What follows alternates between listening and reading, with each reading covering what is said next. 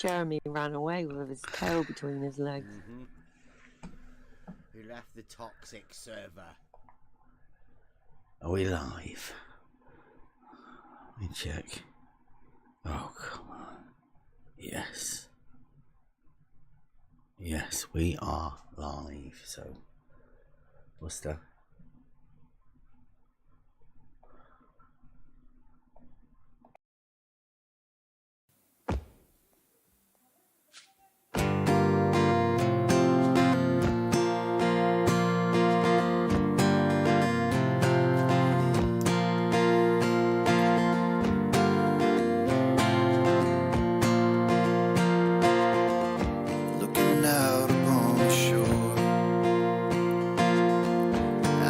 Balance and so much more. It's getting clearer all the time. All we see are all these dead straight lines. And show me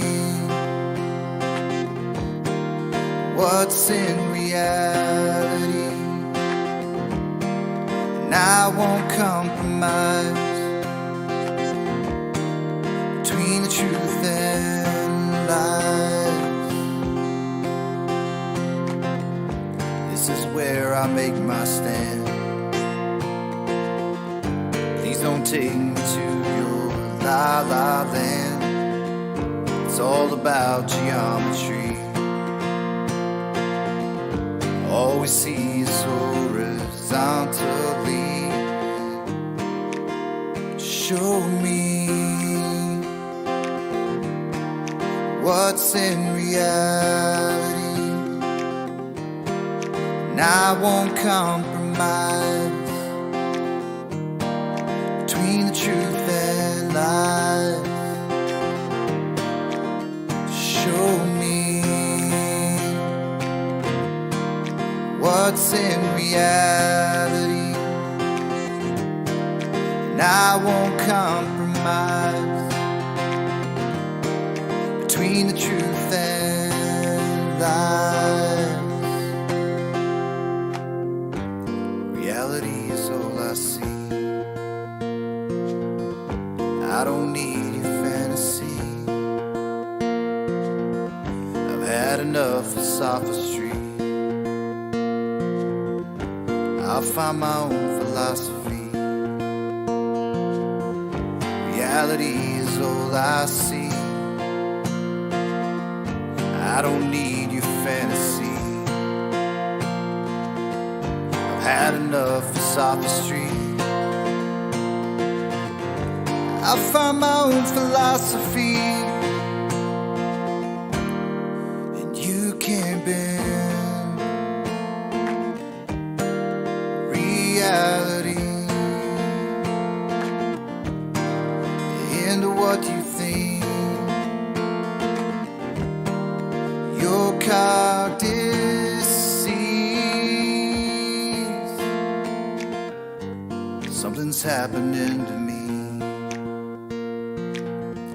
Don't remind me of how things used to be. We don't need no sycophants. Aren't we all just so sick of that?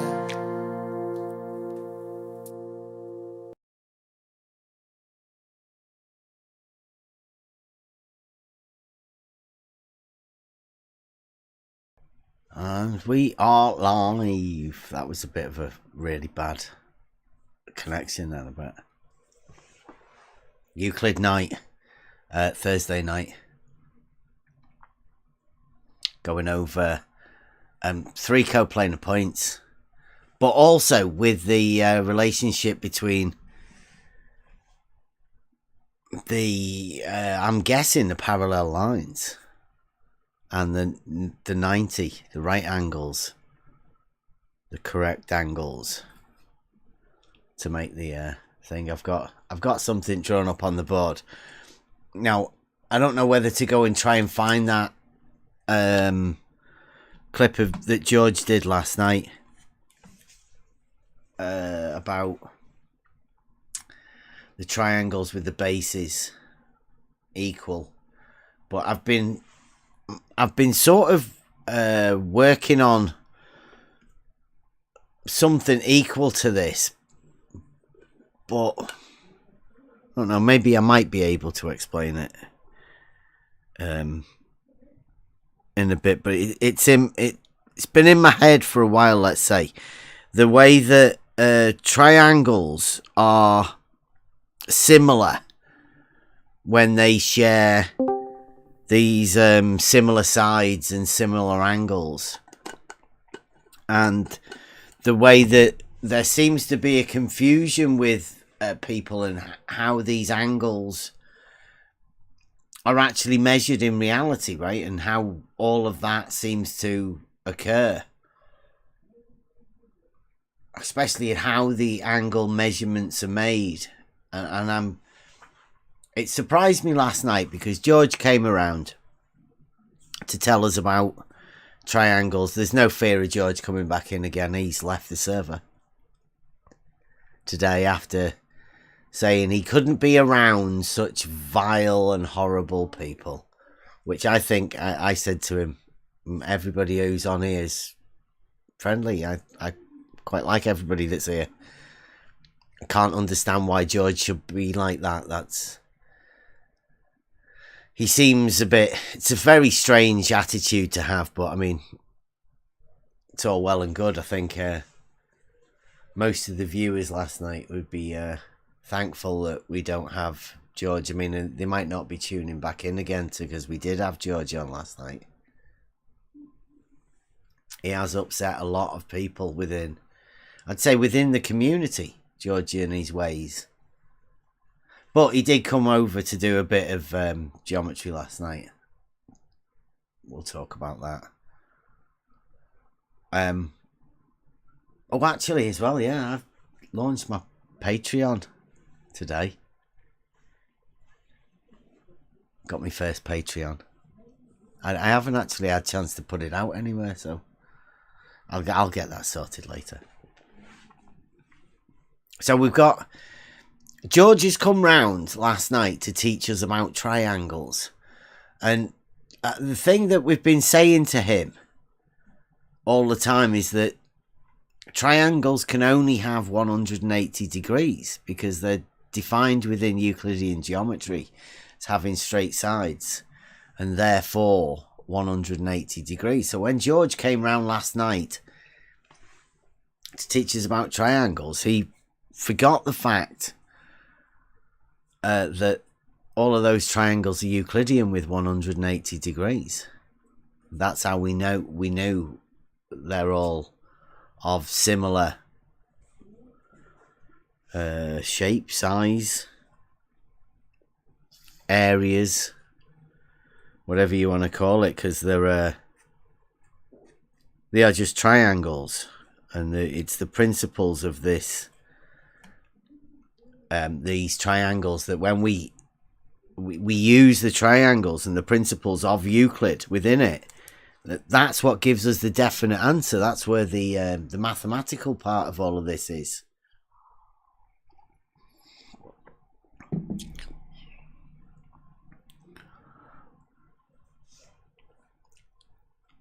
Right, so the point of this is that we've got triangles that are 3 coplanar points as defined not only by Euclid but such great people as Jesse Kozlowski. I do believe Bob the Science Guy has said triangles cannot have any more or any less than 180 degrees. All the mathematicians would go along with it. Triangles, 3 coplanar points, the angles between the two being within the straight lines from the vertex, and those 3 points forming a plane. That is the basis of the understanding of what a plane is. A plane is formed by the shortest distance between those points on a, well, a circle would be the same, but it's just a center point, and the other one, the triangle, is the very one thing that allows us to be able to predict both angles and sizes, the lengths of the sides of the triangle. Once you know some part of it and an angle, then you can do things with a triangle, especially in reality, because that, again, that fits on a horizontal plane, which is what I was hoping we were going to get round to tonight. Oh, Left Lane's coming in the chat as well. I mean, that's Euclidean. It's Euclid Night. It's talking about measuring angles with a sextant. I like it, Left Lane. So, again, an angle. One angle. What is it? Is it a mythical thing that people can do fantastic things with? Or is it just a part of a circle as you turn from one point to another?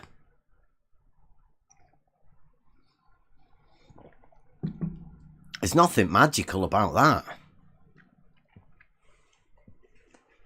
Nothing magical about it at all. A circle goes all the way around back to the beginning. So that's a limit, a circle. Well, a triangle has half that. The sum of the two right angles. If a circle has 4 right angles, then a triangle will have 2 within it. And that's because you can fit 2 triangles within the circle. Right at the centre, you would have 4 right angles, 4 quadrants.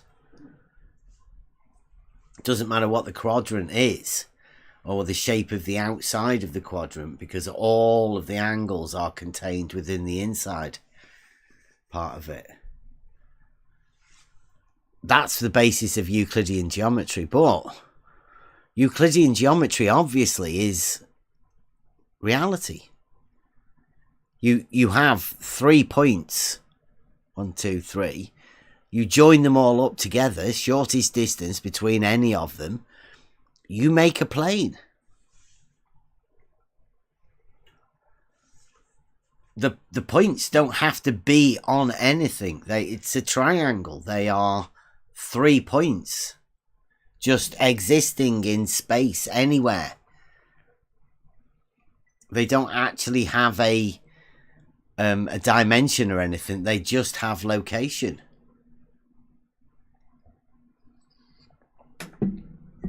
If you want to see if Left Lane wants to come and demonstrate measuring an angle with a sextant, should be fantastic.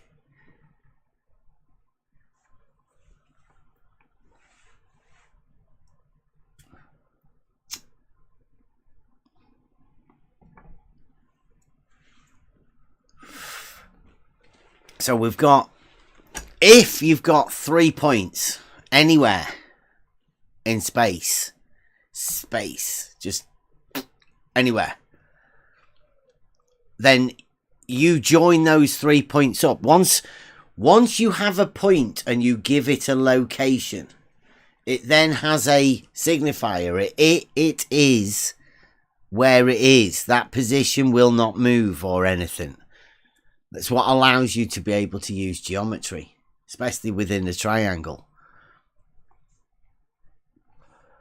And since we're dealing with mostly with all of these things in reality, we have, I get the, let's see, what have we got? Because this is mainly what we're talking about is Stark Odder and his triangles in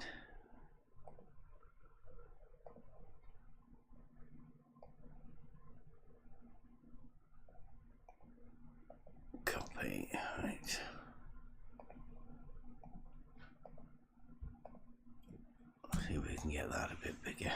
Come on. Oh, it's not that big. Never mind. That'll do. So, we've been over this quite a few times, and it seems like some people don't really get, how this would occur. So I'll go over it again. I'll try and simplify it. There's 3 positions in reality: A, B, and C. So what you do, you are at any of these positions. Now, when you go there, you set your tool up. Usually a theodolite you would use because you're measuring angles. Now, this is something that they actually do in reality. This isn't just made up for these chat rooms. This is actually a procedure that was done in reality. You can actually do it. So you go to all of these positions, you set a tool up called a theodolite. Now, the theodolite is set aligned to the horizontal plane. So as you turn the angle, you are turning an angle. It's called the azimuthal, an azimuthal angle, and it's a turn around the horizontal plane. So if you can imagine, if you turn around and put your arm out and turn around, that's on the azimuthal turn from north to east, west. If you turn like that, that's what an azimuthal is. And that's how these angles set up. So you point it at A, or if you're at A, you point it at B, and then you start your angle turn, and you turn on the azimuthal to get to C. You note the angle. That angle is a turn on the azimuthal angle. And you do that 3 times to get 3 angles of a triangle. But you wouldn't normally need to do 3, because I would say you would, since triangles have 180. I mean, you could check to double check that all of the angles, match, but the triangle that you are making will be a turn on the azimuthal at A, B, and C. Therefore, when you put that triangle together on a map, a flat map, the triangle that you will have produced is the shortest distance triangle on the azimuthal. It won't account at all for the elevation of any of the sides. Any height, as you are just measuring the angles of this triangle, you will get the plane triangle across the shortest distance on the horizontal plane. That's what would happen in reality when you measure these angles. And since you're looking and sighting from A to B and B to C and A to C individually, that's 3 angles, and that makes a shape called a triangle. They have 180 degrees, as expected, when you produce the triangle on the plane. Now, I know there's going to be a lot of people who don't really understand that, and they can't have that. It seems a little bit too simple, but that's the way Euclidean geometry works, and it's worked and served everyone really well for quite a long time.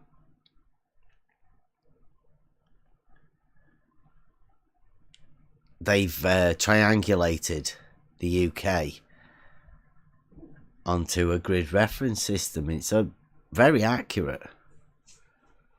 But these triangles that are produced because of this very fact. It's shortest distance, because you're calculating the length of the sides. to get the positions of these points that you're measuring.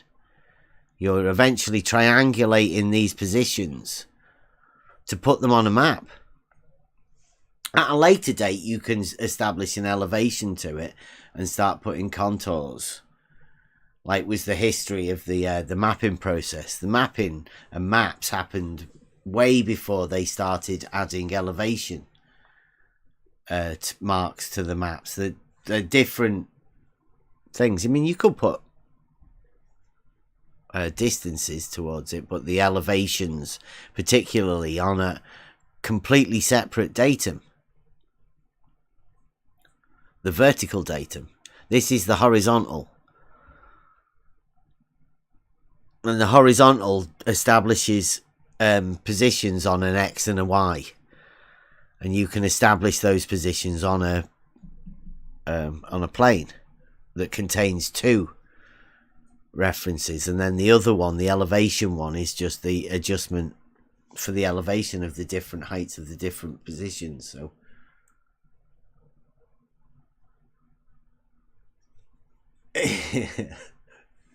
shout out, Def's in the chat. So these triangle distances are the shortest distances contained by the triangle when measured in reality. There seems a lot of confusion, especially last night. We had a lot of confusion with I don't know whether they call themselves experts or the globe mathematic experts. I don't know whether they think they can have both of them. The Euclidean geometry with a 3 coplanar point triangle. Because we did say that last night. We did last night after we finished. George came back, and I think we had somebody else in as well. We had it was quite interesting. We were talking about triangles with 540 degrees and how great they were. But that's not Euclid. I don't want to get off track. But mainly we go back to the confusion between triangles. Triangles only have 180 degrees. And that's because they are 3 coplanar points. Obviously, because of the angles that are measured, I have to keep going over this, because of the angles that are measured, and the shortest distances, and it's a turn about a circle point. The inclination of one straight line to another straight line. 3 of those, when put together, make a triangle that is on a plane surface triangle, two-dimensional.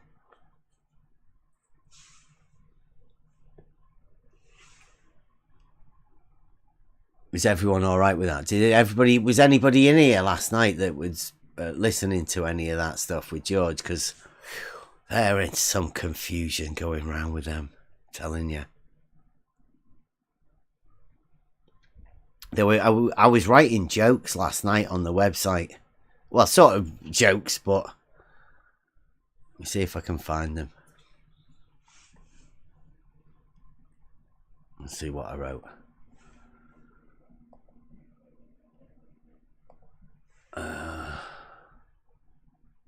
That was it. Question.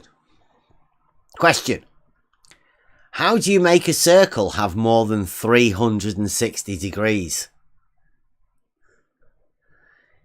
You turn it into a triangle with 3 180 degree, and then it becomes great.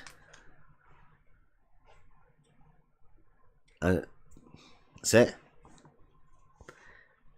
It's a spherical geometry joke.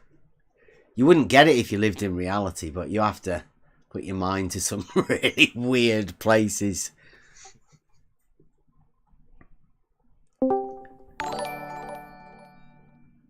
Thank you. Another subscriber. Thank you very much. Right, so I could do with a clip of that. I should have got a clip of George last night. Now, what George said was, I think Paige might have been in here last night.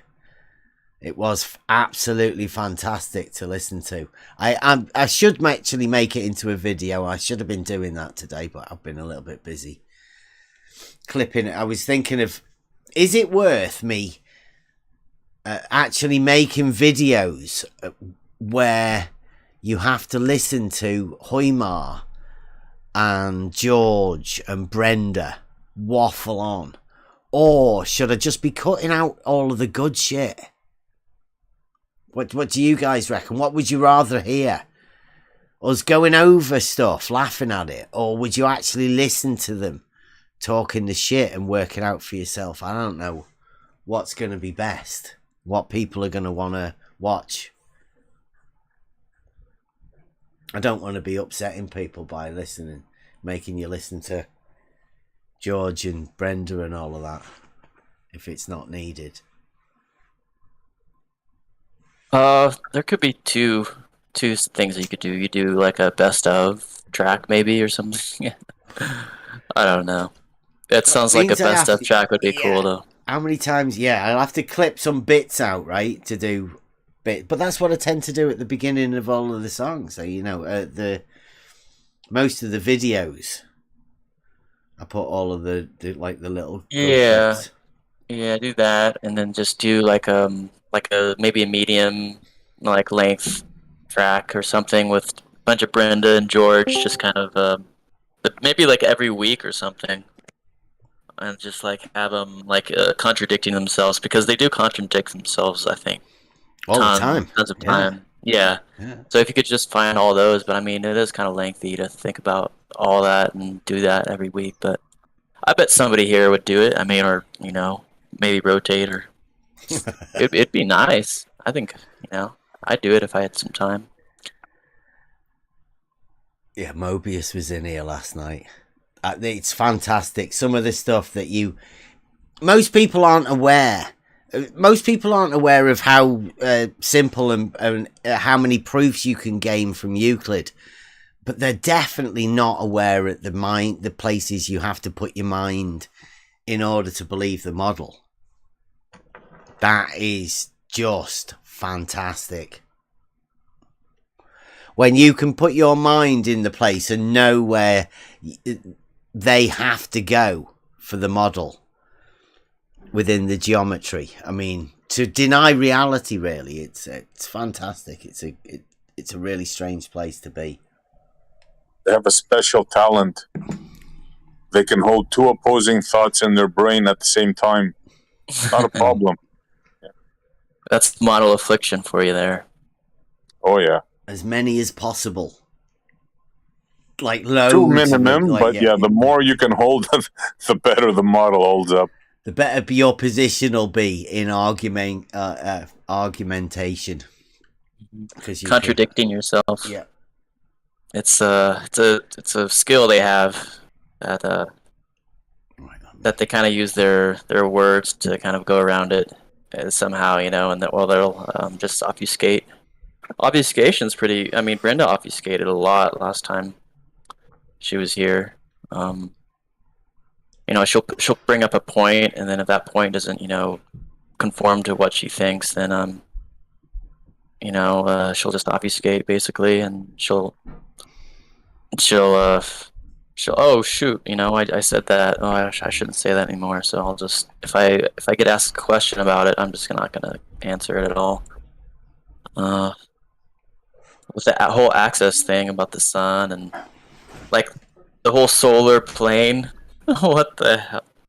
How the sun's axis is based upon the directionality of the tilt of the Earth and all this stuff, and it was like, what are you talking about?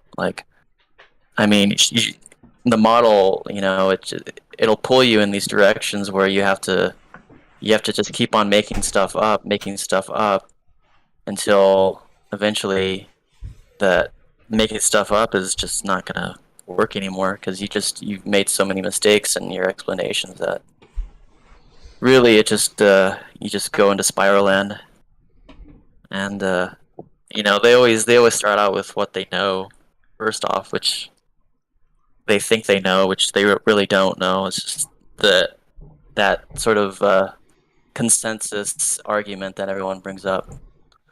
It's like the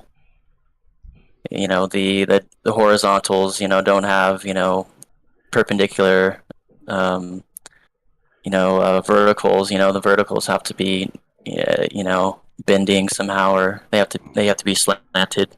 There you go. And then they'll just bring up that, and then from there they'll just go into La La Land. Funny stuff how it works, Can you guys see the whiteboard? Oh, let me show this camera. You right seeing that? I think everybody on the YouTube can see it.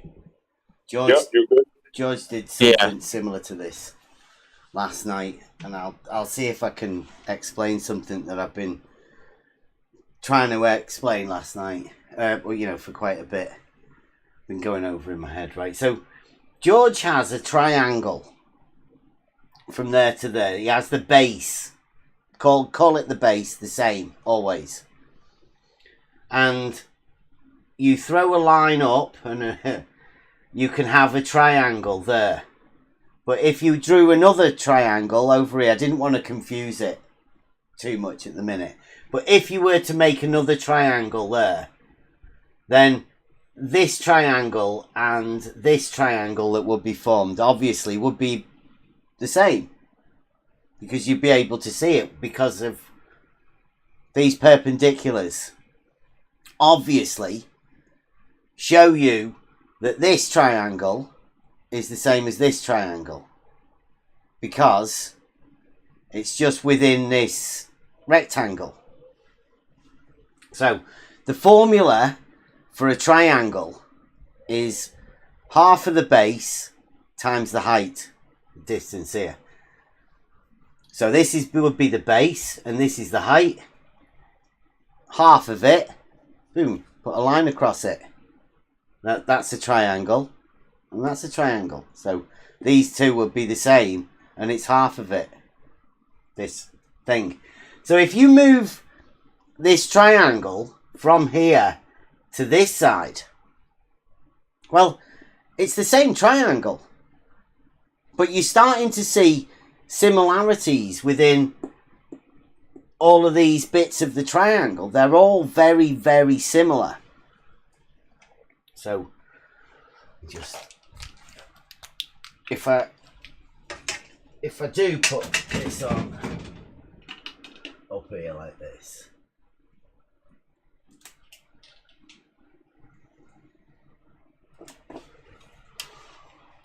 starting to see similarities again. But this is Euclid. Because these lines are parallel and they're bisecting, two lines bisecting each other, opposite angles are always equal. This one and this one, this one and this one, always the same. But that works past these parallels as well. You could say this angle here was the same as this angle and this angle, and so they're all, the similarities of all of this stuff keep going all the way along. But it's this being parallel, this line here being parallel to this line here, that gives you this idea that all of the triangles are similar. But George was saying last night, that because this base stays the same, it doesn't matter where you put the point on here, that these triangles are going to be the same. Now, I would say, because these lines are parallel, that these lines being parallel make it work the other way across. And so this is what I've been thinking for quite a while. Let's say we'll put it there.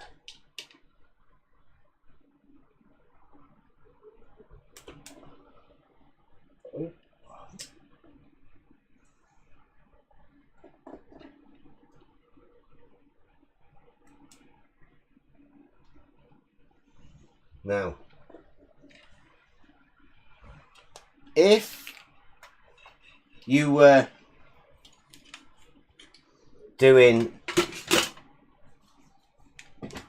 measuring an angle,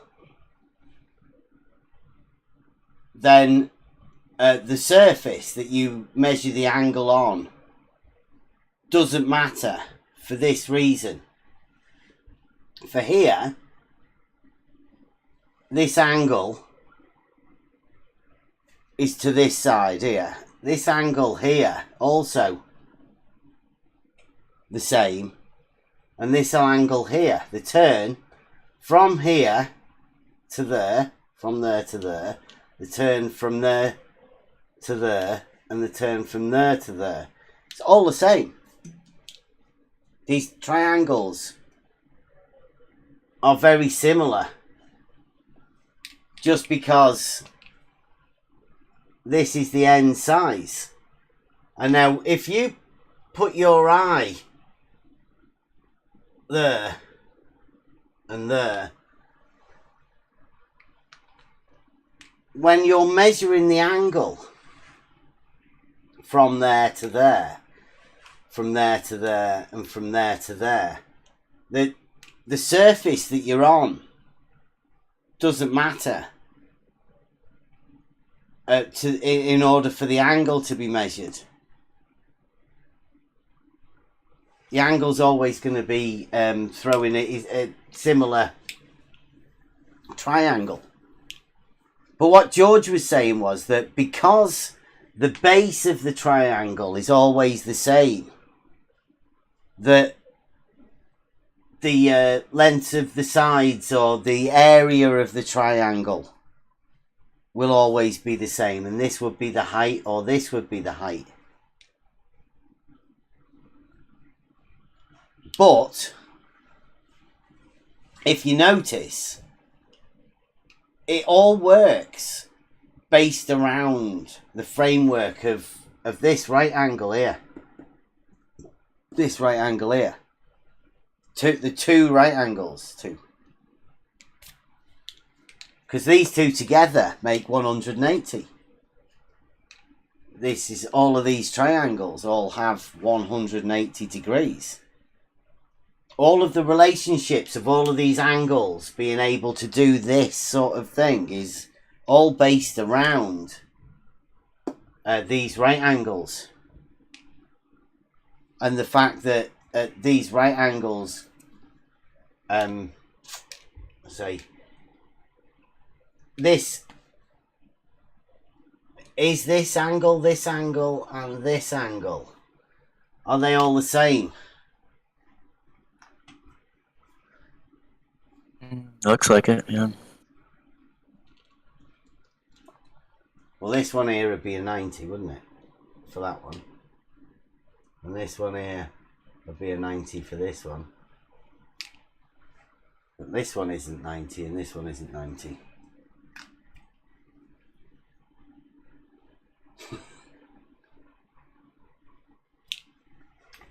but the beauty of this is this works with 90, 90, 90, 90, 90, because that makes a straight line. So if you were to have triangles with more, then where would they go within this framework? How would you get this to work? Is there possibly any way that you could get this relationship with these triangles if you could manage to squeeze a few angles somewhere within the triangle? Now, people have said that can't be done, but I'd say it's staring you right in the face. It's a straight line. It's these parallel lines that make this work. It's this framework. This is why triangles have 180 degrees. But George brought it to us last night to show us that once you know the height and the similar base and the height of the triangles, is that if they're all the same, the similar heights and bases, then they will have the same area.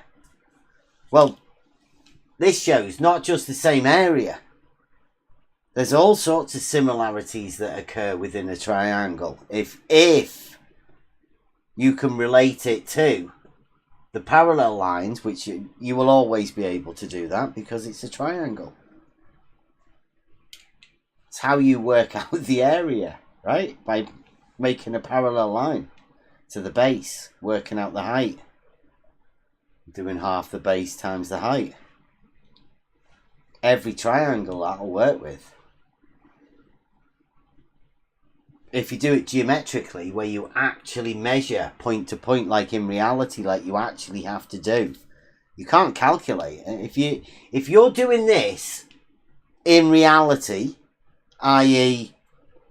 for reals, you have to measure. You have to go there, measure your point, put your tape measure on it, and go all the way over here and measure it. There's no other way of doing it. You have to locally go to this position, this position, this position, this position. You're marking it out. You're plotting it out on the land. These positions have location. And all of these principles always apply for the shortest distance in the triangle. And the triangles always have 180 degrees. As far as I know, I'm just talking about Euclidean 3D reality that we live in. Right? When I say this, I don't want to offend anybody with any models or anything, but this is just Euclidean geometry that we all obviously know and live in daily. 3D XYZ coordinates. Pay no attention to the tangent arc chord. That's spherical geometry that we're making up for them. Blue did this one. This is the blue model induced horizontal chord tangent plane. It sounds brilliant, doesn't it? It sounds like a glober would definitely want to use it. So we're helping everybody out with that. But please don't get confused with these. These are just for the comedy routine when we talk to globers. This is the serious stuff. Well, it's just simple triangles. You want to come and have a chat with us? But in reality, when we measure these triangles, we always refer them to two planes. A vertical. Obviously, everybody knows what a vertical is. Plum bob. Vertical. And the other one, horizontal. That's why these are all parallel. And now these relationships work with triangles, especially when you have the vertical. Because the vertical and the horizontal together are always perpendicular. Which means you can have this parallel to this parallel to that. They're all parallel, and then these relationships with these triangles work very simply. Euclid Night. Is everybody happy with that? Or anybody got any questions while I'm here at the whiteboard? Negative. Clear cut. It says triangles and triangles, basically, and they're just using that as an excuse for the excess angles. Where would you put some extra angles? Well, I mean, you could do it like on the bottom right, and then you could like maybe there's an angle there, but I mean, you've got to spread it across all three. You can't favoritize one of the angles, can you?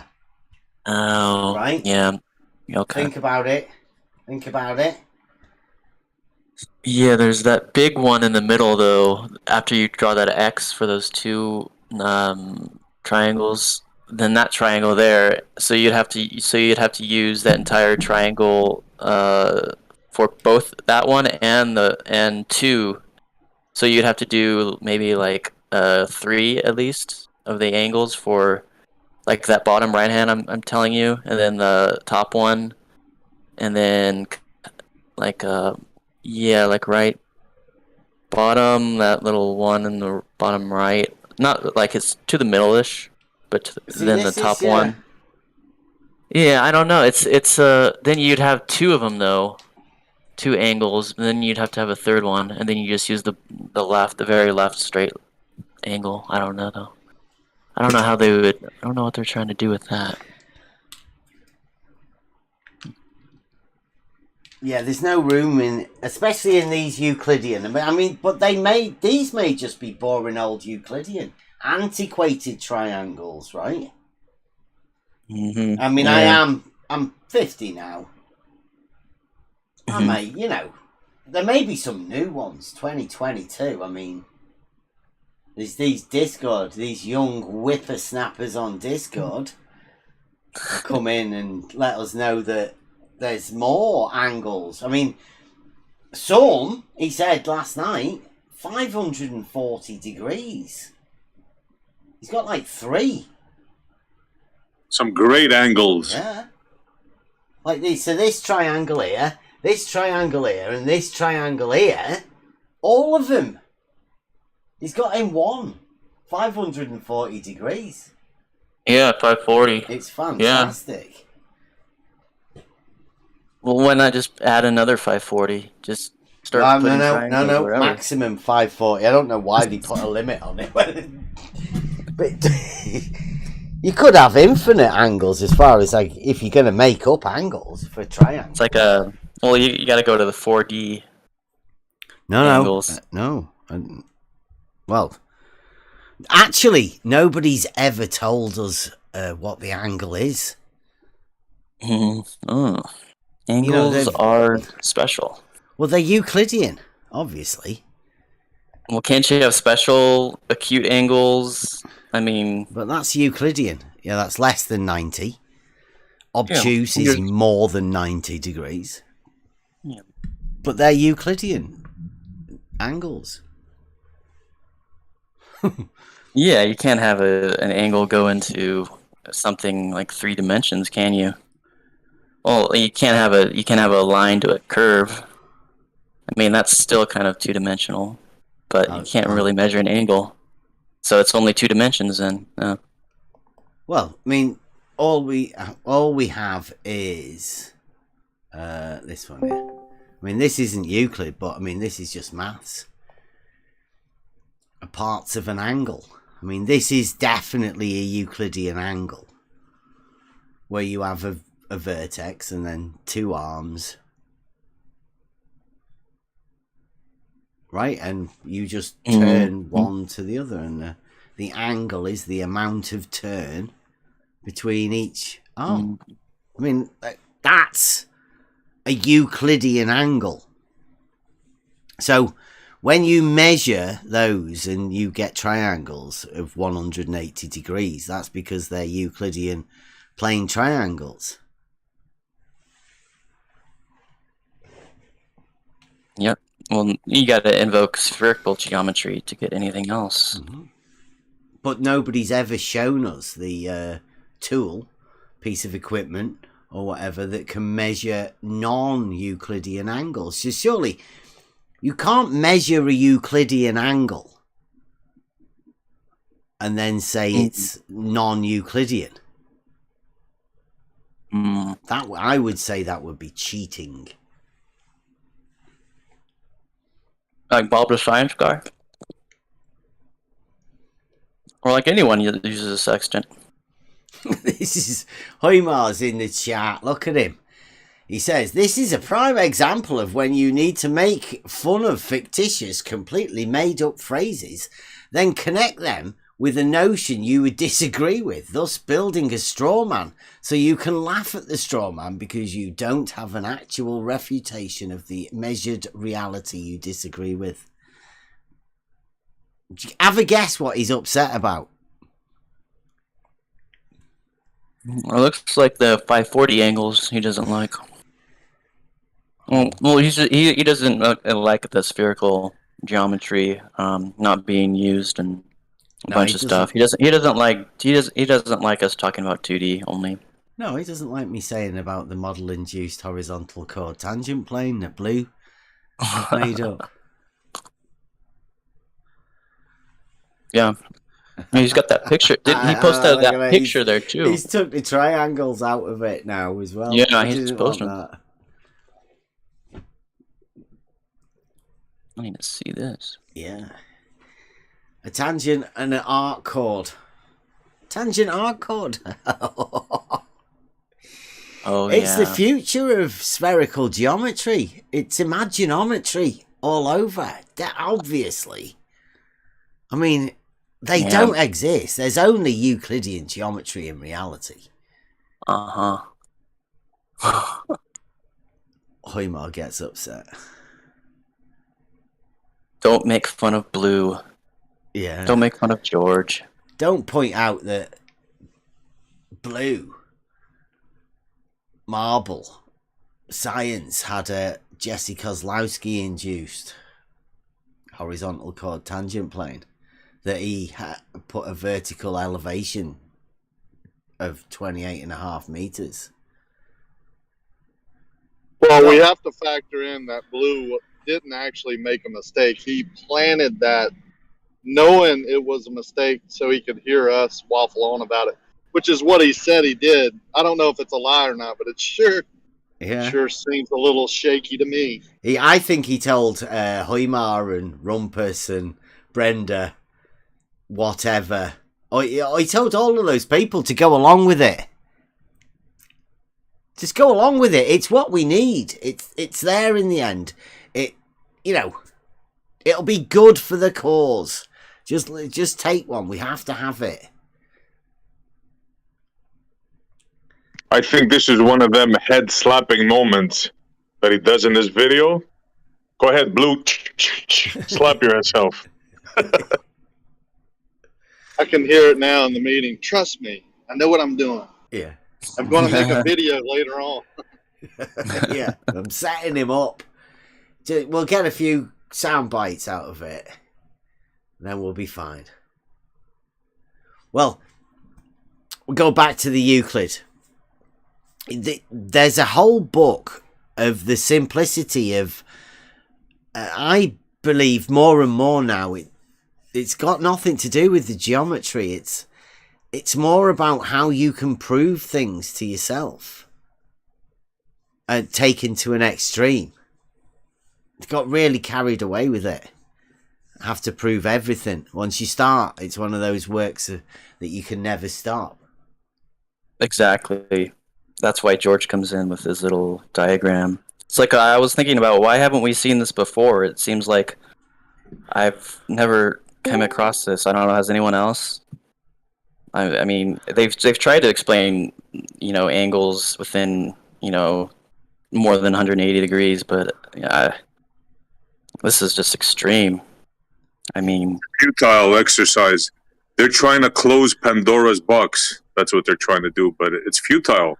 It's been open.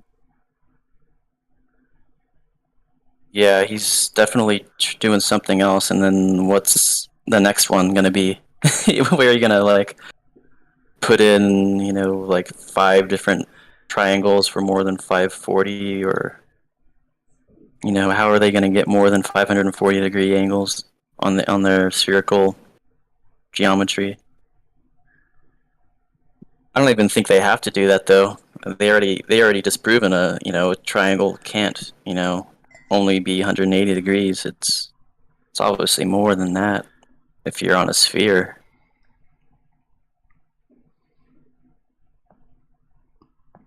But that's what I kind of like about how the argument is. You pinpoint the things that aren't true, so like the triangles, and how those aren't able to do 180 degrees. Because a triangle can only be 180 degrees, and when they use spherical triangles, it's not a triangle. So it's like these little simple things that they try to get around and try try to use against people that are like Hoymar, that don't really understand what spherical triangles really are. They're not really triangles. They're just a bunch of,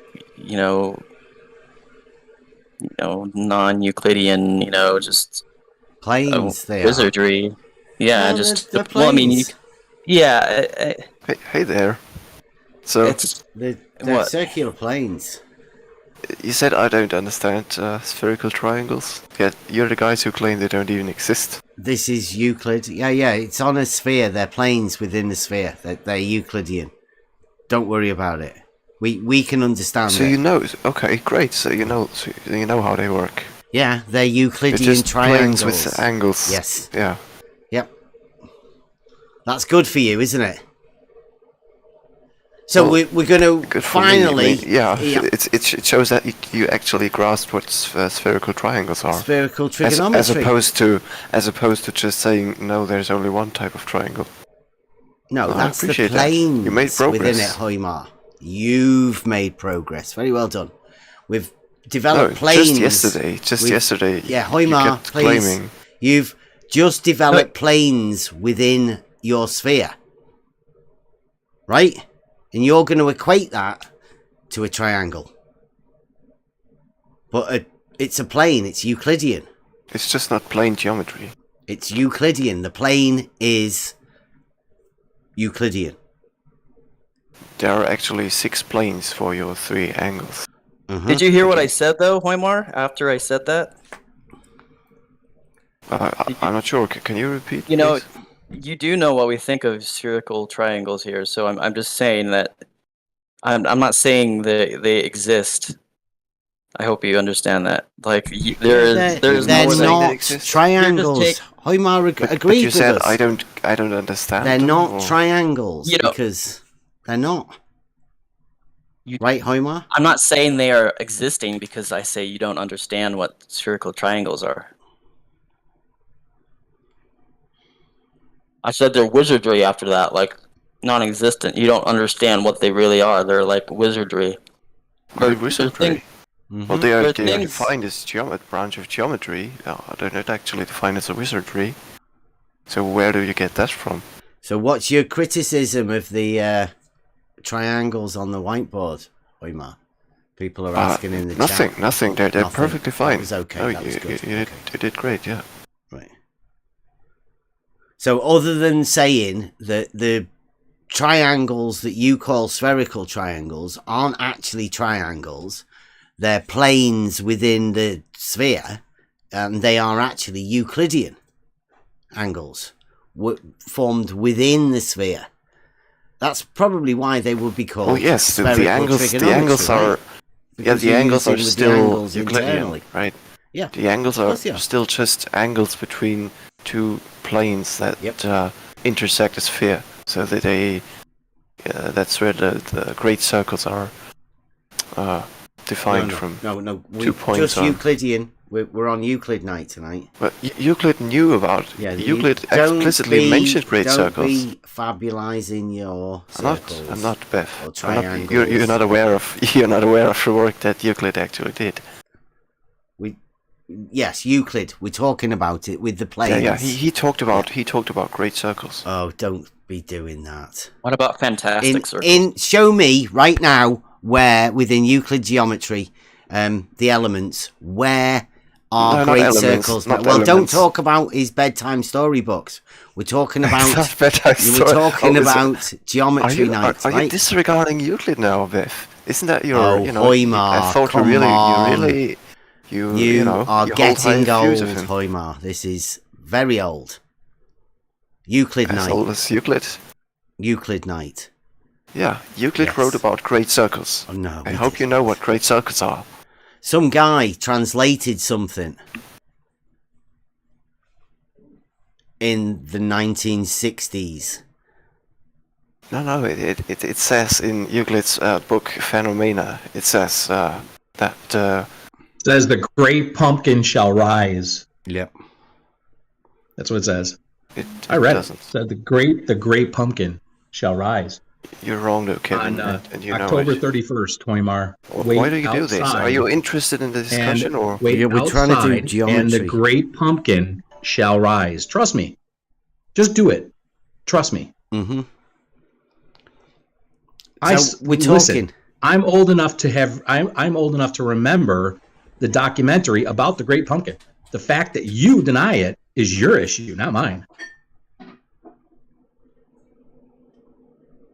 so you want to deny that Euclid talked about great circles? Euclid would have had no need to fabulize his circles. He didn't. I know he didn't. He only said that a great circle is the intersection of a You knew plane him. You knew him, with Boybar. I thought you were with in a the 20s, sphere not 2000. that goes through his center. I thought you were only That's like what in he your wrote. 20s. I didn't realize you That's were what he wrote. 2,300 years old, dude. Seriously? I don't think You I knew want Euclid? to. Did you know? Well, let me ask you a question. Did you know Euclid? Obviously not. Why would you ask that Then question? how can you Kevin? say he wrote it? Do you have Because personal it- experience? What do you mean? Thank you.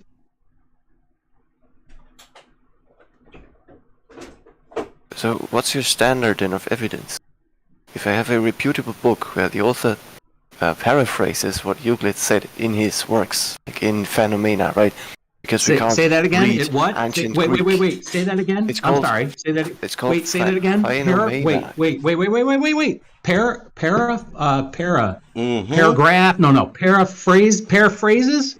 Mm-hmm. Correct, yeah. You know the definition of paraphrase. Would you like to Google that, Of course he Hoymar? does. Or are you too dense to do that? He's trying There's his no need to wizardry. insult He's me, a Kevin. practice You wizard. have He's a very toxic way of dishonest. Carry on, talking to Hoymar. people. Yes, I know I'm I'll have to toxic, mute- Hoymar. I'll I have to mute understand. you. Hoymar, It's all right, man. Hoymar, you're It's going to have going to be go, okay. mate. This is Euclid Night.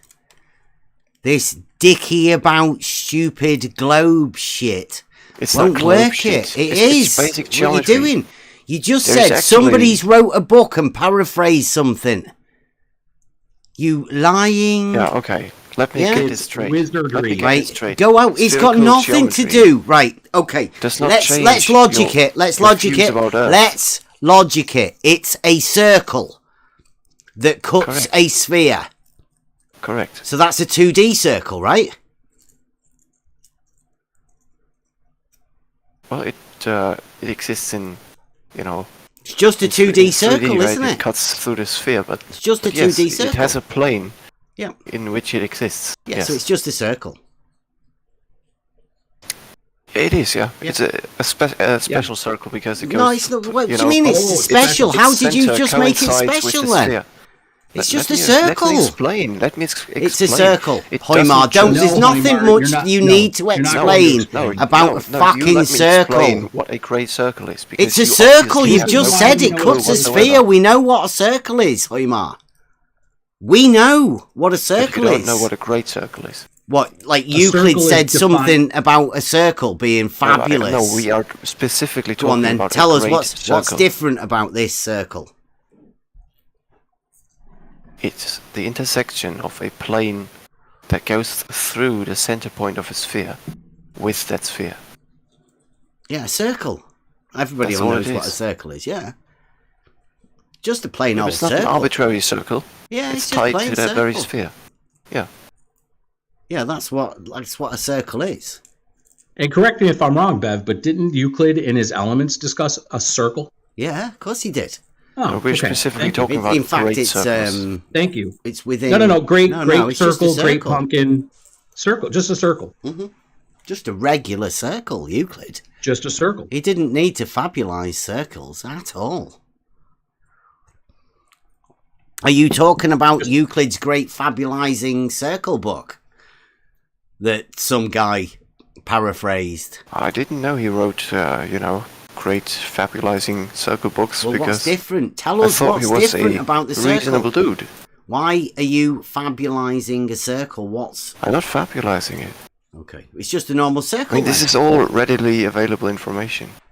Has any one of you ever looked that stuff up? Like, what are spherical Oh, come on, triangles? we know What's what a great circle is, No, Hoymar. great God, circle. you're not so We're not talking about fantastic, this. Hoymar. Come on. Don't do Come what on, Brenda Bev, does. Keep up.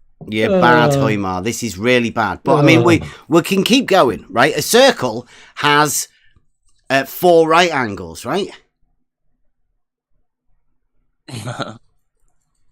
That's what a circle. Euclid circle, just a circle. The one that represents a sphere in 2D, the plane, like you said you were talking about, has 4 right angles, right? Just the distance from the center to the edge. We'll call it a radius distance. So a series of points with 360 degrees, if you want to call it 360. 4 right angles, quadrants, 4 quarters. Oh, somebody's muted him, have they? Oh, really? Yeah. That's okay. Who was it? Who muted? Who'd had enough of Hoymar? Probably Rukia. Oh, it was Rugaki, yeah.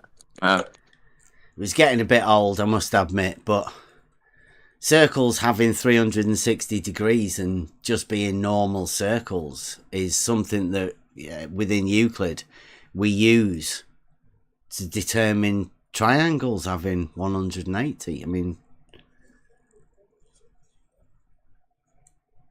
or the sum of 2 right angles, it's axiomated. Exactly. Let's be clear about what's being done and what has been done in the past in history. And it's not just with this, it's with everything.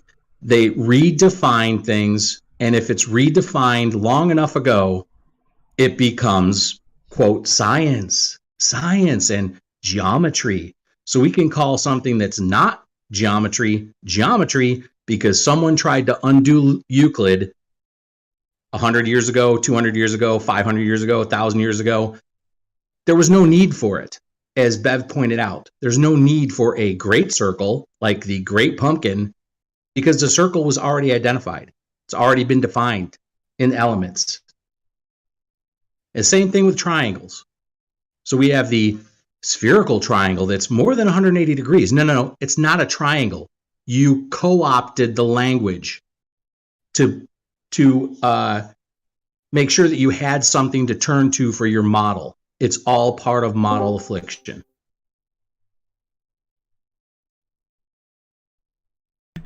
The need for a triangle with more than 180 degrees makes people imagine that they can have triangles with more than 180 degrees. But I mean, that's only out of ignorance. Because there are proofs that triangles can only have 180 degrees. The very fact that they fit within a semicircle should show you that you can't have more, because then you'd have to squeeze more angles into a circle. You obviously can't do that. My question is, why are they measuring that in the first place? So they're measuring it long distance, calculating refractive effects and blah, blah, blah, to deduce that they came up with a triangle with more than 180 degrees. It doesn't, like, why aren't we just, I don't even understand why they're doing that. Well, it's not, there's no strange reason other than they all seem to come from one particular time. And that particular time was the same particular time that they were sending people out to confuse the shit out of people within geometry, within academia. They were sending people to confuse the shit out of people within logic, reasoning, philosophy. They were playing with people's minds at that time. And they obviously got into people's minds and allowed people to be able to believe you can have a triangle with more than 180 degrees. It's impossible. But if you can get people to believe the impossible as a regular, or perhaps just let it bypass, doesn't even matter. Most people don't even think about it.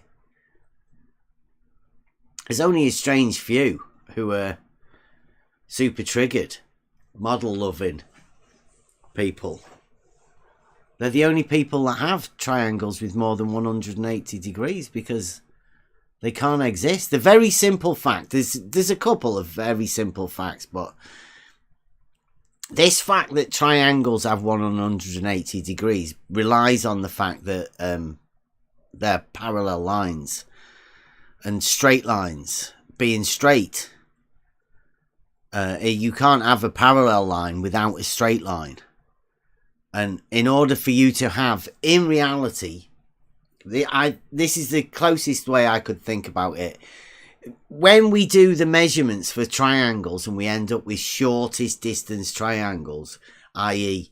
a two-dimensional planar triangle, that's because we set up all of the tools on the azimuthal. That's because that's the shortest angle that you can measure on the horizontal plane. Also, when you do that, you get the shortest distances. But in reality, the shortest distance is obviously on a horizontal plane. If you have it tilting downwards below that horizontal plane, you would develop a hypotenuse with a longer side pointing downwards. If you lift it up, you make a hypotenuse pointing upwards from that horizontal. That horizontal will always be the baseline. In reality, you'll either use a horizontal or a vertical, preferably both of them. Whenever you're doing any surveying, you would, because it's on an elevation. If you're making a triangle that way, you'll be referencing it to a vertical elevation and a horizontal distance between the 2 points. The very fact that these triangles work like they do is because reality is obviously, quite obviously, Euclidean.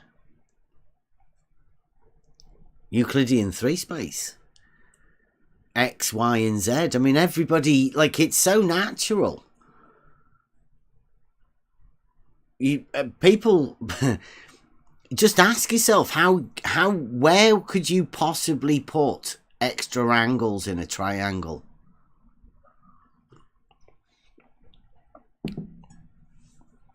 Because there's a thing within Euclid that shows you exactly, we call it the triangle axiom. I think that's something, one of the things we'll have to get Emma to do, and it needs to be voiced, the triangle, to show which side the triangle will be formed on. And it does go to show that if you have two straight lines crossing another straight line, the triangle will be formed on either side of that straight line when the angles are less than 2 right angles.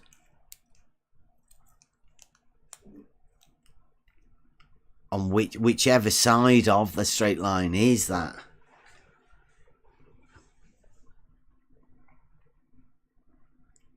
I don't know.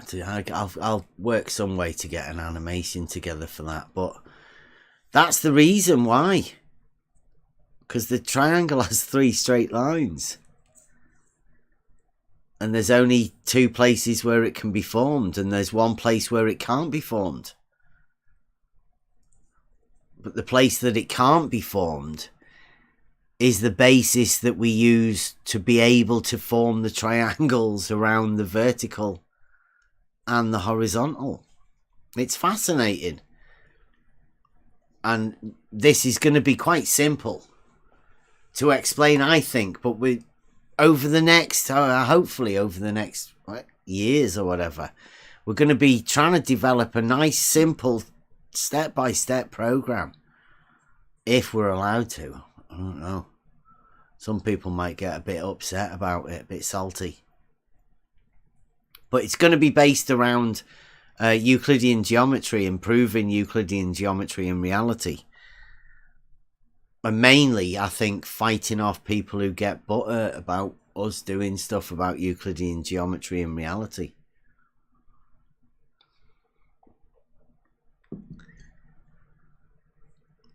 That's why we're starting off simple with the straight line, parallel planes, vertical, horizontal, perpendiculars, and the triangles with 180 degrees. The relationship between all of those definitely help us out in reality daily by people in the construction industry. Now, I know some people may think they're not as intellectual as they are, but they are very practical people that do this sort of stuff every day. They know how it all works.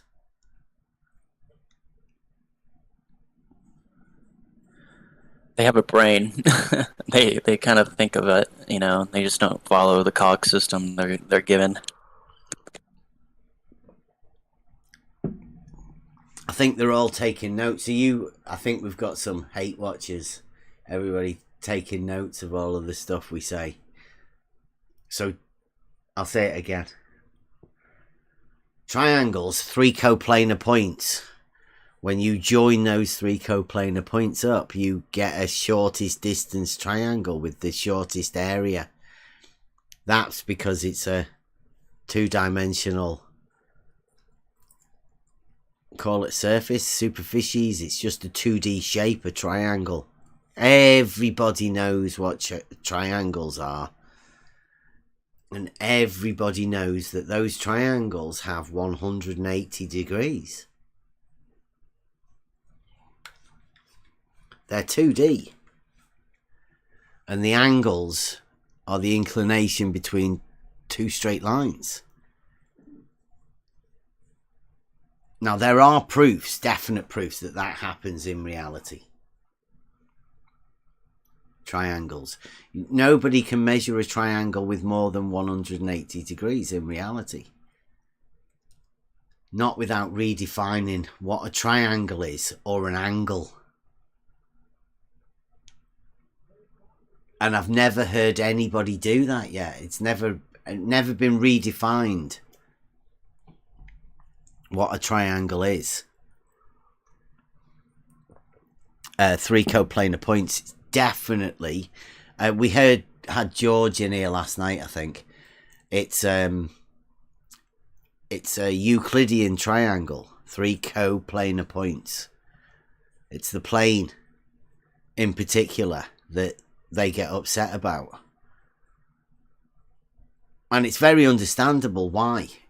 And also, it's very understandable why it's the triangle linked with the way you have the 2 right angles perpendicular, proving that 180 degrees, 2 right angles. It is, isn't it? It's only just come to me, but yeah, it's those 2 right angles that's the problem. It's not the fact that triangles can have more. It's those 2 right angles.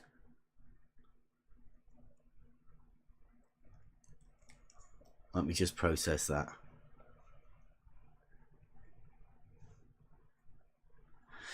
Yeah. It's the 2 right angles that prove the parallels that they can't have. It's the parallels. That's why they get upset about horizontal planes being parallel.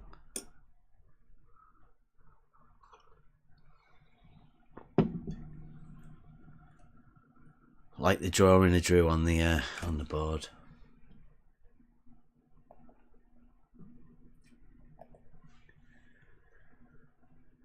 Those 2 right angles making those lines parallel on the vertical.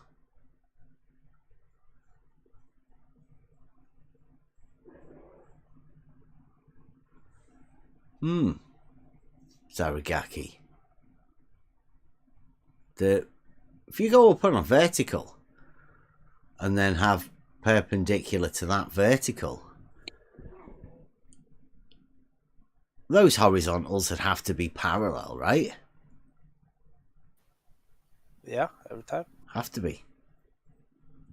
So why are they saying that horizontals aren't parallel? I mean, it's really confusing, that, isn't it? How the proof of triangles having 180 degrees and straight lines also ends up with the proof that horizontals are parallel and based around that axiom within Euclidean geometry. Seems massive stolen concept to me. Yeah. Yeah, I mean, and we all can of the all perpendiculars picture to a what they're plane. doing with the, you want to call it a spherical triangle. I mean, oxymoronic status. We can all picture 3 points on the surface of a sphere, making internal angles, triangle, cutting through the sphere, being a plane. I mean, it's not super difficult. So how you can just claim out of nowhere that you found extra angles there when in reality you didn't. It was just a triangle the entire time. I mean, yeah, I don't necessarily understand what they're trying to do with that. Waymar just posted something. Yeah. I don't know if you've seen that. Okay. Yeah, he does it. That he's tried to show us that last night again as well. It says parallel circles. You can't have parallels in the geometry he's thinking of. So that just goes to prove again that the dude was paraphrasing, but he was paraphrasing Euclidean geometry. Because you can't have parallels in non-Euclidean. That's like axiomated. So he would never say parallel in something that you can't have parallels. He wouldn't be that stupid. That's why I don't actually think Euclid wrote that. It's got to be somebody who is completely misunderstanding what Euclid did. Yeah, totally illogical. Yeah.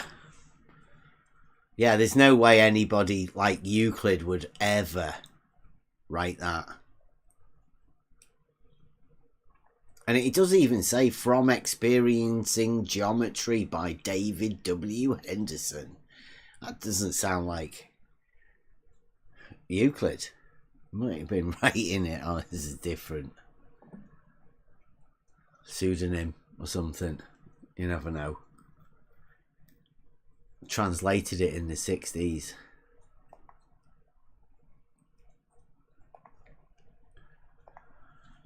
Thanks for that, Hoymar. That's the clip of the book. Did WS send you to do that, or was it somebody from Blues?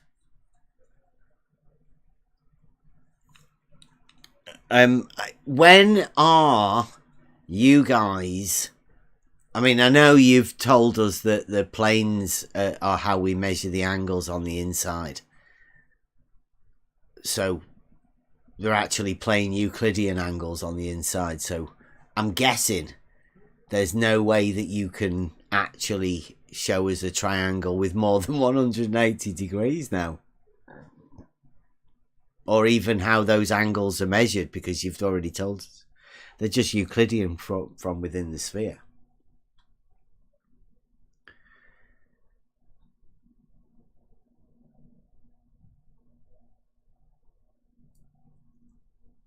Oh, D. Ross, anybody ready for this? I mean, obviously, this sounds like, since we're doing Euclidean geometry, he says, but horizontals are not parallel, nice statement, and triangles measured on the surface of the Earth have more than 180 degrees, another nice statement.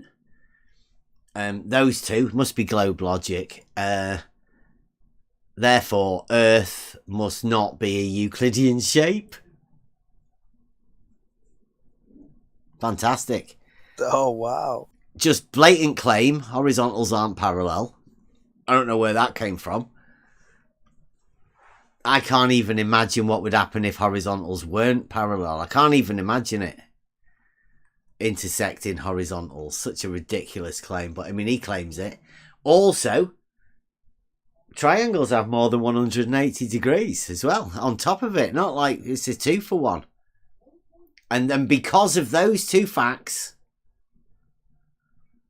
D. Ross says he can live on a globe.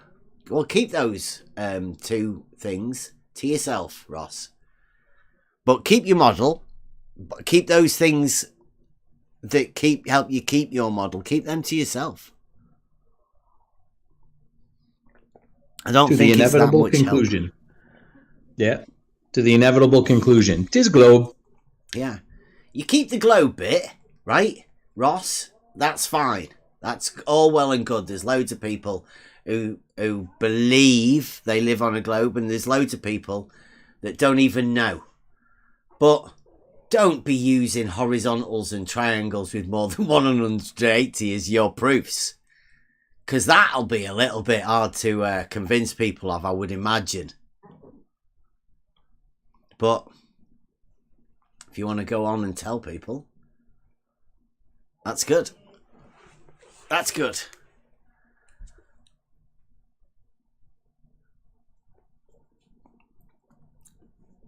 Triangles with more than 180 degrees. 3 coplanar points. How long is that? It took us about an hour and a half to get into that. Right. Anybody got... Does anybody want to actually hear what Huymar's got to say about triangles with more than 180 degrees and his fascination? I know with Sirigaki doesn't. I will, though. I haven't had much chance to. I'm talking to the YouTube chat and see what everybody wants to think. I can clarify, right, that Hoymar had gotten the answer that he wanted, but he wanted to keep obfuscating away from what the conversation was about, so I figured I would mute him for the sake of actually getting to the point and going through it instead of just wasting time, right? But, well, he's still there. We can maybe unmute him for 5 minutes. See what he says. We'll see what the YouTube chat says, though. I read Varg in the live chat right now. Hoymar is full of shit.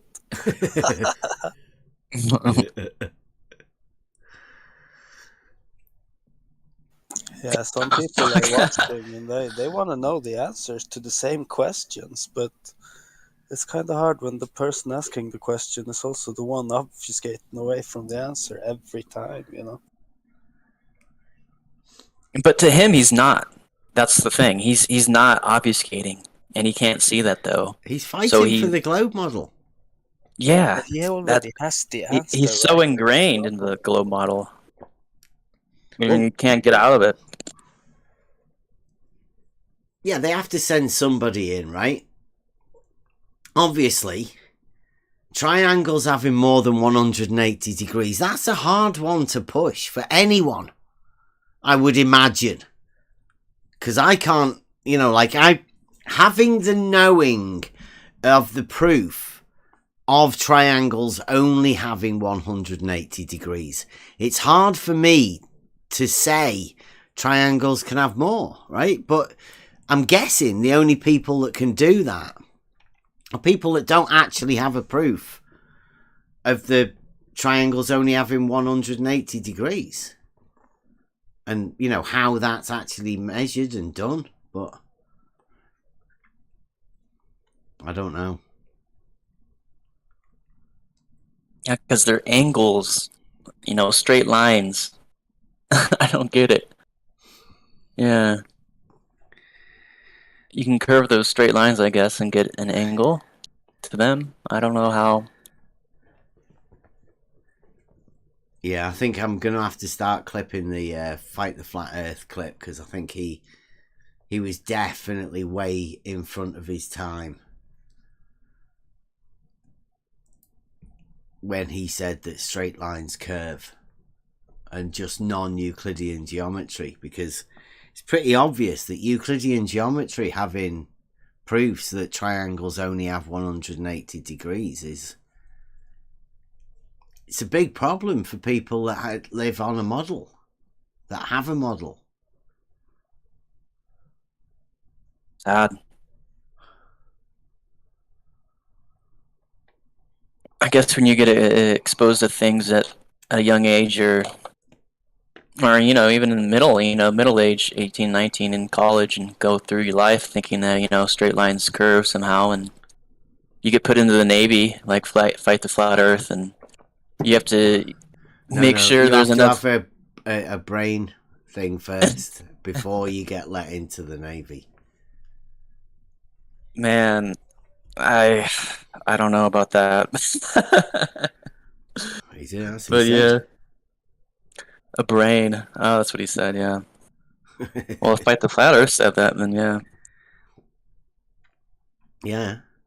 Calculating gasoline usage on a nuclear submarine or vessel or something. Oh, that's funny. I guess they are hybrid though. They are hybrid. I understand. So yeah. Was that Are you Hoymark unmuted, coming Hoy? back in? Yeah. Yeah. Yeah. Yeah, so thanks for unmuting me, I guess. Yeah, well, we've gone okay. over the Euclid part now. So everybody hopefully is of the understanding that a triangle has 3 straight lines and is coplanar, right? That's our understanding of a triangle. Totally, Yeah. that's a Euclidean triangle, yes. Okay, so That's the plain law of geometry. identity. Sorry, what? The law of identity makes that a triangle. Provable Yeah, within all geometry. Euclidean triangles are Euclidean triangles, that's correct. But do you know what an angle is, though? Yeah, it's the amount of rotation between 2 rays, or let's say lines. Amount of rotation? Did you just say rotation? Let me finish. That intersect at a vertex. That's how an angle is defined. What does rotation have to do with anything about an angle? Yeah, it's the degree of rotation. Yeah. Oh, okay, up and down. Yeah, at an angle. From one arm to the other. Yeah, that's yeah. But that's Euclidean, right, Hoymar? That's Euclidean, correct. Right, so do you have any other, like, not Euclidean definition of an angle? No, actually, even on a sphere, in a spherical triangle, is still a you can still have a Euclidean triangle on a sphere. On, did you say? Oh wait, did I say triangle? I meant angle. Just you can have an angle, a Euclidean angle on a sphere. Not on. The planes, we said earlier, it's the planes two intersecting planes, exactly. In, not on. In. Well, they also go through the sphere, yeah, but the angle is, pertains to the surface of the sphere. No, it doesn't. It pertains to the plane. You just said. Don't be trying to confuse yourself. It's the planes within, not on. Well, planes are indefinite, so yeah, they just go through. As long as they all go through the center, right? We have great circles, and we can measure angles between 2 planes, right? So that plane is 2D, right? Yeah. You don't want the surface of your sphere to be 2D as well, do you? Well, by definition, surfaces are 2-dimensional. So the plane and the surface of the sphere are both 2D. You've got a law of identity problem? No, I don't. I mean, the sphere exists in 3-dimensional space, right? Yeah. And the plane also exists in 3-dimensional space. Yeah. But the actual... Well, the plane's 2D. The dimensionality is of the plane 3D. itself. Yeah, you only need 2 dimensions. No, you need 3 for the 3D sphere. You just said. Yeah, you didn't listen. I was talking about the plane still, but yeah, a sphere exists in 3 dimensions.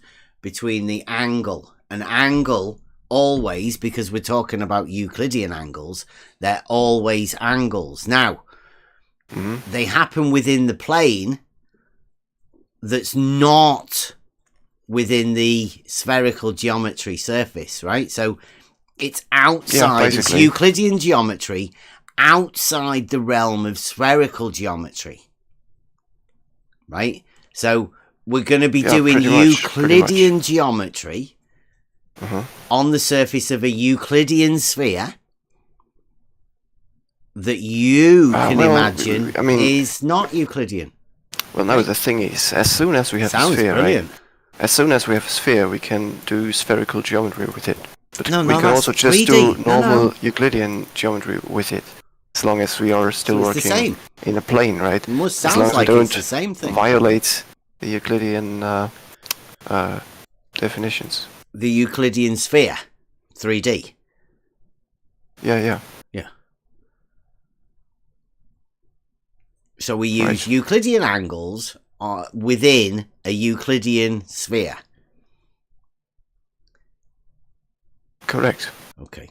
So we don't actually use the surface at all for anything. That's great to know.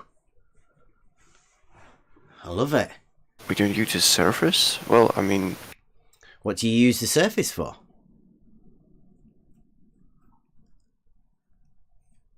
Well, the angle, you know, is No, the measured. angles within the planes on the inside of the Euclidean sphere.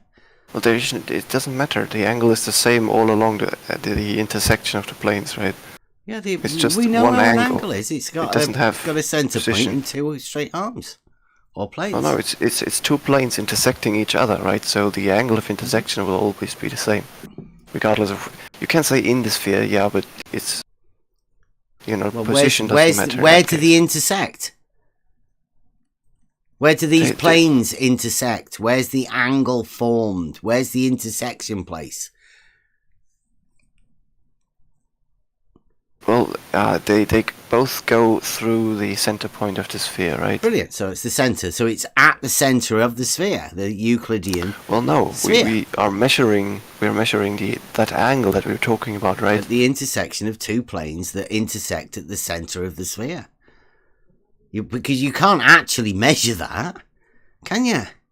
Unless you're talking about a computer program, which it sounds like you Well, are. it's the same. The actually, to be computer honest. just models reality, right?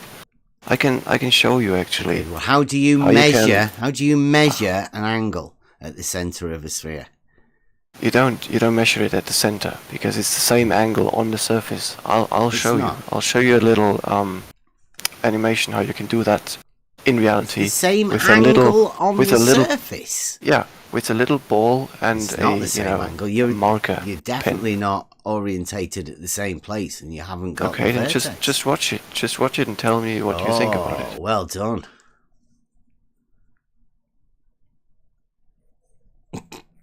So, what do you think is being done here? It's like somebody drawing lines on a ball. Yeah. So with 3 points, right, and 3 right angles, they're connected by edges. It's not right angles. They are right angles. It's not. It's on the surface of a ball. It's curves. No, you can have two tangents, right? Where's your developed Two- planes? The planes coincide with the Where? 3 edges, right? The 3 edges actually edges? define great The circles. edges of a sphere? No, the edges of that triangle. The With 3 triangle great has circles. edges because you've drawn lines on a ball. You're going to put an Correct. edge there. Yeah, you Really? only need two points on a sphere to define a great circle that cuts through that You sphere, see, you're basically. fabulizing your circle again. I'm not fabulizing. I mean, you can see it right in front of your eyes. Or The can't ball. you? Know what he's doing, geometrically. 3 great circles that intersected 3 They're great positions, circle. right? Why are you fabulizing it? You're just drawing lines on a ball. They're not great. They're just Well, lines on a ball. Okay. Yeah, I've constructed the same thing in, a geometry software. I can show you what he's doing. Wow. This is Did you have this one, Bev? pardon? Will you cut it out? Actually did it? Yeah, I've got one of those, Hoymar, like actually done it. Have you done one yourself? Because I can show you the Spherical planes. triangle? I can show you the planes inside. It's just a piece cut out of a sphere. Then you can see the planes within it, right? Yeah, Yeah. yeah. You're basically doing the same thing, correct? Yeah. Mm-hmm. the same thing. Yes. And what's that? Cutting a like it's a quarter, in it, or an eighth. Exposing the perpendicular angles within, because they're where the angles are actually measured, like you said, between the planes or internally, or you could develop the planes externally. Yeah, the planes are indefinite, as you know, so the angle of intersection will always stay the same. Right? Yeah. So those angles there, I'll get a proper video done with all of these stuff. I might have to get some better equipment, eh? Then I can actually show how all of this works. Like a new studio. Mm-hmm.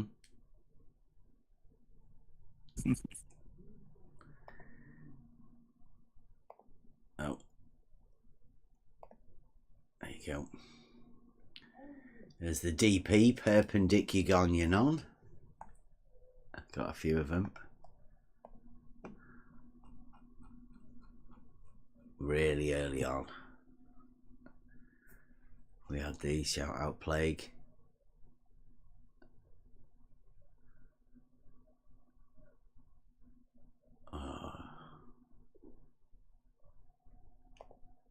I've got this. I mean, all you need, right, for an angle is a vertex and two lines that intersect at that vertex. Correct?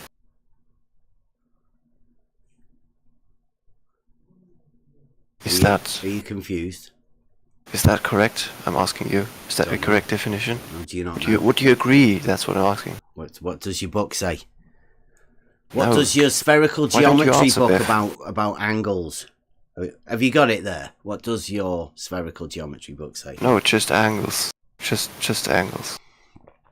Yeah, spherical geometry angles. Because I know the Euclidean angles. Just angles, Biff. Yeah. Why are you diverging? No, I'm talking about angles. Yeah, the ones that make triangles. I was asking you if you would agree to what I just said about angles. Yeah.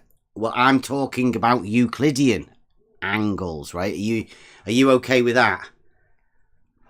Because it does sound like you're just talking about Euclidean angles, right? Well, Euclidean angles go to make it a Euclidean triangle. 3 of them. There's no difference. Well, there's no difference, but triangles only have 180 degrees, Hoymar, right? Especially Euclidean triangles. I know. So Mike is claiming, and you're claiming. It's really hard work for you to understand this, isn't it? That you guys are claiming Euclidean that we can't measure triangles angles on his sphere. Here we go. Euclidean angles make Euclidean triangles. 3 of them. You only have 180 degrees, or the sum of 2 right angles, in a Euclidean triangle. Now, you can't use Euclidean angles to measure a triangle that has either more or less than 180 degrees, because then it wouldn't be a Euclidean triangle, would it? Because Euclidean triangles only have 180 degrees or the sum of 2 right angles, Hoymar. And I know it's unfortunate for you, because you're the one that's having to defend the sphericity of angles being more than 180 degrees within a triangle. You mean triangles? Yeah. I mean, what would you call this kind of shape that is drawn in the GIF I just posted previously? If you scroll back to that, what would you call this kind of shape that is drawn onto that sphere? Do you think it has a specific name? I call it a doodle. A doodle? Yep. Doesn't it resemble anything geometrical to you? It's just lines drawn on a ball, right? Well, yeah, but you can also just draw. You can draw 3 intersecting lines onto a piece of paper, and say it's just lines, but actually it's a triangle, right? Mm-hmm. Yep. Yeah. So these are also just lines on a sphere, right? But they resemble something very specific. They're not straight lines, though, are they? They're definitely no, they're not straight they're curved lines. lines. Yeah, they're geodesics. Mhm. No, they're just curved lines drawn on Curved. a ball. That's the definition of geodesic. Yeah. No, it's not. It's you drawing lines on a ball. Are we arguing about the definition of We're not arguing geodesics? about it at all. We're just talking about you drawing lines on a ball. You can say whatever you want, but it's Well, no, just it you would drawing be a line on a it would be ball. favorable if we would agree on definitions. Otherwise, having a What discussion definition are you using these very defining? definitions doesn't make any sense. Do you want to define you drawing a line on a ball for something? Go on then. Please, define drawing a line on a ball. Yeah. Define drawing a line. Yeah. So what's being done here is I'm having a sphere. I'm choosing 3 points on it. Or let's keep it simple. I'm choosing 2 points on it, and I draw a line between those 2 points.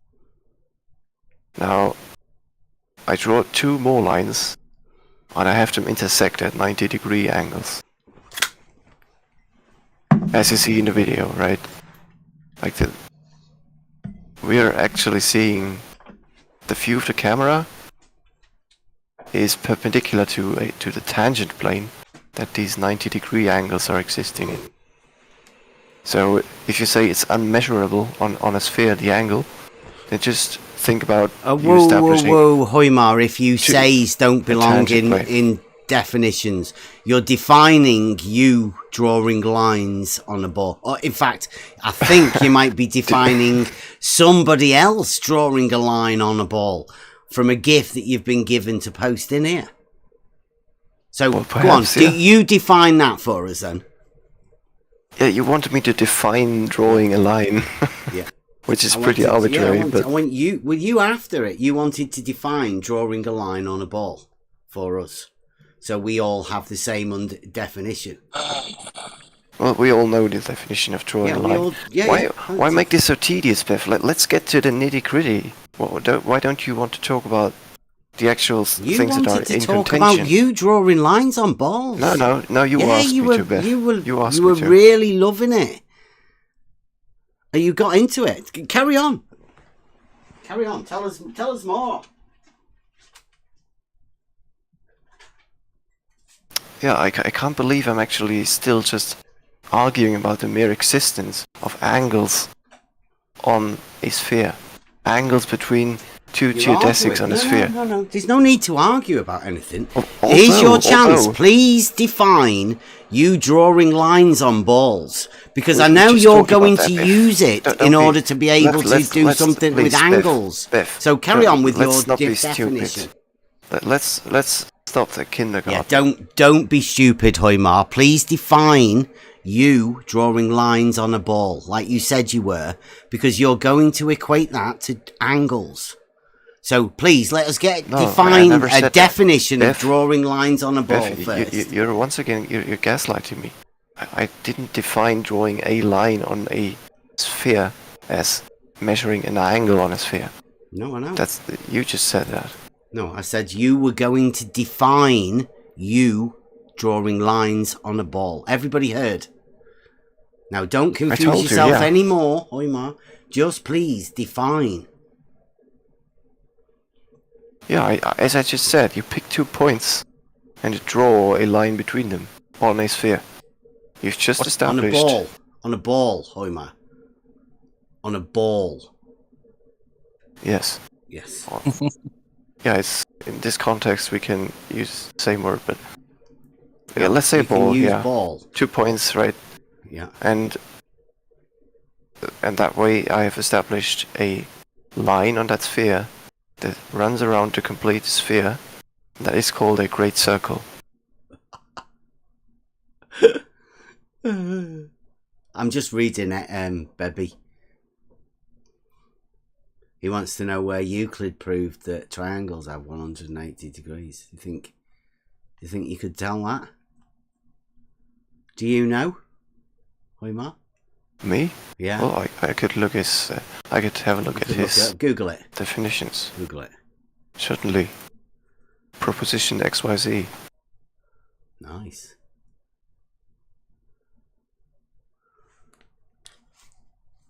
Triangle axiom, I'd go for. But I mean, see what you come up with.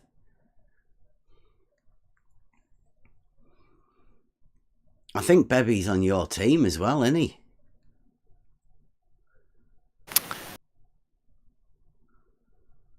I guess so. Mm-hmm. Do you know where Euclid proved that triangles only have 180 degrees? Well, it's in his elements. It's in there. Yeah. Mm-hmm. I would have to look up the exact proposition. Do you know? Well, I think he was asking you. Well, he wasn't. I mean, it doesn't matter, does it? I mean, I can look it up, but yeah. How does that even? How does that matter? I don't know. Don't get distracted about your definition of you drawing lines on a ball. We were talking about where Euclid proved that the angle sum in a triangle is 180 degrees. No, Bebby, in the chat, we don't normally play to the chat, especially well, you not just to the did chat yourself, and then Biff. You just did yourself. Why can't we keep at one single point for just? It was for just 2 a minutes? question. It was just a question. I did say I'd start off at the triangle axiom if I were you, but then you said you Google it or something. You know, but you might have missed it. Don't worry. Don't treat it as a distraction. Tell us more about drawing lines on a ball. So are we going to Euclid's proofs now, or are we going to great circles? Could you draw a smiley face on a balloon? Would that be okay? So you want to talk about drawing straight lines on a sphere? Come on. Did you miss the point where keep going, like continue with your definition of drawing lines on a ball? Yeah, I'm just wondering why you asked that. I've told you 2 times already. I've told you 2 times. You choose 2 points on that ball, and you draw a line between them. Yeah, just draw a line on it, don't you? Now, how can we use that line to get an angle? Do you want to tell us that? Oh, we need, as you know, we need a second one. Right? Second what? Ball? Pen? Line. Okay. A second line. I'll draw some more lines on a ball. Okay, so we've got 2 lines on a ball. What do we do with that? How do we... Tell me the procedure. So 2 lines on a ball that are not established using identical points will necessarily intersect.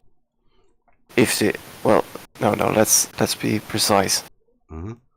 A line drawn on a sphere through 2 points. What do you mean by a line?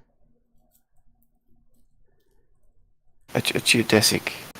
Like what do you on mean? the Yeah, surface. but what do you mean by a line? Please define a line within geometry for us. Well, we're talking about a line on a sphere, so it's not a straight line. It's not a Euclidean. Well, lines are straight in geometry, aren't they? And if it's not a straight line, then what do you call it? A geodesic. It's a curve. A curved line. Yeah, but, well, no, that's just you drawing a line on a ball. No, it's the definition of geodesic, Biff.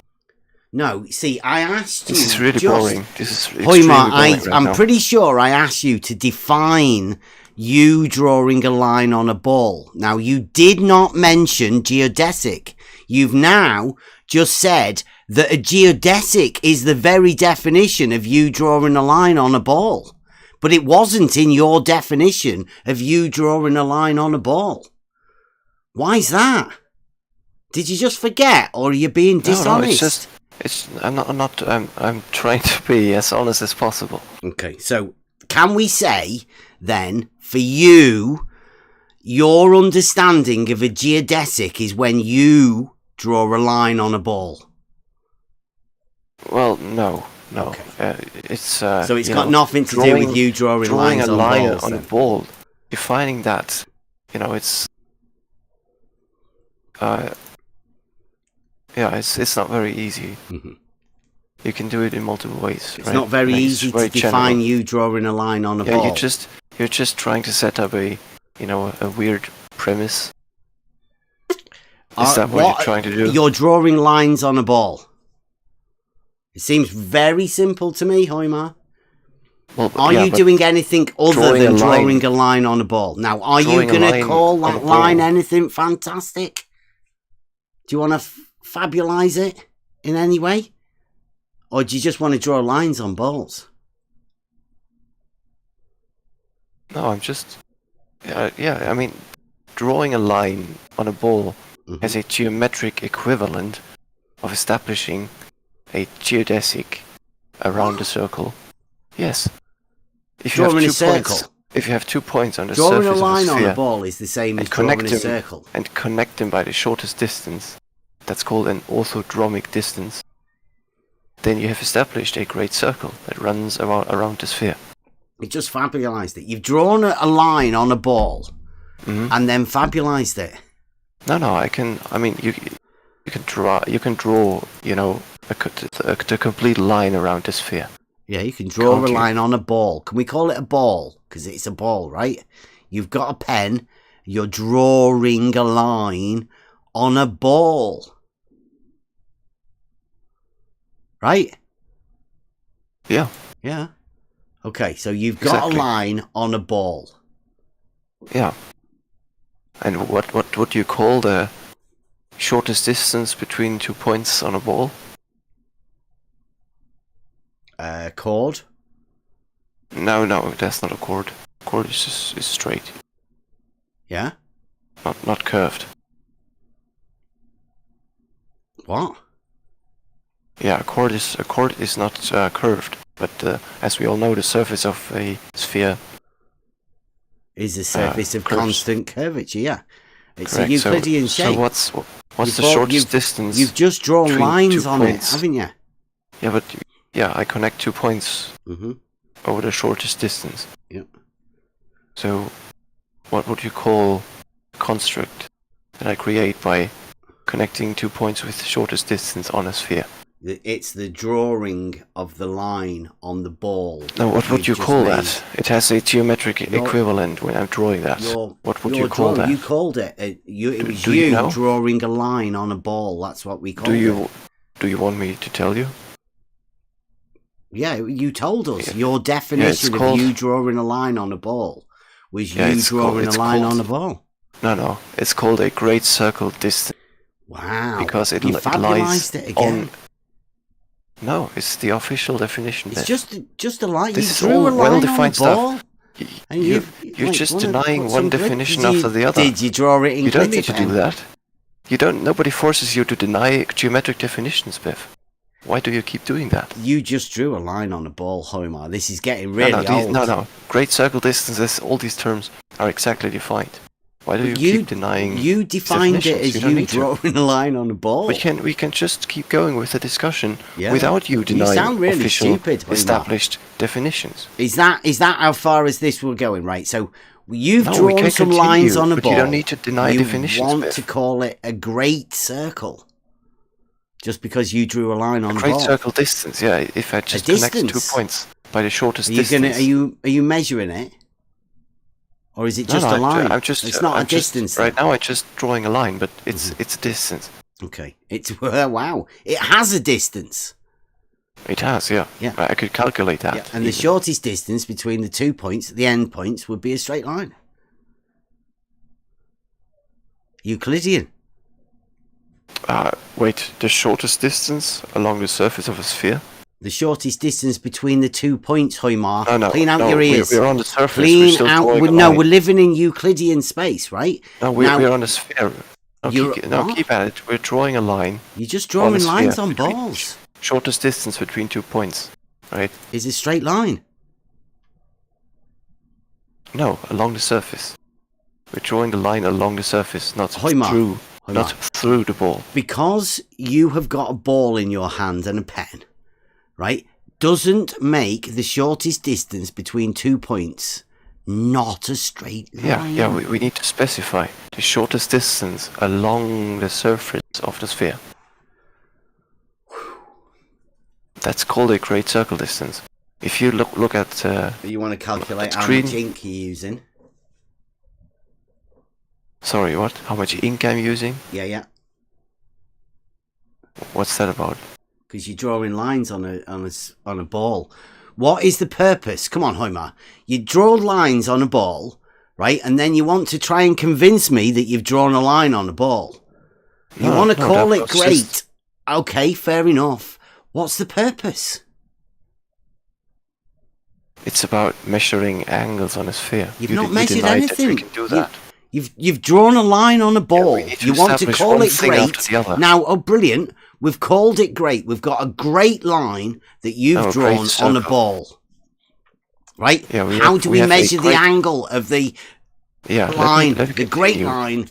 Let me continue. We have a great circle distance, right? Connecting 2 points along the surface with the shortest distance. And that distance is called a great circle distance because it lies on a great circle that goes around the complete sphere once. And that great circle obviously then lies in a plane which also cuts through the circle. And that way we can repeat the same process for 3 lines. So we have 3 planes that cut through the sphere. That means we have 3 angles of intersection between these 3 planes. Right? Are you still with me? Like the picture there that I did when I cut it through, and there's 3 planes there, just like exactly that. Yeah, exactly that. I didn't draw any lines on the ball. Do you notice that? See the way I did that without drawing any lines on the ball. If you look at the actual, like the cutting line, where you start seeing the inside of the sphere. Did put some sticky tape These on are the your other one, lines. Did put some sticky tape on the other bit. Yeah, where these cut surfaces, where they end, that's your lines, right?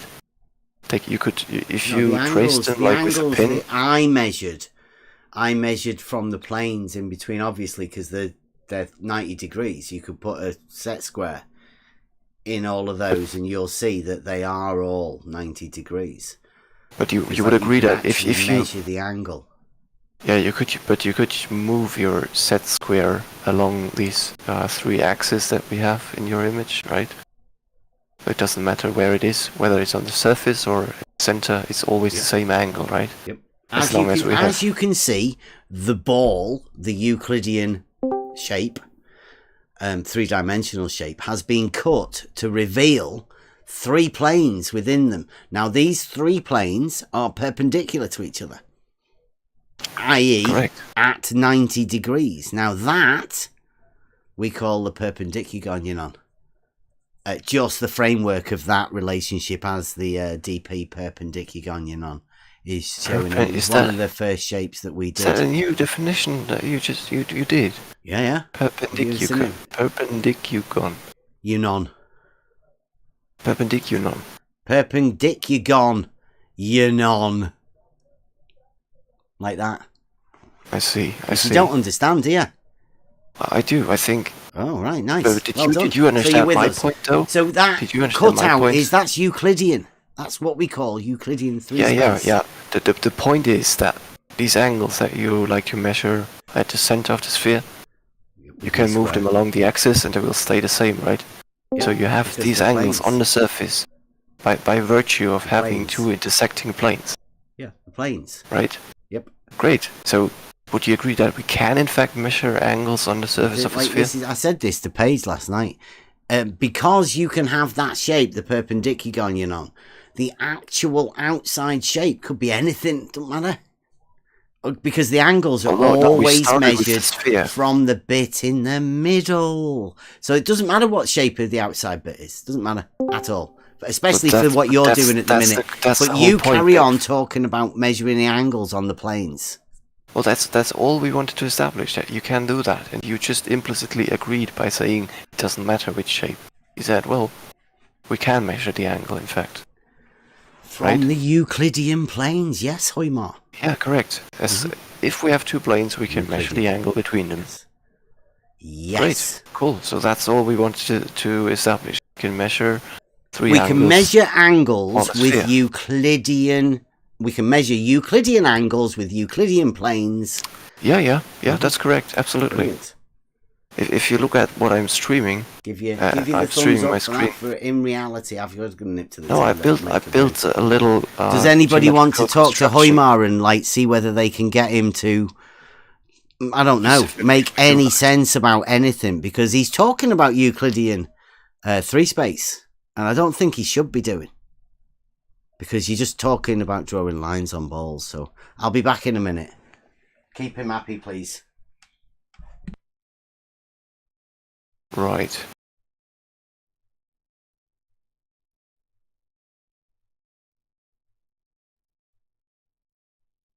So Homer, basically, by you drawing a line around the ball, that makes it great. Makes it great after. Well, that's just the term because it's a great circle because it's the greatest possible circle, greatest possible radius. We can have smaller circles if we don't use the shortest distance, but between 2 points. But any other distance that still follows the surface along a geodesic, right? We can have smaller circles like small cuts. But Small at the end of the day, slices. Oh, sorry, I thought you were. Yeah, sorry. No, I was just gonna say, at the end of the day, you're still just taking a pen and drawing a circle on a ball, right? Just taking a pen, drawing a line and Well, if just I draw, doing the circumference, you're just doing the ball, going all around the ball, let's say, right? So there's nothing great about it. You just drew a circle on a ball. What do you mean there's nothing great about it? Yeah, what makes it great? Like, this is what I want to understand. Like, It's if the plane that your circle lies in goes through the center of the sphere, then your circle is the greatest possible circle. That's why it's called a great circle, as opposed to just, a small circle or a slice circle of that sphere. but what distinguishes it from just a circle being in a sphere? That is the greatest possible, as opposed to a smaller one. But it's still just a circle, right? The biggest circle, let's say. Yeah, it's a circle, but to specify more closely what it actually is, it's a great circle. It's a because limited runs circle. through the center. Limited. It's not great. It's limited.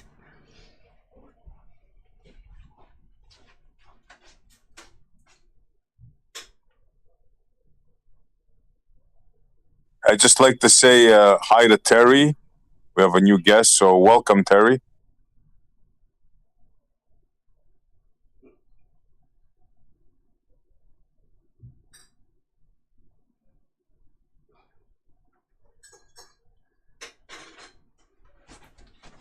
Yeah, the thing about the circle and not being great is that it's limited to the size of the sphere. Whereas the difference with Euclidean circles can be of any size. Unlimited. Oh, sorry, I was muted, SC. Hi, guys. Hey, Terry.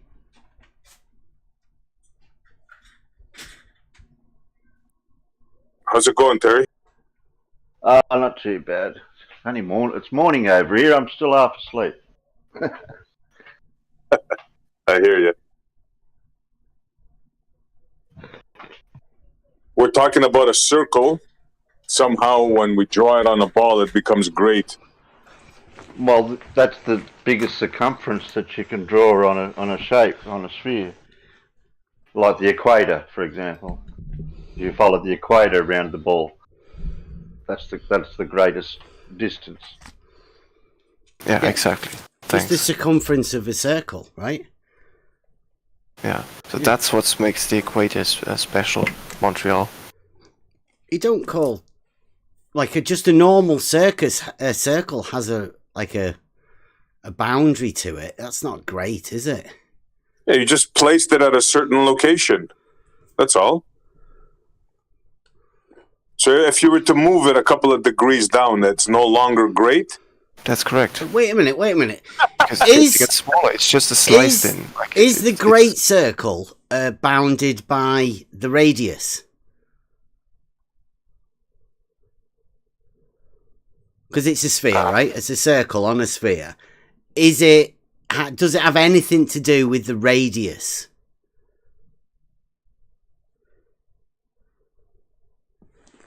Yeah, definitely. Like a normal circle? It must have the same radius as a sphere in order to be a great circle. Yeah, like a circle. Like a circle has the same radius. Yeah, it's a circle after all. Yeah. Okay, so what makes the circle great is that the fact that it has the same radius. That's correct. Yeah. Wow. Was the circle feeling a bit left out or something? Because, I mean, that's just a normal circle. There's nothing great about it. Why do you want to fabulise your circles? I know, actually, Homer, I'm just teasing you. Tell him. Tell him what makes it great. I dare you. Tell everyone. I've no idea what you're on about. Circles have 360 degrees, don't they? They do, yeah. Mm-hmm. What about great circles? Do they have 360 degrees in them, Hoyma? Absolutely. Yeah, wow. Yeah. Great. Well, that's a Euclidean then, isn't it? It's a poor choice of words, the word great, isn't it, really? Yes. Yes. Absolutely. And to drive home the point, I was going to ask this silly question. If we put a triangle inside the circle, the ball, does that make it great? Great triangle? I'm not aware of any such definition. See what I mean? Yeah, it's silly. What do you mean you're not aware? If you forgot? If you got bad memory? No, it just... I'm sure you were saying something different last night. I don't think a great triangle exists as a term in geometry. Could you call a triangle with 540 degrees a great circle? No, that would be a spherical triangle. Okay. And would it be the same as a great circle? Would there be any difference between a spherical triangle with 540 degrees and a great circle with 360 Well, a triangle degrees? is not a circle. A triangle actually consists of 3 intersecting great circles on the sphere. Were you telling us last night that they had 540 degrees? Yeah, I did. And what was that triangle? It was a spherical triangle. Uh-huh. Yeah, actually, if you watch my stream right now, made up of how many degrees? Well, up to 540. Okay, so how It's many greater angles, than 180. How many would each angle have? 180. So that's a triangle with each angle being 180 degrees. I was trying to explain this to my missus last night. Where are you actually? Yeah. Oh, yeah. We try and give loads of people lessons on this. So Great. what it is, everybody, just to keep you up to date, we have a triangle with 3 angles, each of which is 180 degrees. Now, this is required on That's ridiculous. a model, I think, because not in reality. I mean, triangles only have 180 degrees in reality, so I can't imagine why anyone would want this. Just to be clear, The angles of a spherical triangle must be less than 540. Or equal to, right? You add equal not to. equal, less No. than. Less than 540 Yeah, degrees. Otherwise, you would just have So one you singular can't have great circle. 3 angles at 180 degrees then, like you just said. Yeah, no, I was mistaken. Yeah, that sounded ridiculous. Could you have 2 at 180 degrees and 1 at like 179? Yeah, as long as it's 2 at 180 degrees.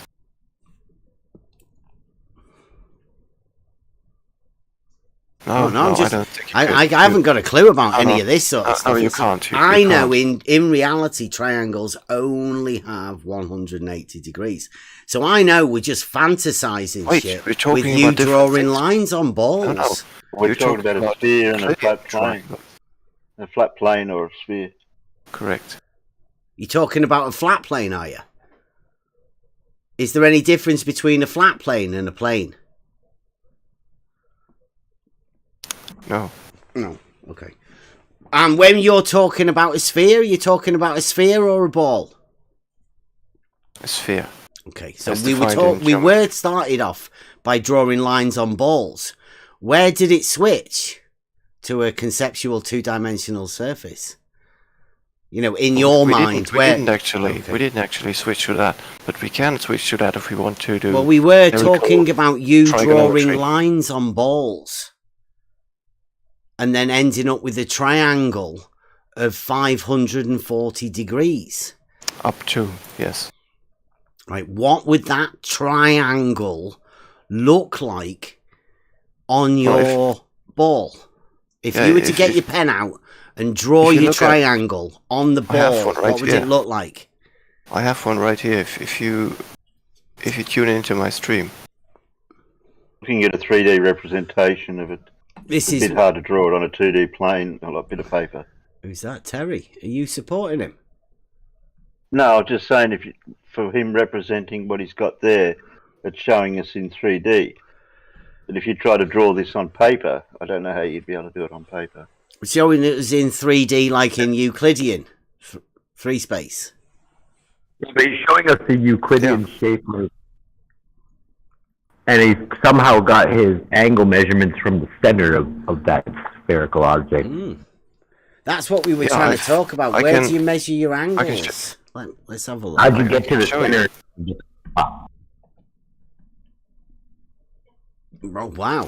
Okay. Yeah, so you only need 2 tangents. Where's your angles? Off that point. Right, where's your angles being measured? Well, as you can see, between these 2. Oh, that tangents. Straight line and that straight line. Yeah, because they are both tangents to the sphere in that point. But they're not on the sphere, are they? No, that's the point of tangents, yeah. They just touch the sphere in that singular point. Right, so when you were talking about drawing lines on a ball, you weren't talking about putting sticks on a ball. So you were just talking about the lines. So when you were talking just about the lines, you weren't talking about these lines that you've put on there to measure angles, were you? Well, no, we didn't get to that yet. No. Why? But, didn't we get to it? You were given plenty of chances to talk about it. You were talking about drawing lines and defining drawing lines on balls, and now you've put 2 sticks on top of a ball. I drew lines on the sphere, and the sticks are just a representation of the lines that you're going to need to be able to measure the angles. It's a Euclidean angle. It's a representation of the 2 planes. Yeah. These are the 2 lines that I'm going to represent as planes in the vertical, I take it. And then, right, I can use these 2 planes, vertical planes, in order to measure an angle, an inclination between 2 straight lines or planes to one another, right? The inclination of that. That's correct, Euclidean. Yes. That's Euclidean. Yeah. Yeah. Brilliant. So you're making Euclidean measurements. No spherical triangles needed. No. Sorry, what? Well, that by definition, this is not a Euclidean triangle. or we wouldn't have You're making a Euclidean interior angle measurements. greater than 180 It's degrees. not a triangle. As You're it's not just connected measuring by an straight angle edges. between two planes. But by definition, this thing that I drew here is called a spherical triangle. You know, that thing. Yep. Triangle was tri because it's 3 angles. What's an Whatever angle, size. Terry? An angle that's greater than a straight line. An angle that's greater than a straight line. What? What's that one? What's a straight line? 180, is it? Yeah, but you can get angles smaller than that, can't you?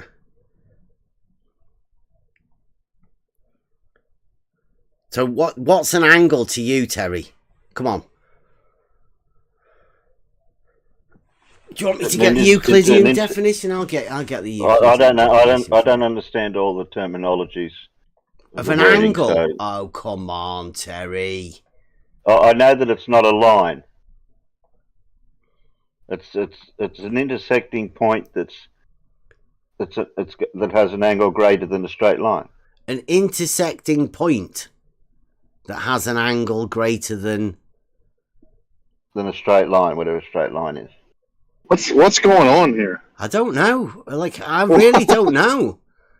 I mean, this is Euclid Night, so I'm going to find a definition of an angle for Terry because he's struggling, and I know, like, a lot of people presume that they already know this sort of stuff when it's not really that simple. Because I don't know whether people lose information, right, when they get older and they forget the basics, and then when asked to remind it about it, look, he's. I know. Yeah. Or they never learnt it in the first place. Yeah. Maybe so. Sorry for that. Yeah. So here we go. I'm going to help you out here, Terry. You might never have heard this. This is Euclid. Brilliant piece of work. Some of the best definitions you'll ever hear. Now, this is the foundations of mathematics, and this is where an angle is defined for the very first time within mathematics.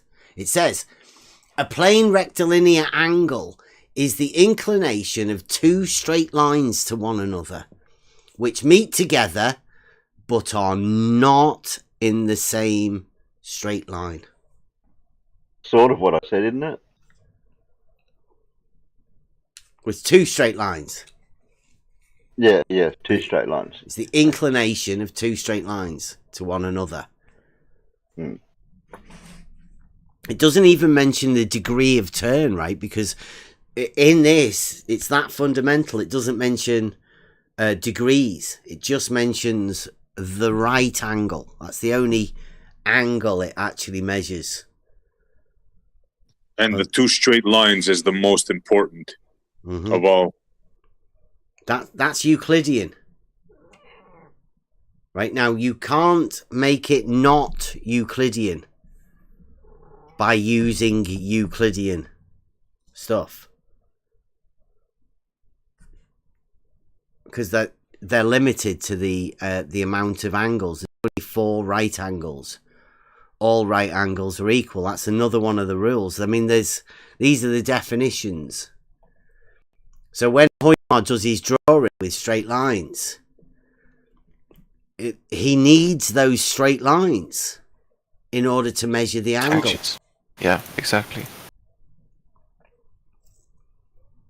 Because that's Euclid. It's not laid out because it's Euclid that said it. It's laid out because that's how you need to measure the angle, with straight lines. Because that's what you have to do in reality if you're measuring an angle. So, you're correct. So we did in fact progress from you guys, some of you claiming we can't measure angles on the surface of a sphere.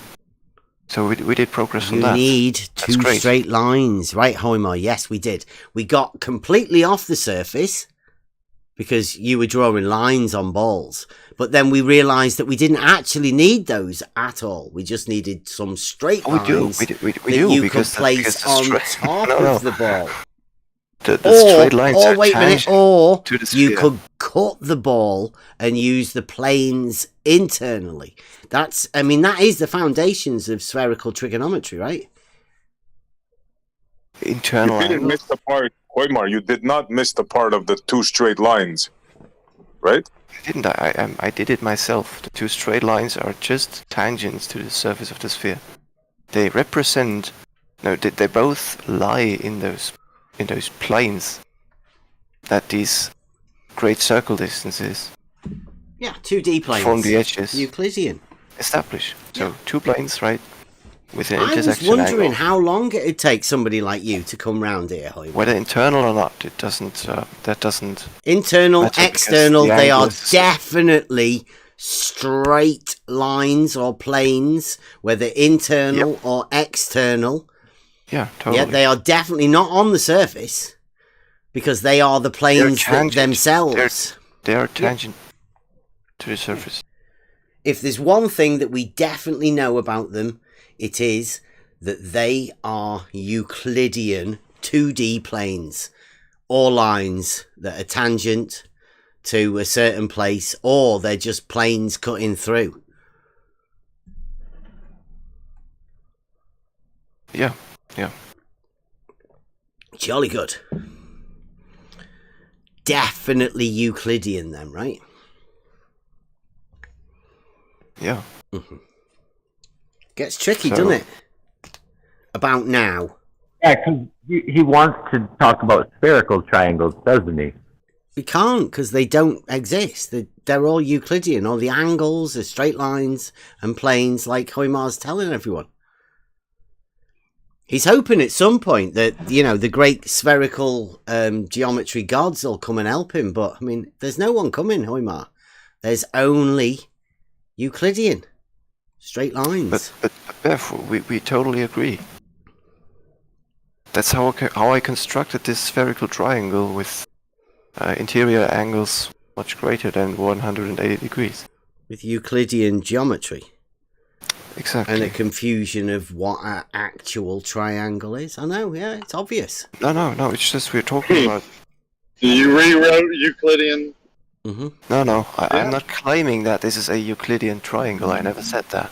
But you constantly... You're just try going to claim claiming that you're going to there's use only one Euclidean type of triangle. geometry to say it's not a Euclidean triangle. I know, it's fantastic. I like it. It's really good. I mean, you'd have to convince quite a few of your guys, but I'm loving to see your videos when you start putting them out. Are you going to do this for the Adult Globe Earth Discord server? I hope so. They're the ones that need your help. Who needs my help? To do what? So you can go and tell them that it's just Euclidean planes that they're using all the time. They're hoping that there's some sort of way that you can do this angle measurement stuff like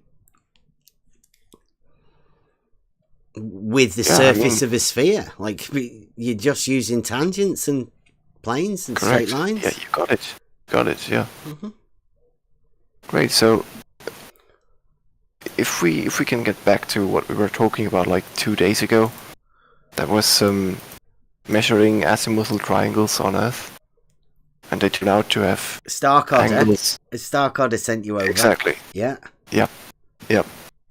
Yep, you were measuring azimuthal angles of triangles. With greater than 180 degrees interior angles, right? Impossible, but I just showed you a triangle that has angles greater than 180 degrees. No, you didn't. I didn't? No. No, you What drew you drew some lines on a ball and then you put some sticks on a ball. That's a spherical triangle. Yeah. What's your issue with a spherical triangle, Biff? Dude, you drew some lines and then you put some sticks on a ball. Tangents, Biff. Tangents. You just said yourself. Tangents. 2.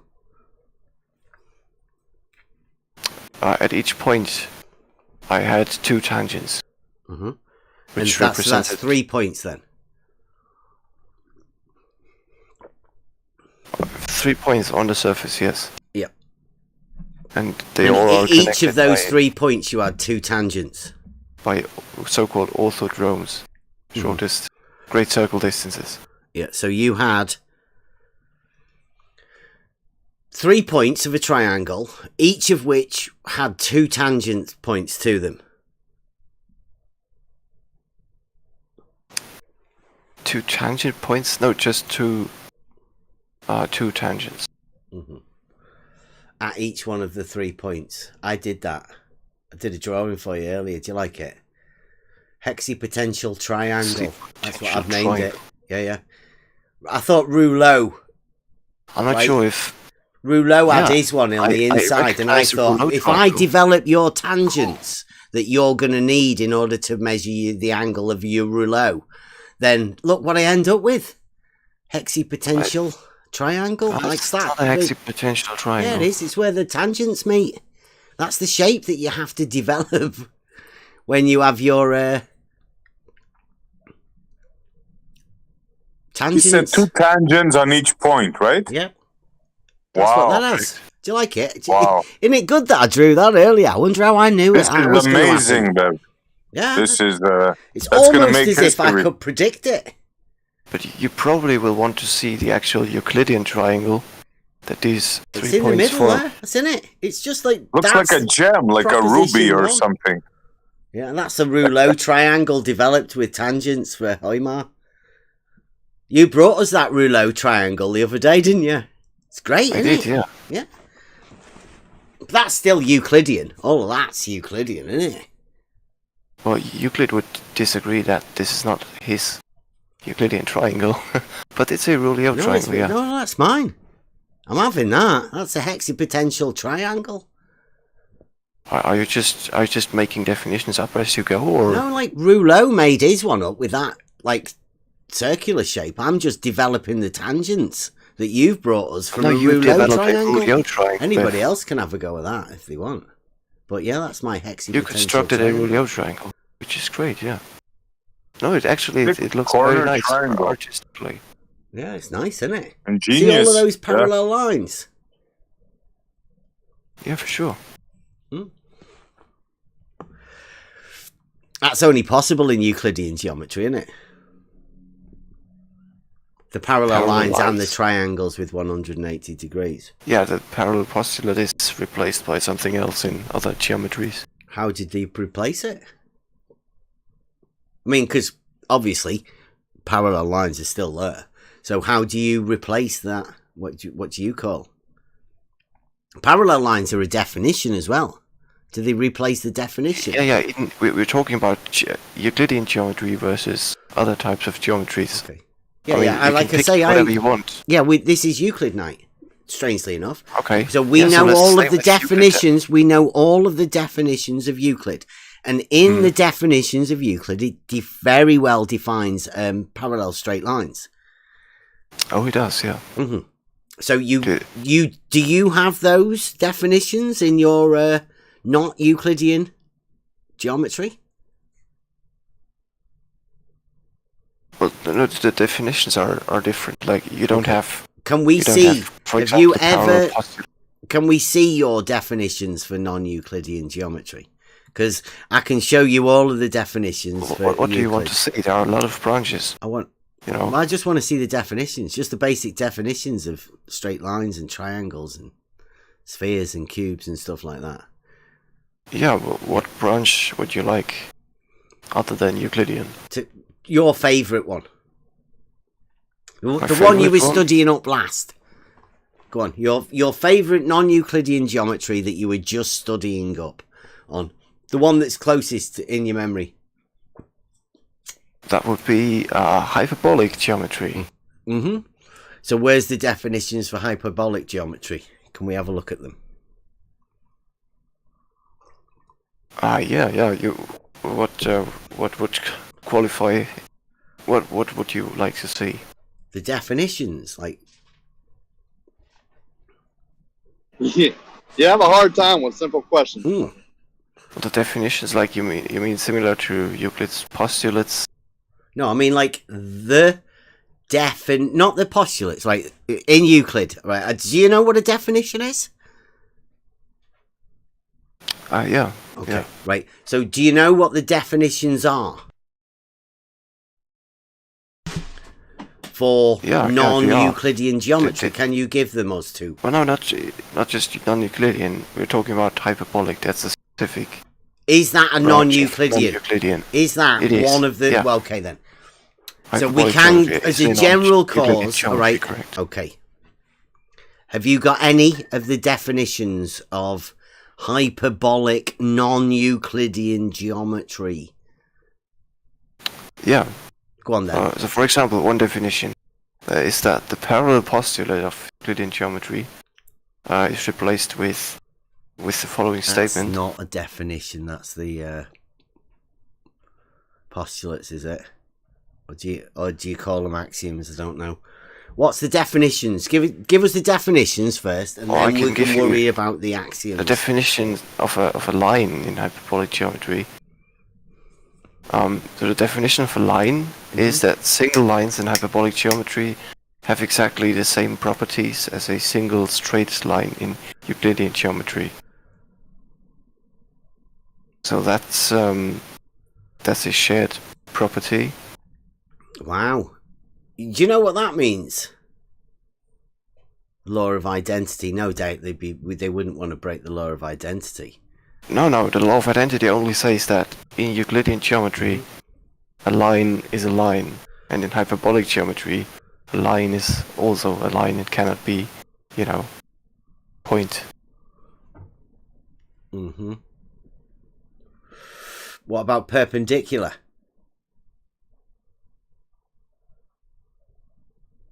What about a straight line? There are no straight lines in hyperbolic geometry, but okay, so you don't have a definition for a straight yeah. line. Okay. What about perpendicular then? What's the definition for perpendicular? Oh, sorry. I don't give perpendicular. You that. Yeah. I don't know. Do you even have? You might not even have one. What have you got for an angle then? What's your definition of an angle? Off the top of my head. Give us a definition of an angle. I also have to look that up, but... Okay, what about a plane? The plane? Yeah, you have a hyperbolic plane. Yeah. And what's the definition of that? It just means that it's a surface with constant negative Gaussian curvature. Gaussian curvature? Oh shit, that might be awkward. Yeah, Gaussian curvature. Yeah. Is Gaussian non-Euclidean? Or is that Euclidean? Pretty sure that's Euclidean. Well, no, that only relates to differential geometry. Really? It was Gauss that said you can tell the shape of the surface that you're measuring if you measure angles of a triangle. Probably, yeah, but that was just about Gaussian curvature. That would be like what geometry you can use specifically. Differential geometry. So that's Gaussian curvature, right? Correct, yes. And then if you measure triangles with 180 degrees, then you're using Euclidean geometry. Yeah, correct. Well, that's how you measure that with angles, right? Euclidean angles. How do you measure the ones with triangles with more or less? Because you can't use Euclidean angles, can you? Or do you? Do you have a different measurement, a different definition for an angle than Euclidean? No, you have the same definition. But for example, in hyperbolic geometry, does say straight lines. Your triangles. You said you don't have a definition for straight line. You can't have a definition of an angle that uses straight lines if you don't have a definition of a straight line. Well, I just showed you how it works on a sphere. Do the same for hyperbolic geometry. Yeah, but we're talking about definitions here, and you've got a big problem if you don't have a definition for a straight line, because there are none, and then angle says you have to have two straight lines. But like, how you've just invented a straight line at that point there in the definition. You don't know what a straight line is because you said you haven't got one. You don't just make one up, do you? Like, within the definition. No, it just... I mean, you still have angles, right, in hyperbolic geometry. Just the surface has a negative Gaussian curvature. So yeah, it's just a different type of geometry that you use when it is applicable. So you use Euclidean angles all the time, even in these other not Euclidean geometries. As far as I'm aware, yes. Wow, as far as you're aware. Yes, I'm not an expert on different branches of geometry. Yep. Well, I mean, I'm teaching you about spherical triangles. So I don't think you are. But I mean, if you want to feel confident enough that you're doing well, you're getting coached. Well, I hope so. I hope there are people out there, Hoymar, that think you're doing really well. And I hope they're going to be giving you a pat on the back. Yeah. Mm-hmm. I really do. Because it's been informative for me. I've been round these parts for 2 years now to have a conversation about this sort of stuff with anyone, really. Mm-hmm. And you're the only person that's been brave enough to go there. And every time... I do give him props for that. Yeah, every time I do have this conversation with anyone... I, for sure, yeah. Right, with anyone, we always end up talking about Euclidean. And then the bit that you imagine, it just stays there. It's in your imagination. The moment you try and realise it, you realise you've got to have Euclidean. Just a second. So, Euclidean geometry is, as all branches of geometry, an abstract concept, right? It's at first it's all just abstract. It's in your mind. And then you can apply that to reality in different ways. Absolutely. But it doesn't... You can't just say, well, your reality equates Euclidean geometry. Absolutely you can. I can anyway, yeah. No. But if you actually directly relates to Euclidean geometry, it's just geometry. It's a concept. It's abstract. It's geo, earth, metra, measurement. So where it directly relates to is whenever you measure anything in reality. That's where the direct relationship is. For me. For right? You, okay. Yeah. I don't need to imagine any other geometries because everything I do practically is supported by Euclidean geometry. All the proofs I have of reality are supported by Euclidean geometry. That just means that you only do Euclidean geometry so far. Yeah, in reality, you can only have triangles with 180 degrees. You can't get a triangle to have more than 180 degrees. Well, no matter how much you pull a funny face at it or look at it from a funny angle. That's not true, actually. What's not true? You can have in reality triangles with more than 180 degrees. You can imagine them. You can imagine triangles with more than 180 degrees. Roll them on a golf ball. Fucking hell! On a golf ball. Hoymar! How would that be possible in reality, Hoymar? We just established how you can do all these things. You can measure angles. Established in your mind, in your thought, not in reality. You can literally do it with a golf ball. Hoymar, 1 second, please. Let me roll the window. Hoymar, how can you demonstrate a triangle with more than 180 degrees in reality? I hope that was clear enough for you. So you're a bit muffled, but if I got you correctly, you just asked how we can have a triangle in reality Oh, no, more than no, 180 no, degrees. Hoymar, I'm going to say it one more time. How can you demonstrate that a triangle has more than 180 degrees in reality? How I determined that? Oh, demonstrate. How I demonstrate that? How it is How can done. you demonstrate that This in is not reality? Well, I Not hard. established a triangle that's of a different type than a Euclidean triangle. So we can use a Rulio triangle that's Bev true. Reality. We could use a spherical triangle, or any type of triangle really that can have an angle sum greater than 180 degrees. Listening to this guy because he's making y'all look really dumb. Rob, your mic's really overpowered there. I know it. Shite mic, Rob.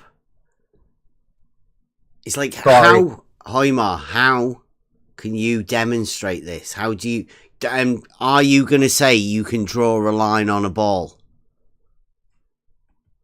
Or an orange? Or something like that? I can use any object that resembles sphere, right? So any ball-shaped object. You can demonstrate how you can measure a triangle with more than 180 degrees by drawing lines on things. Yeah, as we've established previously, Genius. what we're exactly doing when drawing lines, right? We establish great circles, we establish these planes that intersect each other, as you did with your cutout sphere. Then you measure these angles, and they will turn out to be greater than 180 degrees. Always. And because drawing on a ball in, is tedious. Can I just have a shout out to Mike? Mike, if you want to come in, we'll go over that. You've got a little bit definitions and postulates, and they've definitely missed out. There's more than 5. There's only 3 postulates, but 12 axioms. There's a massive story. I'm going to have to develop that, I think. So we understand exactly how the trick's been played and how the wizards work. It's definitely worked on Hoymar.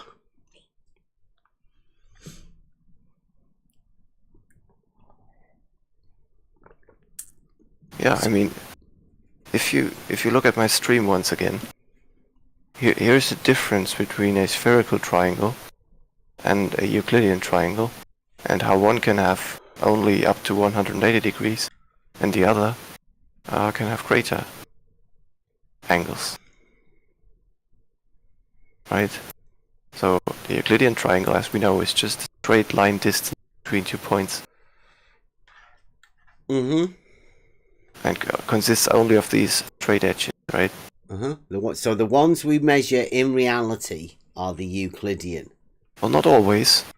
Geodetic surveyors measure the spherical triangle. No, they measure don't. greater than 180 No, degrees. No, they don't. As I posted in the chat previously. If you look there at the bottom, that's an actual geodetic measurement of a triangle, azimuthal triangle between 3 points on Earth. Adjusted triangles. Just like in my stream, right? What's an adjusted triangle? And I said an azimuthal. What's an adjusted triangles? Right. Because where does it say that?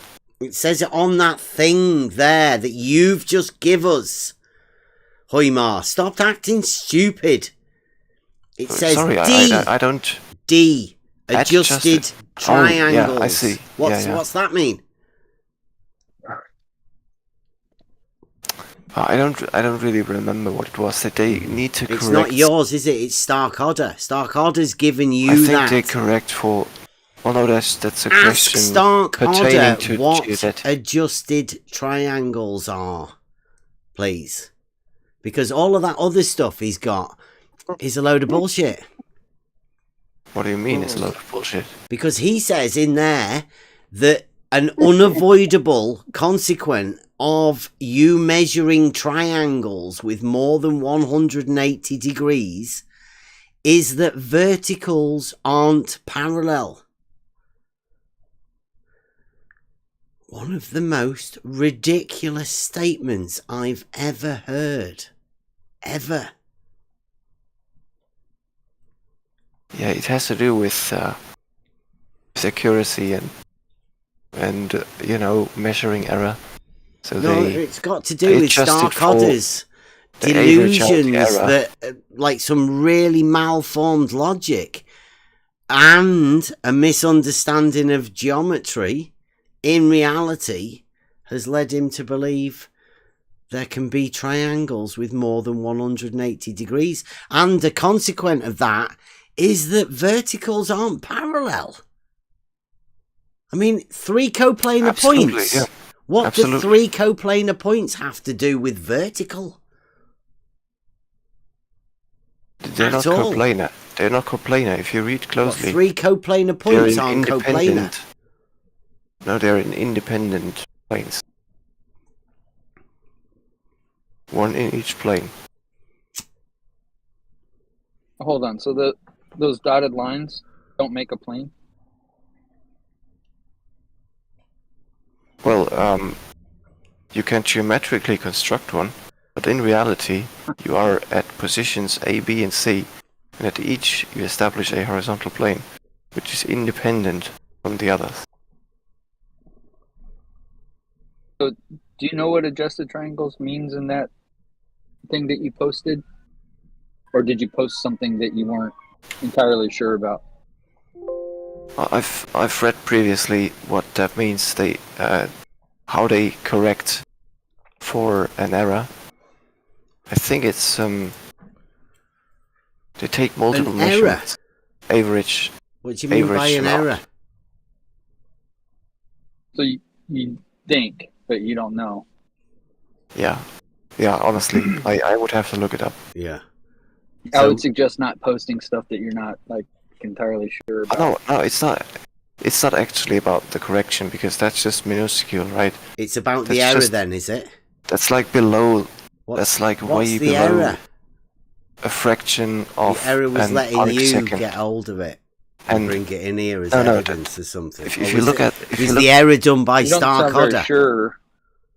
No, that's actually from the measurements. Mm-hmm. Like a certain amount of about uncertainty that they adjust for. Mm-hmm. Talk about and if you look at the actual values about what you're posting. Sorry, what? I know. Very, you just asked me what, and then you started talking. I said you don't seem very certain. I've heard you. You don't seem very certain about what you posted. Yeah, I'm just not certain about how they, which values they need to adjust from. Which values are you adjusting from? The error values? Or the equipotential angles? Quadratic adjustment? No, they use the adjustment of least squares to get a more accurate value. Yeah, the square, quadratic. Yeah, it's called the least squares method. Yeah, the least. Yeah. Yeah. At least you've got to do a quadratic. I said that to Buster the other day. I said you can't have an equipotential angle of adjustment without it at least being quadratic. Because it wouldn't work unless it was. Right? Yeah. Yeah. Hoimer, talking about squares, can you have a square? No, it's just about squaring numbers. Any less or more than 4 right angles? We're not talking about a geometrical square, but just squaring numbers. Which, Yeah, it's not a square. It's not a square, but it's a square. I love this. So we're not Yeah. talking about squares. No. Yeah, it's not a square, but it is a square. Number four squared is different from a geometrical square, Are isn't you it? sure? It's got 4 Is it on one each of those side. five-sided It's like a squares? square. Sorry, what? Is it one of those 5-sided squares we saw before? Who's talking about 5-sided squares? It's an oxymoron. Oh, is it now? Oh, what? Yeah, that's not a square. Hoymar is not up to speed. Yeah. He is not up to speed. Who was it? It was I'm sorry, Ranty, Hoymar. I didn't mean to hit you with that one. Yeah, sorry, it's the man. wrong crew, man. He might not be in with that. He might not be bothered. Bullet Bill, if you want to read how they adjust in geodetic surveying, how they need to adjust their measurements. How they need to adjust their measurements. Why do they need to adjust their measurements? Rakia, have you ever made a measurement that you need to adjust? Well, he's not a geodetic surveyor, is he? Well, no, but I mean, he does actually make measurements, right? Real measurements. Do you ever have to adjust them? Is anyone here, in fact? I mean, just as a measurement fact. Like, if Only you know, when like, they make a mistake. Well, yeah. Yeah. You know, like, if you were doing a drawing, right? And you know, like, you can scale stuff. Is there a point where you can scale something that big that you have to make an adjustment to it? Because that's the way triangles work, as far as I know. Anytime I've measured a triangle and came up with something more or less than 180 degrees, I remeasured it. I knew I made a mistake. Mm-hmm. So you didn't adjust anything, or did you adjust your idea that you'd finished your work? No, I would remeasure it. Yeah. That's how we check square, actually. Yeah. And do you know of any other squares that aren't square? I've only heard of them. Yeah. Theoretical squares. You know, like when you square a number. Do you think square? Or do you just think number square? And is that number square a square? There's always a square. Mm-hmm. It's always a square. That's where it comes from. Every single time. Yeah, that's where they got it. That's why it's called a square. They called nails nails because people used to hit their nails with hammers and they called nails nails. Huh, George? Or maybe it's why they call the nail on your finger a nail, because they made up the word nail with a hammer and you hit your fingernail so much they called it nail. Who knows? Always a nail, though. Always square.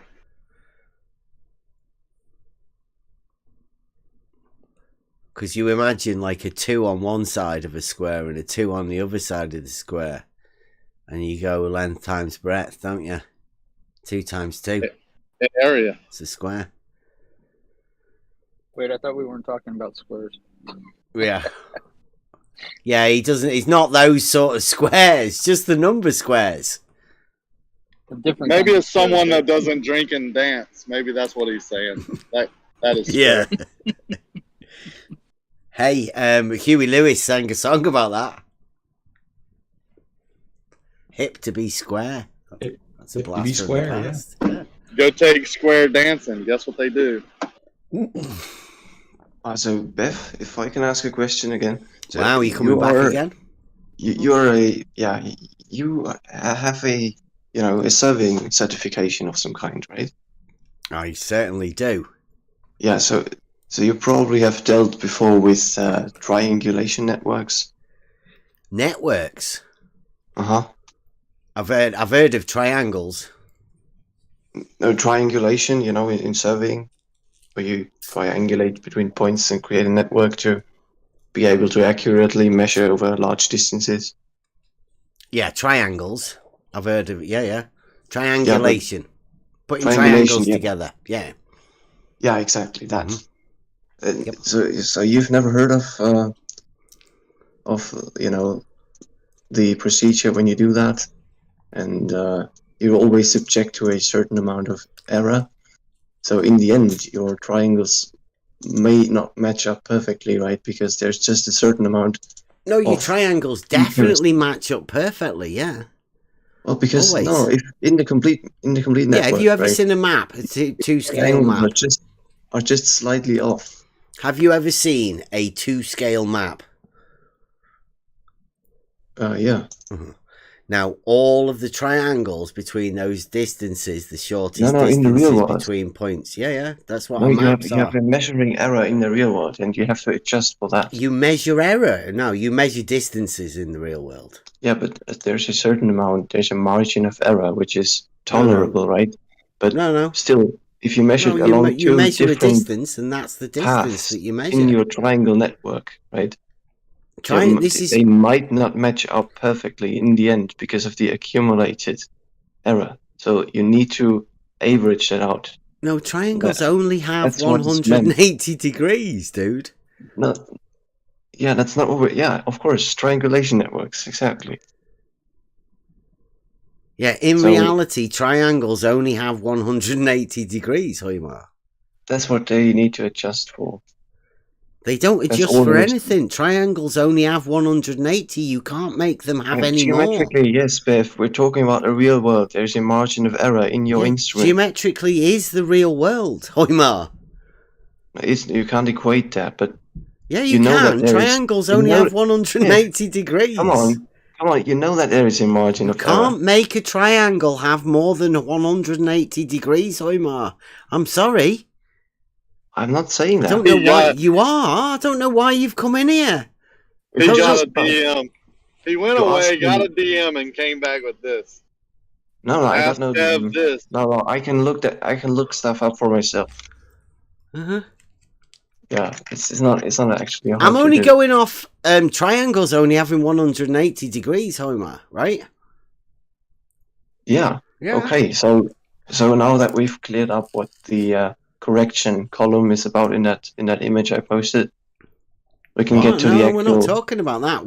All we're doing is the real basic stuff about triangles in reality. About that, no? And geometrically as well. Euclidean triangles, actually. You know, the ones with straight sides and 3 coplanar points establishing a triangle. Well, this is about a real world measurement, though. Omar, in Euclidean Night. You know, Euclidean Night, ring a bell? Yeah. I mean, the measurements are Euclidean, right? Yep. It's just an azimuthal triangle. 3 points on Earth, 3 horizontal planes, right? You measure the angle between your azimuths, and it turns out to be greater than 180 degrees. No, it does not. In fact, it's 33.396 arc seconds. Wow, you slipped a code in. Who gave you that? Yeah. Sorry, code, whoop, whoop, whoop. That was brilliant. No, that's just a measurement. There's nothing I didn't know that was coming. Just a measurement. Yes. You're the best, man. This dude's getting good. Yeah. Out with the old, in with the new. Yeah, I'm sorry I got upset with you earlier. I got to apologize. I'm sorry I got upset with you. Yeah, you got to give this guy some slack, man. He's turning he is turning his keep. He eats well at night, I promise you, with all this. There ain't no doubt. Damn, man. But can you deal with this seriously, though, or is there just no way? With triangles, triangles only have 180 degrees, Hoymar. It's pretty simple. Oh, Beth, it's a measurement, though. Yeah. Yeah, it contradicts your claim. It's not a Euclidean triangle. It's not a Euclidean triangle, then. No, you aren't Law of debunking excluded Euclidean middle, Beth. geometry, are you?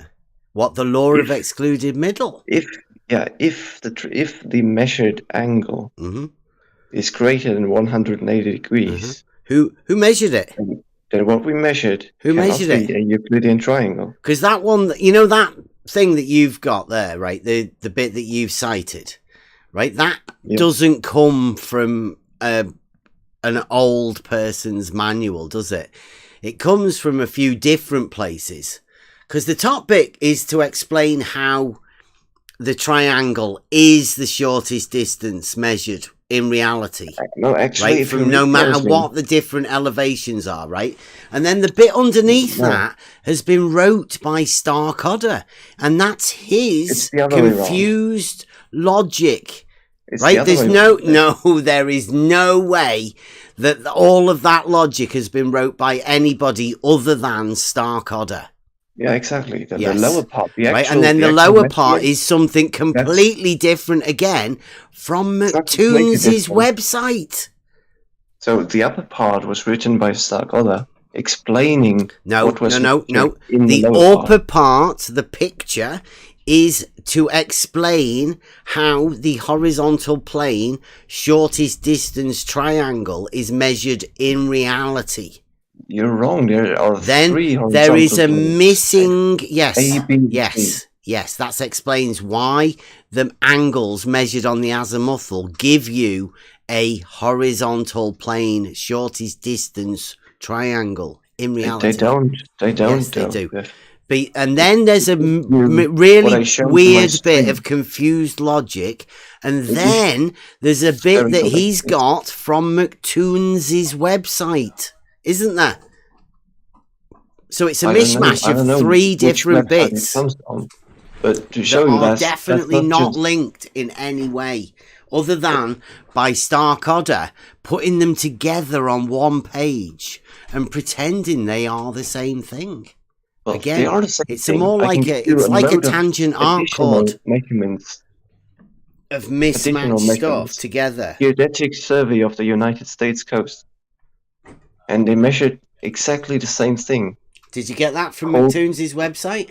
No, that's my. I've got that on my own, like a long time ago Where already. did you get it from? I don't have the source anymore, but you, But you can that look is it up yourself. It's called that's the your United proof States that triangles Geodetic can have Survey. more than 180 degrees, is it?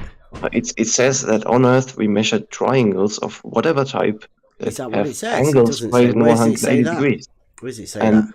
the only explanation for Where that does would it be say that, Hoymar? you can Or is read that yourself. your interpretation? No interpretation. Spherical excess. That's the measurement. That's if you subtract 180 degrees from the measured triangle, there is still a bit left, and that's spherical excess. Okay, so that's your proof that triangles can have more than 180 degrees, is it? That's one of the proof. Yeah, that triangles that we measure along the surface of Earth are not Euclidean, but spherical. Wow. That's pretty cool, isn't it? Well, it's impossible, but I mean, if you want to go along with that. Well, in your model, it's impossible. Yes. No, we're talking about in reality measuring a triangle with more than 180 degrees. Yeah, correct. It's impossible. Along the surface of Earth, yes. I find it pretty intriguing. What, knowing basic geometric concepts about how triangles formed? No, this is no, Beth. Come on, you know exactly what's going on. What do you mean? I know that horizontal planes are all parallel. No, you know exactly what that measurements tells. What these measurements that have been repeated over and over again for hundreds of years now. What they tell us. Come on. There's a bit more to go along with that. Hundreds of years of geodetic surveying of the thousands Earth. of geodetic surveyors. Yeah, by over different billions of hours. All across Earth. All around Earth, shall I say. Yeah. Hundreds and thousands of places and billions of people have all done this. They haven't actually. You had to get them all from McToons's website. No. Who was the latest one? Because I wish that. What's the smallest distance you personally have ever measured a triangle with more than? Okay, so this is about me, then. No, Yep. is this? Are we going to talk about me personally? Have you ever done it personally?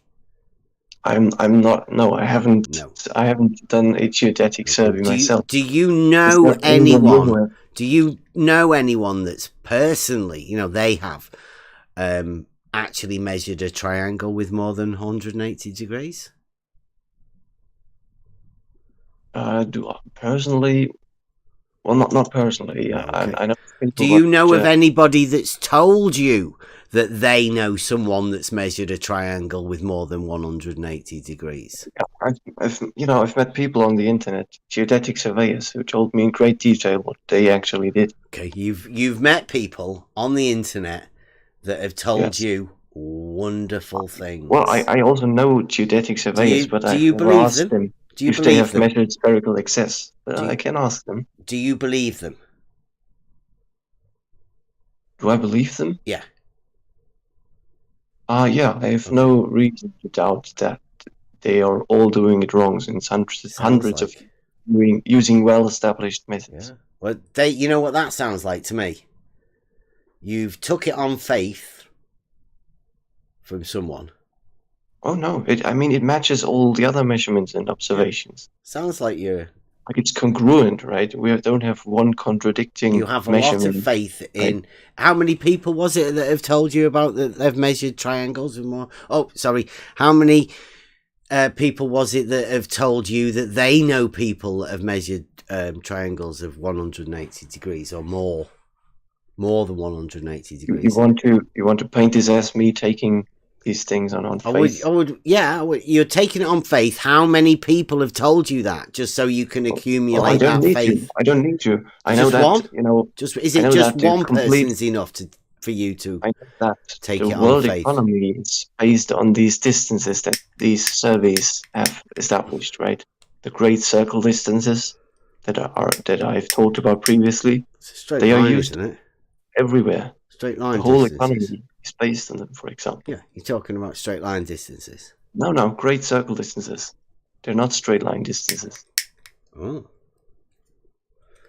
Wow. Some people will disagree with you, but I mean, don't worry about that. I wouldn't worry. You've got to say what you've got to say. D. Ross did it yesterday. That's nice. We may be thinking about different sorts of triangles, but since you don't seem to have a definition of a triangle. Yeah, we are. Yeah, it's different types of triangles. You always seem to think that there's only one type of triangle. Except if I tell you about spherical triangles, but 5 minutes later you're back at Euclidean ones. You kept talking about internal planes on a sphere. No, just planes, infinite planes. Yeah, but that's not like a triangle, is it? Like a triangle's 3 coplanar points. So, but you're talking about the planes. Not a Euclidean triangle, correct? As we've established like half an hour ago. Hmm. Yeah. You're talking about the hexipotential triangle, aren't you? I think that's more in your imagination, but I mean, you can 2 tangents at each end. I mean, it is fantastic. Your triangle's got 6 sides if you use the tangents that you're going to need to develop the angles around it. Planes. Sorry, 6 sides. 6 planes. Right? It is 6 planes, isn't it? 6 planes within the... three. Or without the surface. Yeah. It's 3 planes, yeah. 3 great circles that intersect each other. Mm-hmm. Yeah. Just 3. Yep. Just like in your little the ball you cut open, yeah. Yeah. Like X, Y, and Z planes.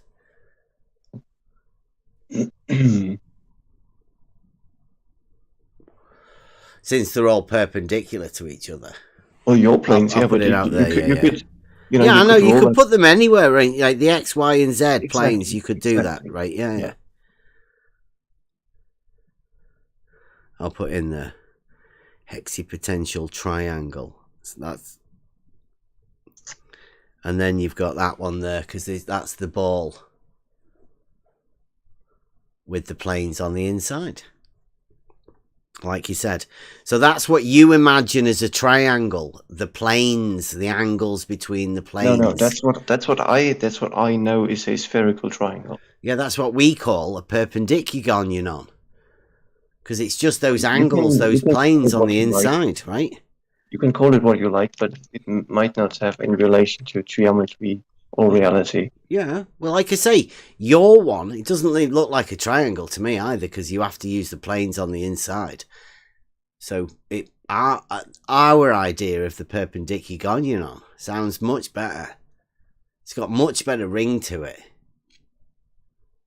And it explains what it is, right? It tells you it's definitely not a fucking triangle. Right? You'd never get mixed up, would you? Because if somebody said, what's that? And you went, it's a perpendicular, they wouldn't go, that's not a fucking triangle, would they? You'd never get anybody mixed up. I wouldn't tell people terms that I can't even define myself, right? Mm-hmm. A perpendicular. Yeah. Yeah. But it's pretty obvious that it's not a triangle, isn't it?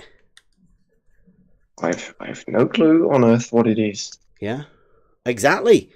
But you know what a triangle is, don't you?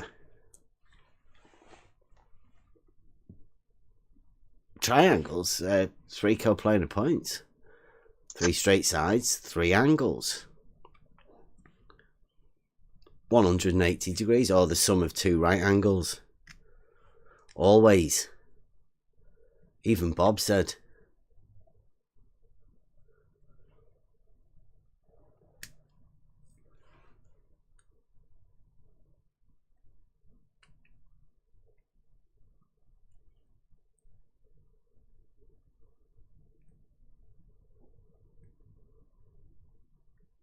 I quite like it. The geometry, the Euclidean talk. We don't often get to talk about all of this sort of stuff, Hoymar. Well, with the model afflicted, they normally get too upset. We've talked about it, though. We can all talk freely about the model and how fucking ridiculous it is. That's why we come up with these different terms, right? You definitely can't get mistaken with a perpendicular.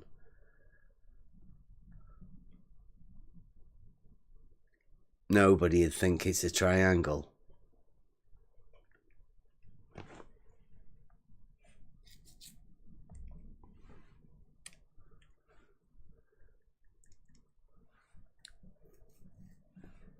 $1800s.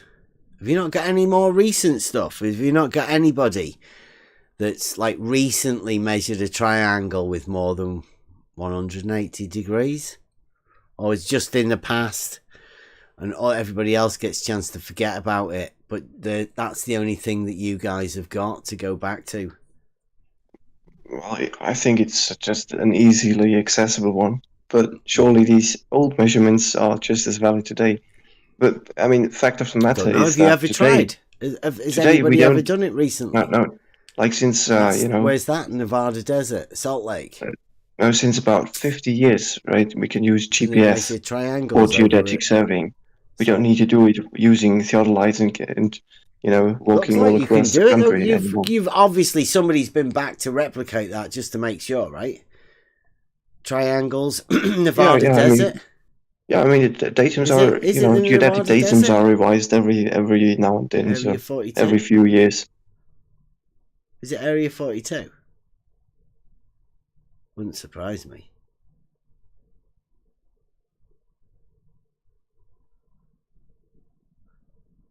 Yeah, the current one is the World Geodetic System from 1984. WGS 84.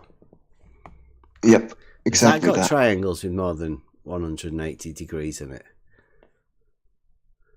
Oh, definitely, yeah. I mean, it's the whole, right, like it has a geoid, which is a sphere. It's an ellipsoid, right, with surface irregularities and so on. And yeah, any spherical object will have triangles on it with angles greater than 180 degrees.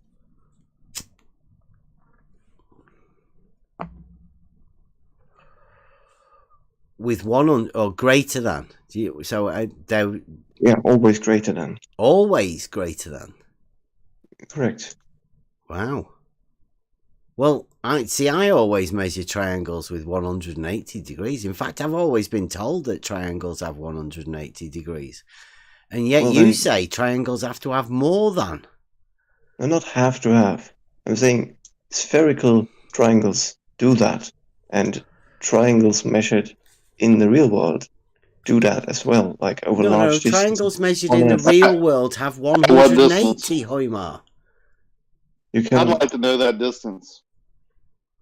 Where the Yeah, triangle that you're measuring using the same method in the real world reality 3D space, when you're using that method and you're coming up with triangles that are 180 degrees, at what distance does it become more than 180 degrees? yeah, I can answer that. So you need an appreciable distance, right? If you perform this measurement in a line of sight measurement, right, like in plane surveying, obviously line of sight, that's a Euclidean triangle, so you won't measure any spherical excess. Weren't these ones that you're giving us as cited from the ones you've got from McToons, were they not cited triangles? Yeah, line of sight. Like the ones line. that Stark Otter gave you in his description, were they not cited triangles? No, they're called azimuthal triangles. No, And they if you look were at- called cited triangles. Weren't they? They were not cited triangles. No. Yes, they were. Yes, They were not. They were were not. cited triangles. So how on earth do you imagine a sighted triangle with straight lines of sight to have an angle sum greater than 180 degrees? No, we don't measure or imagine that. Exactly. Yeah, so we it don't. wasn't cited. You're the one that's doing that. It wasn't cited. If you look at the It distances, was cited, 100 and- Hoimar. we're That's talking how about they do 137. triangulation, Hoimar. It's a geodetic survey. It's an azimuthal triangle. You only need a heading to your other 2 points to measure You the have angle to between cite. those 2 headings. You have to cite You don't. the. Yes, No. you do. Yes, you do. I mean, we can keep disagreeing on that, but that's not how azimuthal triangles work. Oh, Hoimar. Now you're going to try and get out of triangulation having to occur without citing the triangles and the points that you are taking trig points from. You best go back to the boys. Go and check with them quick. Yeah, I mean, as far as I know, it's not cited. No.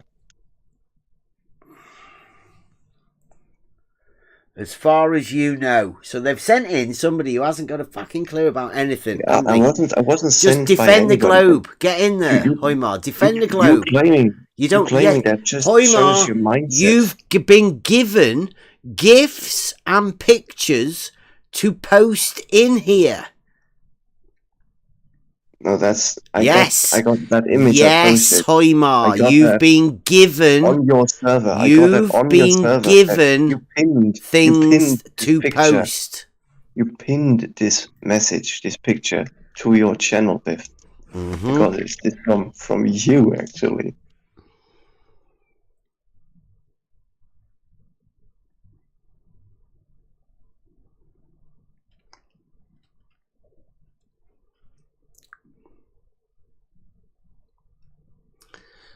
Okay, Hoimar.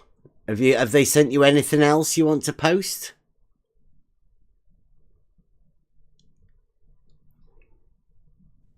Post that GIF again. He's working on it. Yeah, he's working on it. No, I'm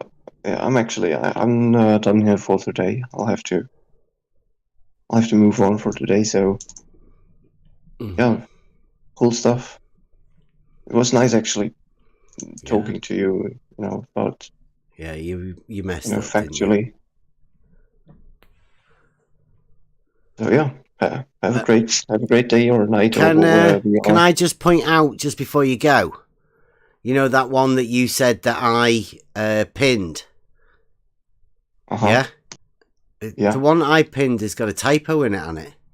Ah, you found that. Yeah. So you are a lying shit, aren't you? Is that why you're going? See you Wait, later, what? Hoymar. Just a typo. It's been That nice was having correct. you. Yeah, but it's not the one that you said that you fucking got, you lying shit. You were given that by Starcodder in the other channel to post in here. See you later, Hoymar. You're right. Yeah, I was wrong. It was not. It No, was you were unintentional. lying. It was unintentional. As we said all along. It's a typo. It's a typo, guys. Calm the fuck down. Oh, you caught that? Oh, said it out loud and giggled. Ah, they always have to giggle when they lie. See you later, buddy. I'll take back what I said. I was respecting him for coming in now. He's lied every time he's been here. Yep, he's lied, but that was a blatant lie. Because I knew he'd been given stuff to post in here, and he said he hadn't. But somebody's fixed the typo. So there's a definite difference between the one he posted in here and the one that we had. So they're correcting it, but there's no corrections to the logic. He's still keeping all of that logic. Lying shit.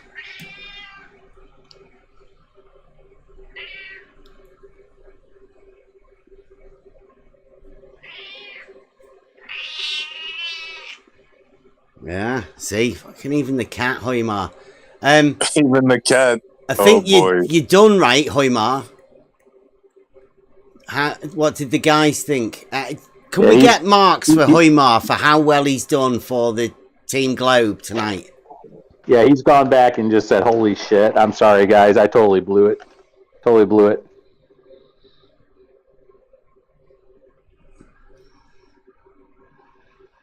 Yeah, I think tried hard.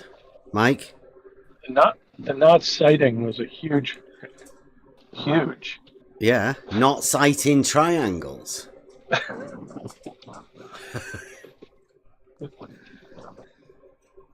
No wonder they didn't get 180 degrees. This is really all they've got, right? I'd never actually thought of that. Right? Yeah. This is it. This is it. We're at the bottom of the barrel, guys. I'd never even thought that would be one of the excuses to get out of it not being a triangle. The fact that just three random angles. Just hope that you're close. It doesn't really matter if you're not. Just say that triangles have more. You say it's a spherical triangle. What's that? Just random three random angles. Need a heading. One guy in Miami, another guy in Boston, another guy in San Francisco. Take some headings.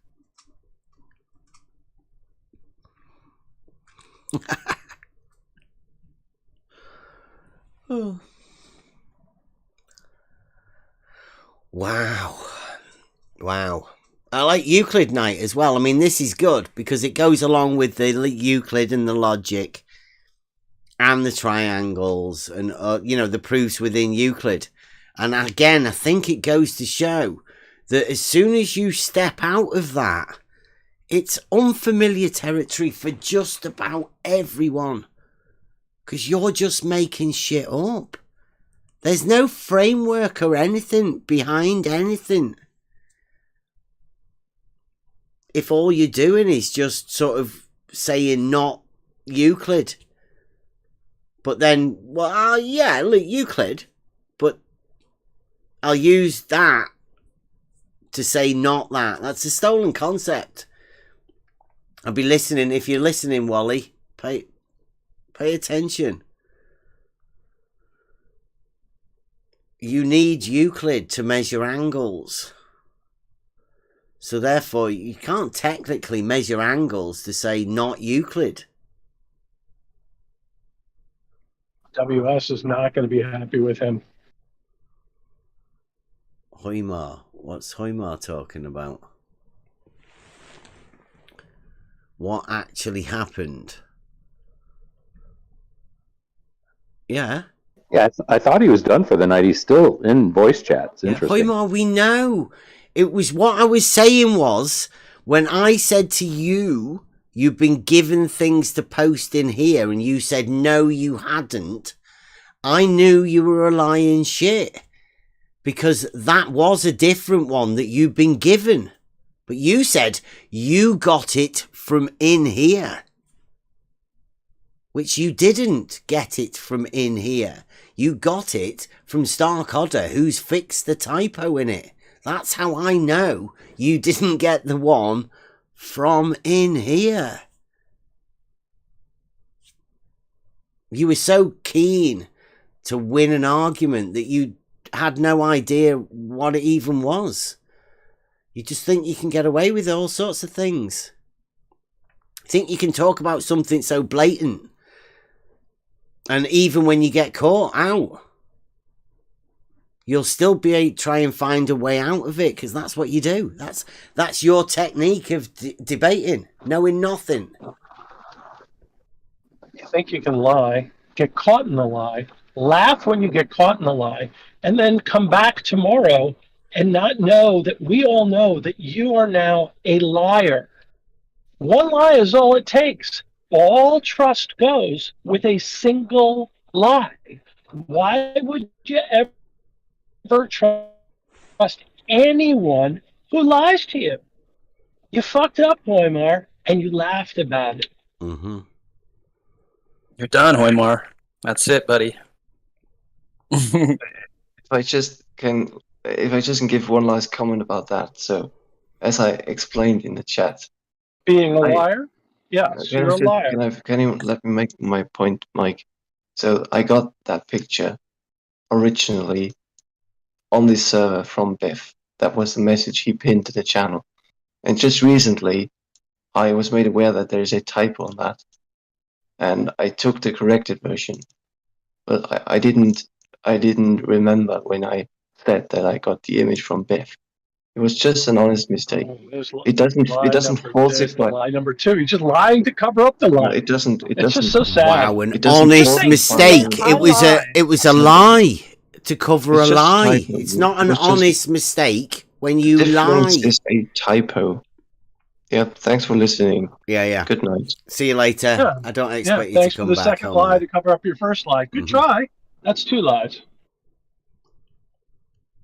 Again, most of the people that we have round here I've done with once they lie. And you know when they're liars, right? Rumpus has lied many fucking times. I don't trust Rumpus with anything. And you can tell, because he hasn't got a clue about anything. Hoymar, again, we already knew he doesn't know anything about anything. Yet he wants to come round thinking he's like the expert and blatantly lying to us. His place is called On the Level to start off with. Means honesty. Most of the people here are like that. Yeah, Hoymar, not on the lies. Get with the program, buddy. Projection. This is where they project now. Yeah, look We're the at dishonest ones. Look We're at the dishonest. Starkodder, right? He puts, good thing that the geometry proves everything said in the argument. That's his argument about the triangles that we've proved. Shortest distance are on the horizontal plane, even when you measure the angles on the azimuthal. And he says, too bad Bev feels he has to lie about the logic. Now, Starkodder's logic states, if you can measure a triangle with more than 180 degrees, then verticals aren't parallel. Absolutely. Globe logic 101, that. If you can do something that's impossible, then something that's impossible will happen as a consequence of it. It's globe. If I can measure triangles with more than 180 degrees, it's globe. So, oh, brilliant. All you've got to do is measure a triangle with more than 180 degrees. Off you go. They've already done it. How? Where? Well, they did it in 1880 something. McToons has got the evidence on his site. Stark Odder's gone and got it and made some stupid logic that we're all going to go with. And that's the beauty of this. That particular piece of logic that Stark Odder's gone with, they all have to go with it. It's going to be the new argument that they're going to hand out to you know, they're going to go, oh, get the flirfs with this one. We measure triangles with more than 180 degrees. So therefore it's a globe. Can't be Euclidean. Get ready for it. If they want to take it and give up horizontal planes and vertical planes in the process, God bless them. Well, they don't quite realise all of the consequences of the, you know, the chain reaction that happens. The breakdown of reality. But, I mean, that may be what they're after. Right? That absolute confusion and the breakdown of reality that occurs. If the impossible can happen, then reality isn't reality that you can understand. Everything goes out the window. You've got no idea what anything is. Straight lines aren't even straight at that point. Everything becomes that which has no part. Yeah. It's an entire reality of that which has no part. The ultimate atomization. Yep. Of relativism to a point of nothingness. They don't even realize it. No, because I think the confusion in the mind is the problem, right? The first off, you have to hit the logic. That's the only way this works. Take logic away from people. Give them no concept of it.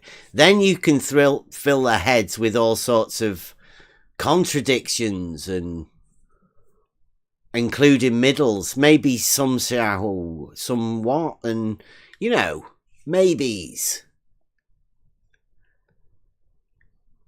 Possibilities. Probabilities. Then don't forget, co-opt the language so you go back and claim that something that's not a triangle is a triangle. Yeah, that's a good one. Yeah. Contradictory statements and contradictory definitions of things.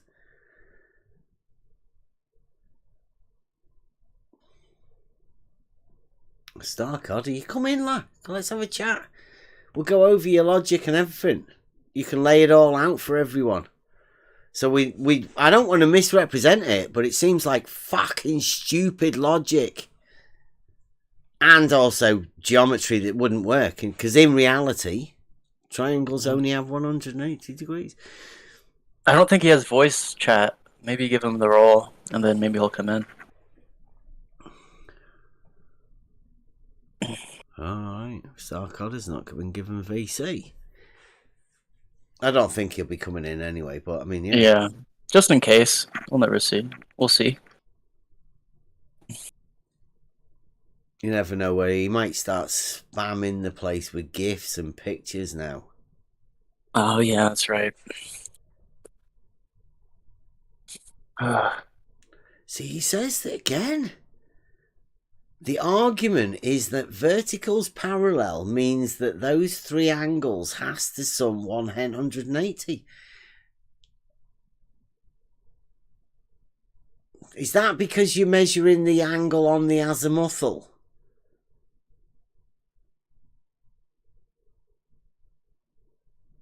So, if you measure angles from the azimuthal, then you have to have verticals being parallel. Is that? I don't get it. The argument is that verticals parallel means that those angles has to sum to 180 degrees because it's a triangle in that case. You can have a triangle. You can have a triangle in any. One thing these guys never mentioned too is the methods that they used to do these surveys.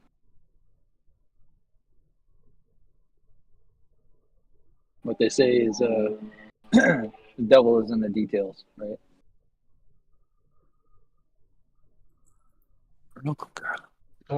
Harmar just claimed there's no sighting. So, I mean, I think it's just some guy stands and looks over and goes, about over there.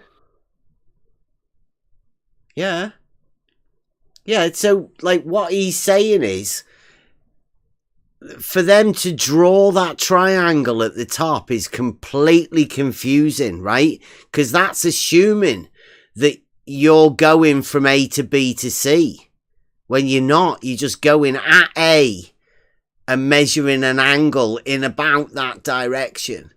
Yeah. And then going to B and then measuring an angle in about that direction. To and see, then see, yeah. like, they're non-related triangles, where his picture seems to show them definitely looking from one to the other. Now, he's in on his one, right? He's got 3 different triangles, obviously, on the azimuthal. And then the plane triangle. Well, the difference between the plane triangle on the, the 3 coplanar points triangle and the other triangles on the horizontal is none.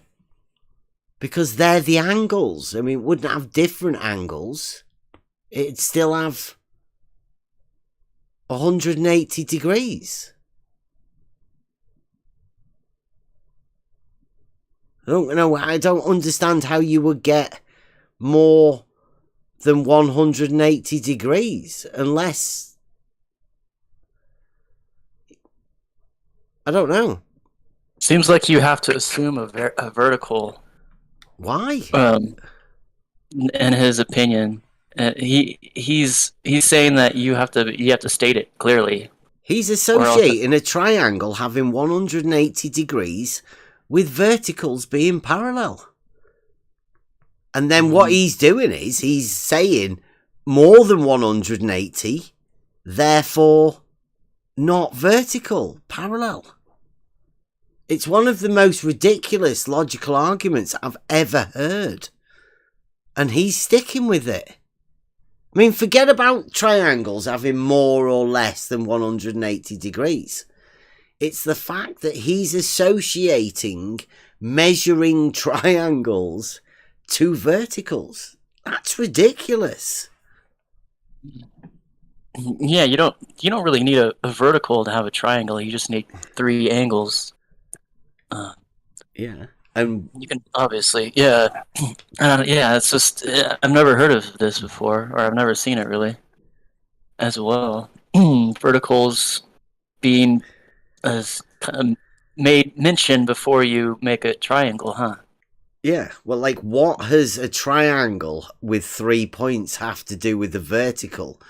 And how could the verticals possibly affect the triangle? Or how could the triangle possibly affect the vertical?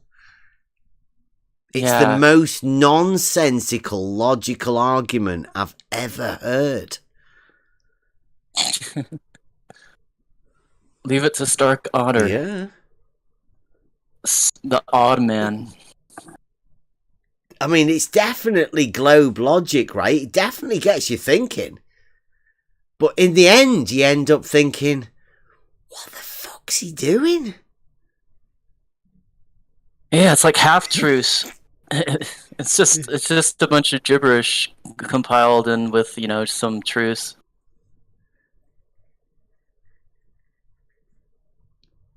You think you've heard it all. That's funny. There's never a triangle, though.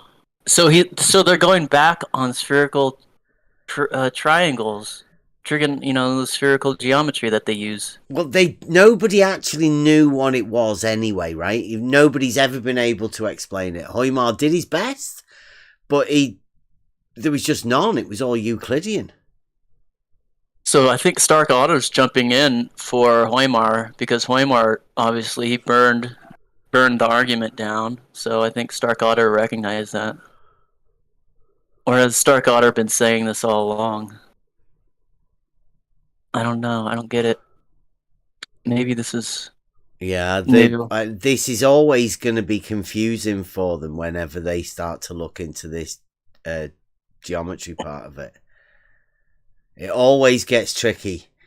For those of us that live in reality, it's pretty easy just to have triangles with 180 degrees, horizontals being parallel, perpendicular, all perpendiculars to a plane being parallel.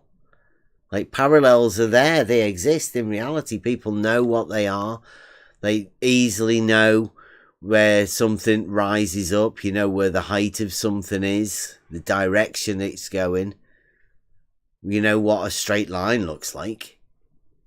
You know what it is. The shortest distance between 2 points is always the straight line. Always on a horizontal plane. Mm-hmm. But that's those of us that live in reality. Now, those of us that live in reality that also want to have a model, well, they've got to accept that those of us that live in reality, like, it's the same place. Mm-hmm. Just got to have those things that you do in reality coincide with your model. You can't make the model dictate the reality. That wouldn't be right. In my book.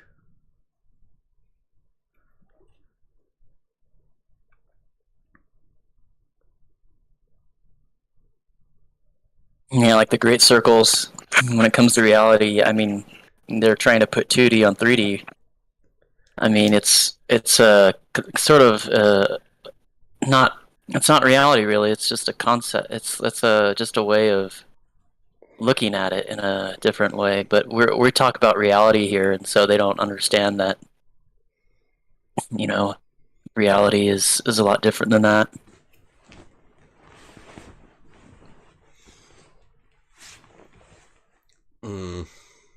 Triangle's a triangle. This is all pretty simple stuff. And that's what we found at the beginning. This pretty simple stuff. Most people go, can't be that simple, can it? Yes. Yes, it can. It is that simple. And you might be that clever for being able to accept it as being that simple. Because I don't think these really clever people, the ones that have been to college, don't think they can accept how simple it is. Yeah, it's the ego. The ego's talking. They have to keep it complicated, or else they can't segregate each other. Who's smarter or who's not? It's like a competition that they've gotten used to. So, man, you know, you can't do non-Euclidean geometry. I mean, with this stuff, I mean, obviously it's right. Well, and they don't like that. This is the thing, right? It's easy for you to say you can't do non-Euclidean geometry, but what is that? In order for you to know what something isn't, you first off surely must have a good idea of what Euclidean geometry is. Yeah, maybe we should stop calling it Euclidean geometry. It's like I don't know, but yeah, it's easy to label it like that. Well, it's easy to label it non-Euclidean. But that's the easier part. That's just not Euclidean, right? So yeah, if Euclidean geometry is the foundation of mathematics and obviously well-defined axiomatic system of proofs that rely on every proof starting from the beginning right to the end, and the geometry that's used by surveyors and everybody in daily life. If it's not that, then it could be anything. Literally, you're just making shit up. So every time you hear not Euclidean, I would suggest that you hear not reality. Yeah, that's exactly what they need to do. They just need to put something like half-truths, like, oh, they're talking about Euclid, two-dimensional geometry, but then let's just put in this non-thing here, so it looks like we're kind of talking about... Euclid's not 2D. Euclid is 3D. The concepts of 2D are what give you the proofs. But the moment you go in solid geometry, book 11, you're in reality. 3D geometry.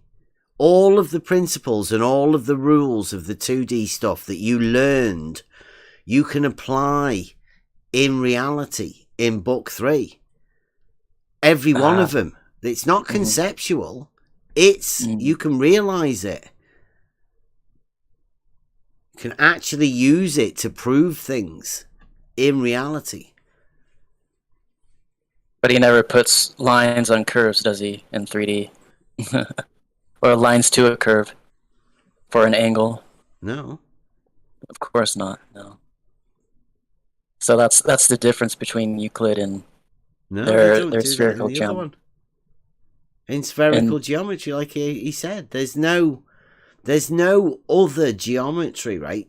Euclid, 3D geometry, like the X, Y, and Z planes. It's all encompassing of reality. That space is Euclidean. The only other geometries are changing the space. Yeah, angles adding up to more than 180 or things of that nature.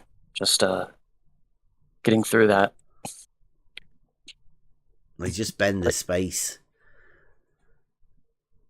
which is a conceptual bend, but only within the two-dimensional plane. Because they can't do it to reality. You can't conceptually bend 3D. It's the difference between Euclidean. Euclidean geometry follows through into 3D.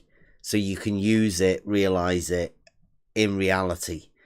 Spherical geometry and hyperbolic geometry never gets out of the two-dimensional. Never makes it into 3D. You can never realize that geometry. They can never show you it. It doesn't exist.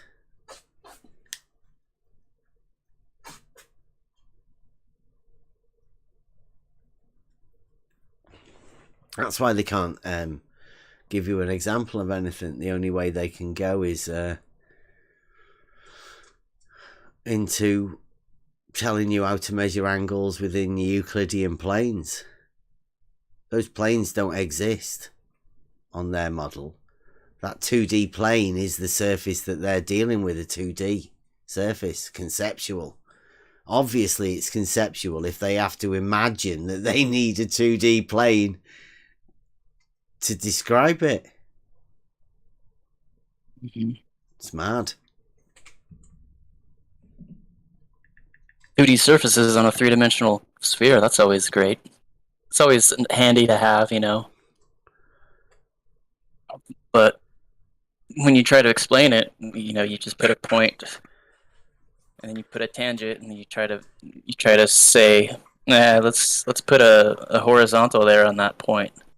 I think that was Rumpus.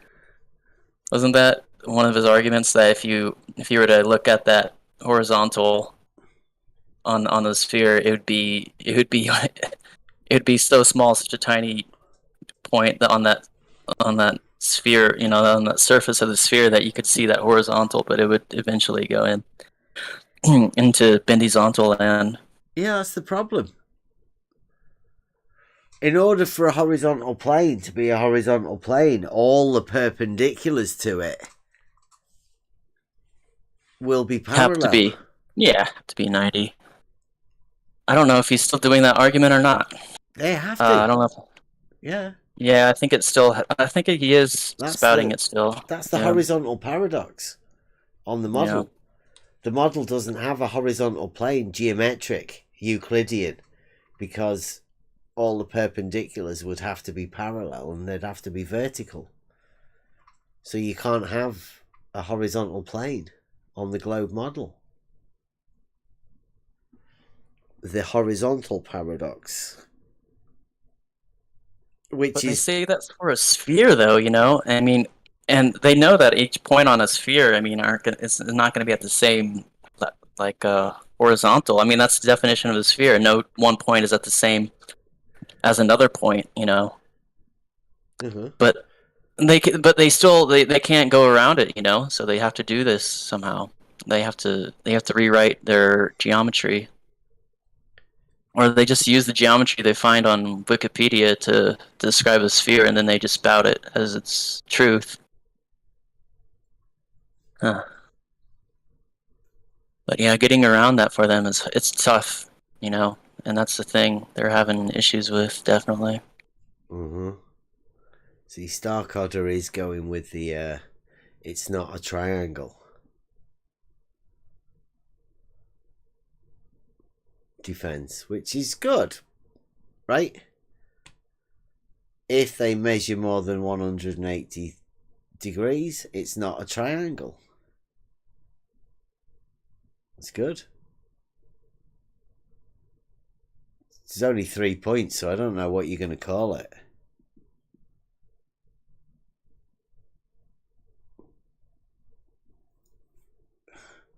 I think you'd have to surely you'd have to try and do that yourself, right? That's got to go on the bucket list. I wonder how far you'd have to go. Could you do it in a day? Could you set up 3 theodolites at 3 mountain tops or something, and then sort of do a 3 peaks trip? Or could you do it on like it'd be cool to go to the salt flats, wouldn't it? Just drive in a car. Wonder how far you'd have to get to to measure a triangle more than 180 degrees. I want to do this now. Wonder whether Dave Weiss would accept it. Would measuring a triangle of more than 180 degrees prove it's a globe? Or would you just be absolutely amazed? Would it break reality? I think for me it'd probably break reality before it proved it was a globe.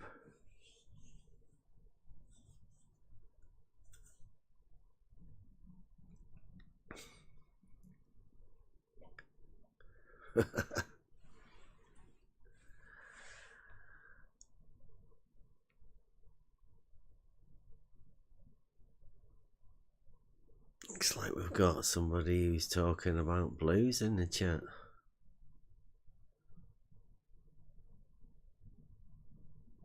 Whether it's talking about blues, it might be one of Blue's guys coming in here. Has anybody been over to Blues talking crap about them? Does he allow that? Is there somebody like...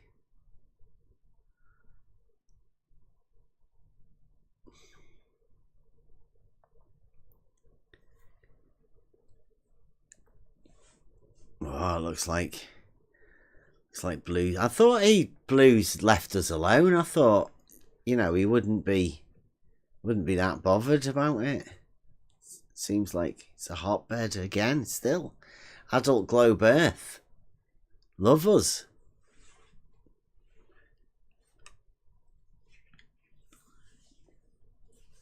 I wonder why. Is reality more threatening than flat Earth to the Adult Globe Earth servers?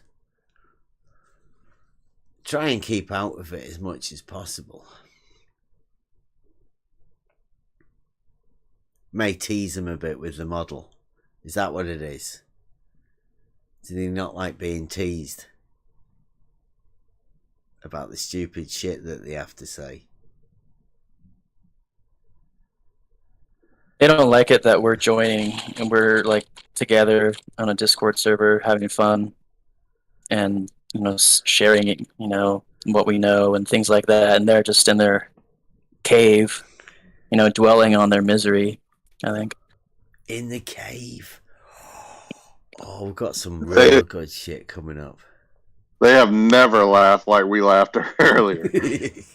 Yeah. We're just jealous. I haven't laughed at a comedy club like we laughed earlier. That was fun. I was saying this is becoming more like a comedy club, isn't it?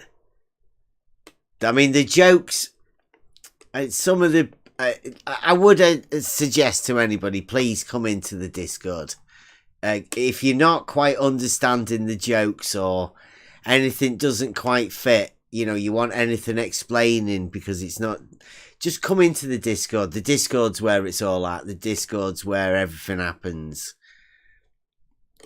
And all of the conversations and where we get chance to work stuff out and work as a team. Yeah, just come in and join in. You don't necessarily have to talk or do anything if you don't need to. Just come in and join in. Get this like Rekia says, this is one of the best places I think I've ever had. It's like a club, a pub, social club where everybody comes to meet with music and comedy.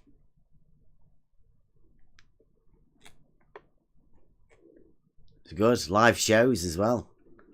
Live comedy.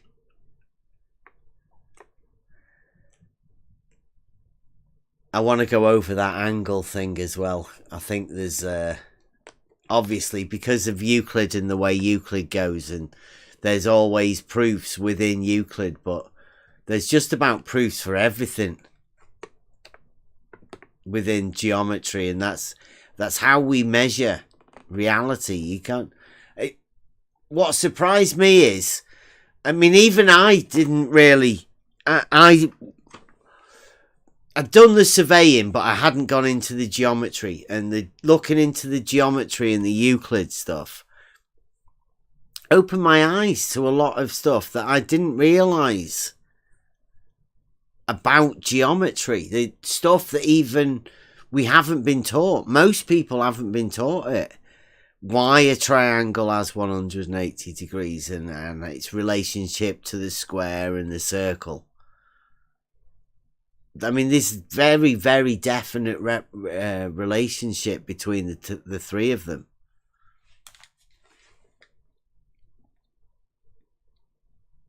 And the relationship into trigonometry. And pi and all of that sort of stuff.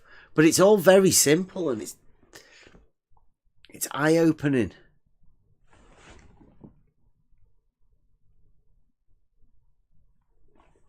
Yeah, they're pointing out in the chat. Yeah, they can make up anything, and they do. Well, like, if there's a place where you know the limits, what the Globers can do, it's in this Discord server.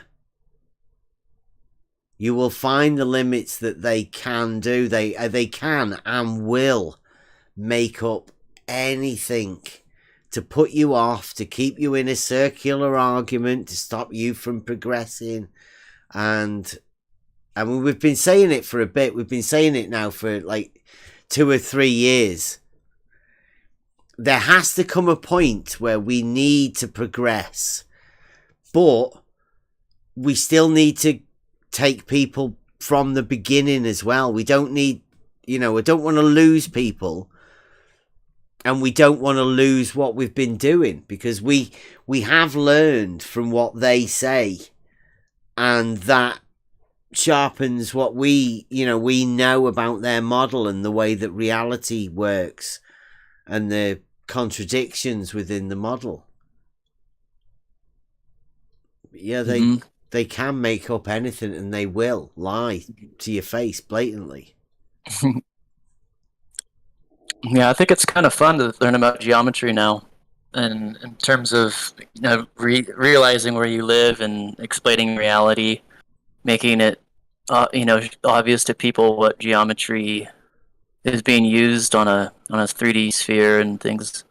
So it's like fueling the fire of intellectual discussion, which is really satisfying for, I think, a lot of people.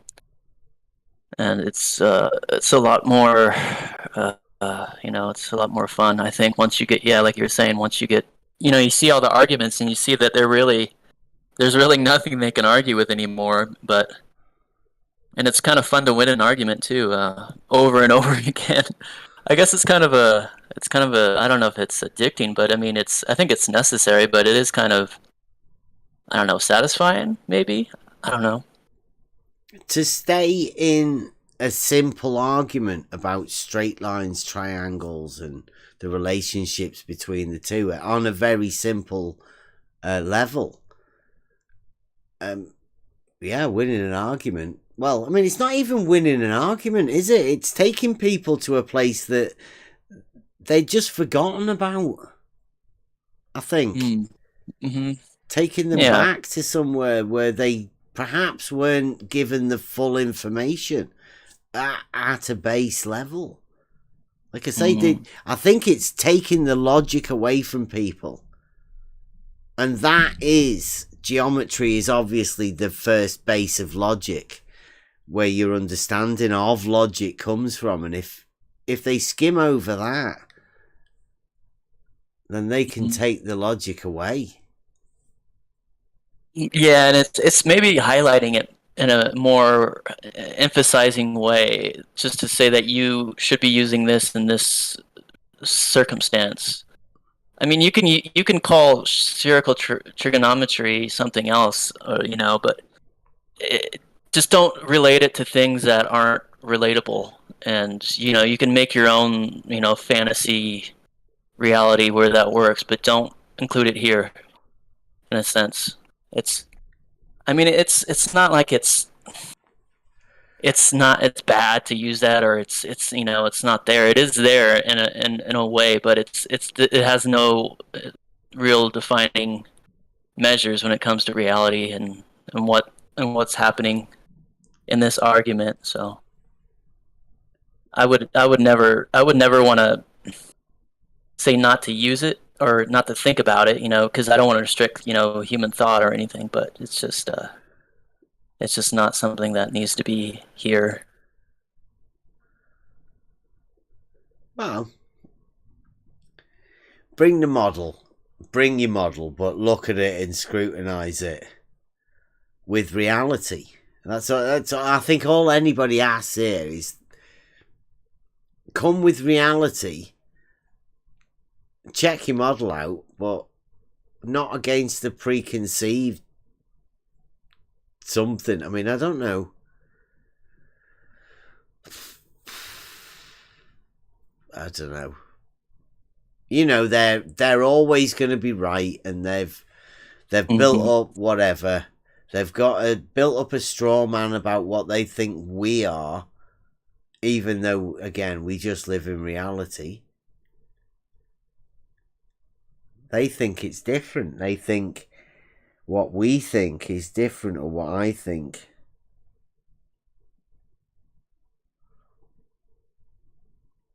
But I just go off Euclidean geometry.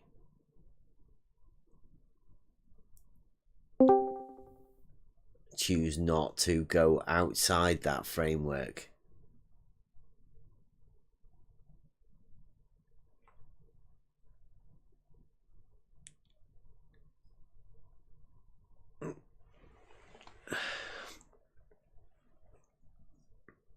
Yeah, and it's always a losing argument for them because they're trying to get away from Euclidean, postulates and all this stuff. So I think, you can't really argue with these people when there's no fundamental basis of an argument. It's always going to be losing. But I mean, if you can kind of like you're saying, wake them up in a sense. Just kind of remind them that there is something to be, to know, just to. I think it's psychologically more of a factor than anything. It's just stop trying to be smart, man. Just shut up and just listen. It's like they're like little babies, just with their little ball, and take away their ball, they just have to cry somewhere, I think. What's Starcarder talking about? He's saying that I call it, that I say Euclidean geometry implies FE, but I'm trying to explain to him that that's what his side. PhD Tony said that. It's Earth geometry. Yeah, that's PhD Tony said that, and also McToon said something about the flat earthers for his challenge had to use flat earth geometry. I wasn't too sure what that is yet. I haven't had a confirmation. Well, I could go and get that money because he seems to be using Euclidean geometry and telling me that that's all he uses. He's agreeing with everything we're saying. So it's Euclidean geometry. Is that flat earth geometry or is that globe earth geometry? I don't know.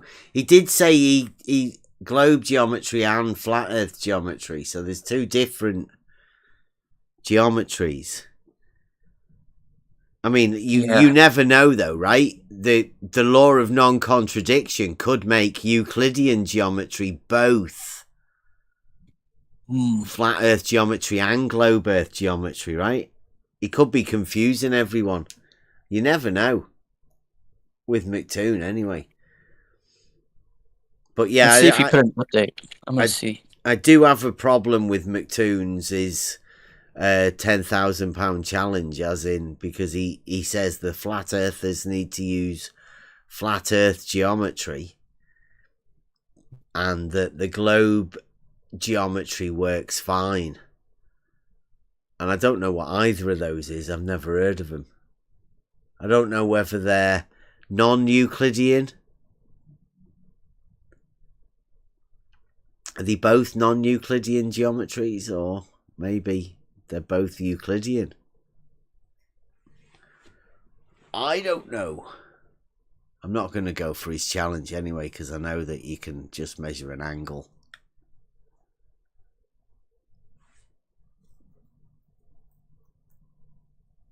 He's given an official statement on it, so maybe we can look at it more.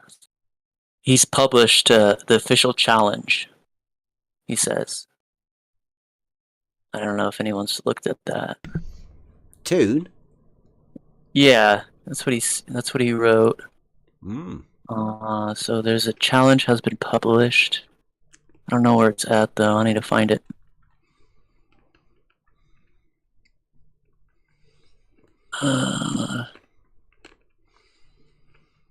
Challenge video. I think there's a challenge video. Maybe that's the challenge he's talking about.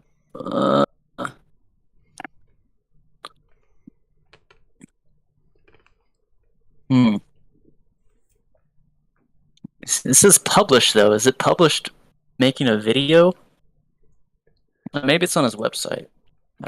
I really don't want to look. It's probably just a bunch of. Well, he's put the money in escrow. Yeah, his little Bitcoin thing. Like so he has like a little where stamp. he publishes it, or is there? Yeah, I don't know. Neptune website.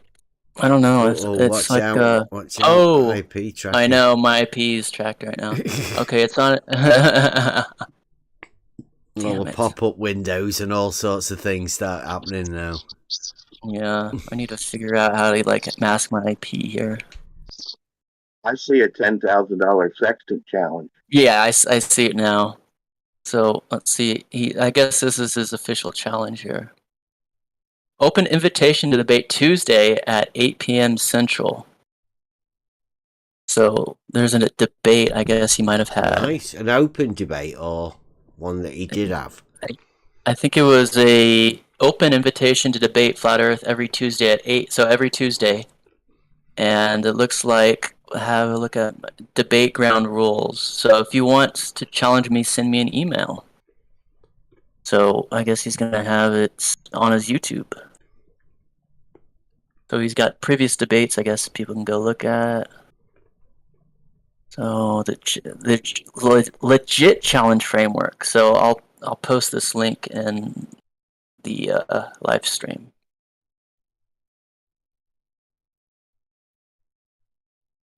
Oh wait, is this? Yeah.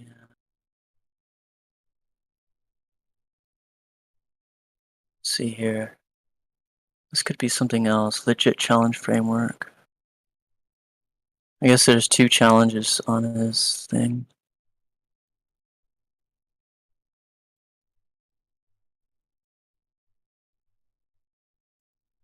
So it looks like, okay. Okay, so yeah, he has, let's see. He has this SHA 256 sum. It's like a digest thing of a message for is the receipt of what he put in as the I guess it's like a token or something you want to call it about from what he put in from his money, $10,000 via Bitcoin. So he's got that in escrow. And he's got the blockchain to verify it, I guess. So I'll put that in live stream. Is there anywhere where we can get a clip of it to show what his actual challenge is? Yeah, let's see. I'll put I don't want to have to go to his site. Oh, that's true. Let me see if I can just get a little get a screen grab of his his actual challenge. I'll get multiples. Let's see here. Here's one. Let me see how far I can drag this down. So the challenge officially states using only flat Earth geometry that uses the elevation angles to 3 so separate that's flat stars. Earth geometry, right? One Yeah. stated case of flat Earth geometry. In the books, flat Earth geometry, it's official. So it's obviously in the Merriam-Webster dictionary what flat Earth geometry is. Let's see if this will come out. I'll post this on live stream. So it's a long little I think it's a JPEG, but you can just zoom in on this. So I'll just copy it. 1 second here. Then you can go over it, Bev, if you want. Challenge. It's a PNG, so I think I'll be okay.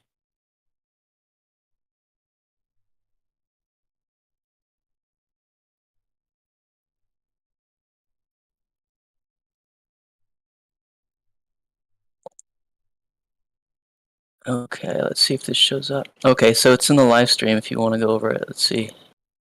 You'd have to zoom in, maybe, if you can zoom in on it.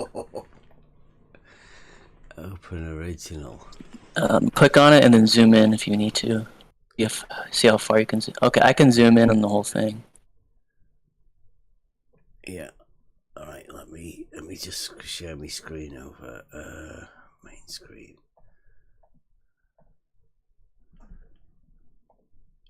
Okay. Right. So this is McToon's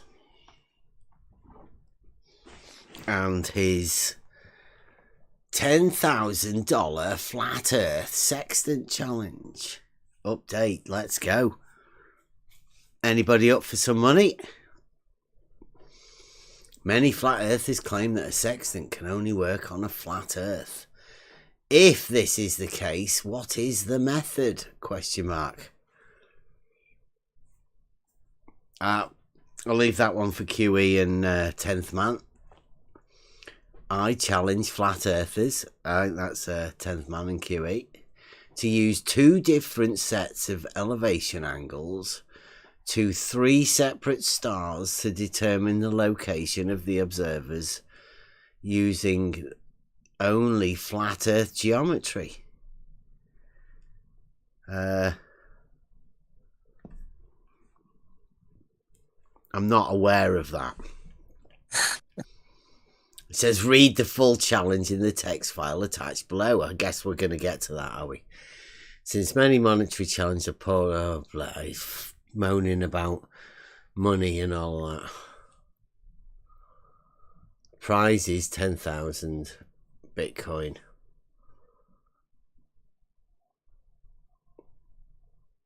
Okay, is this it?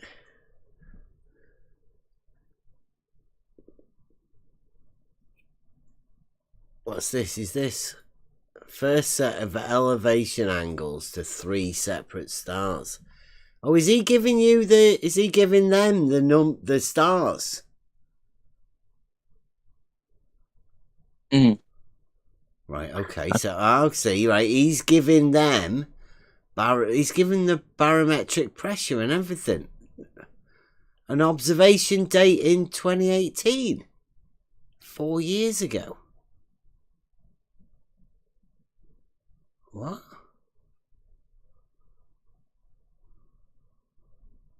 First set of elevation, legit framework.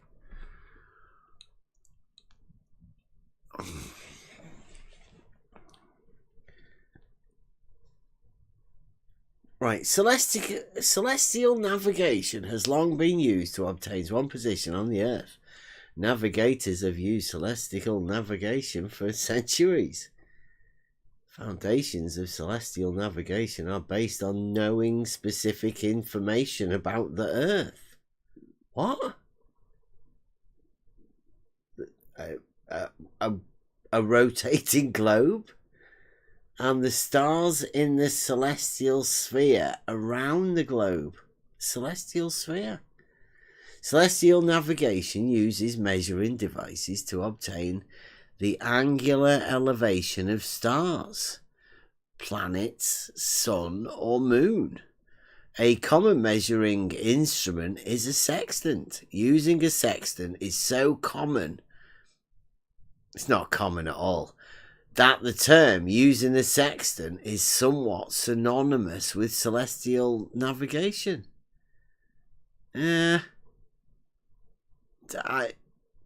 It's just a angle measuring device, right? As far as I know anyway. Just measures an angle, and particularly with the mirrors and all of that, it's within reference to the horizon usually. You bring the object to the horizon with the mirror system. So I wouldn't say celestial navigation. I'd say measuring angles within relation to the horizon.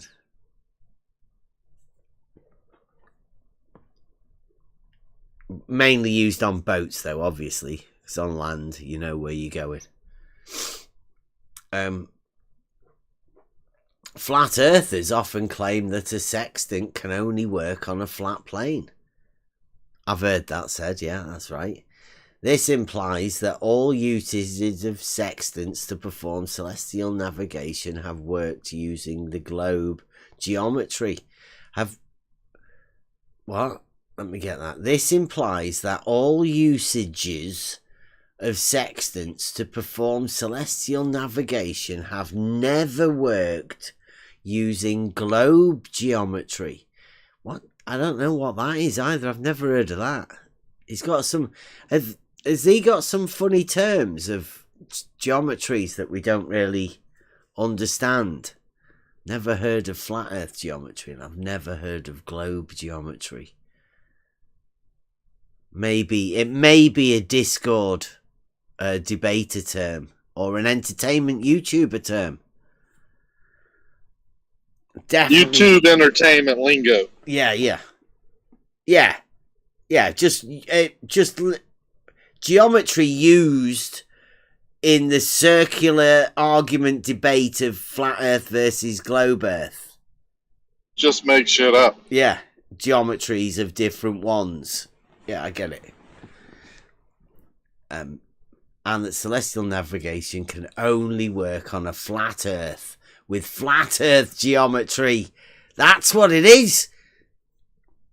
It's flat Earth geometry versus globe Earth geometry. I don't think we should get involved with this. We've got too powerful a tool with Euclidean reality geometry.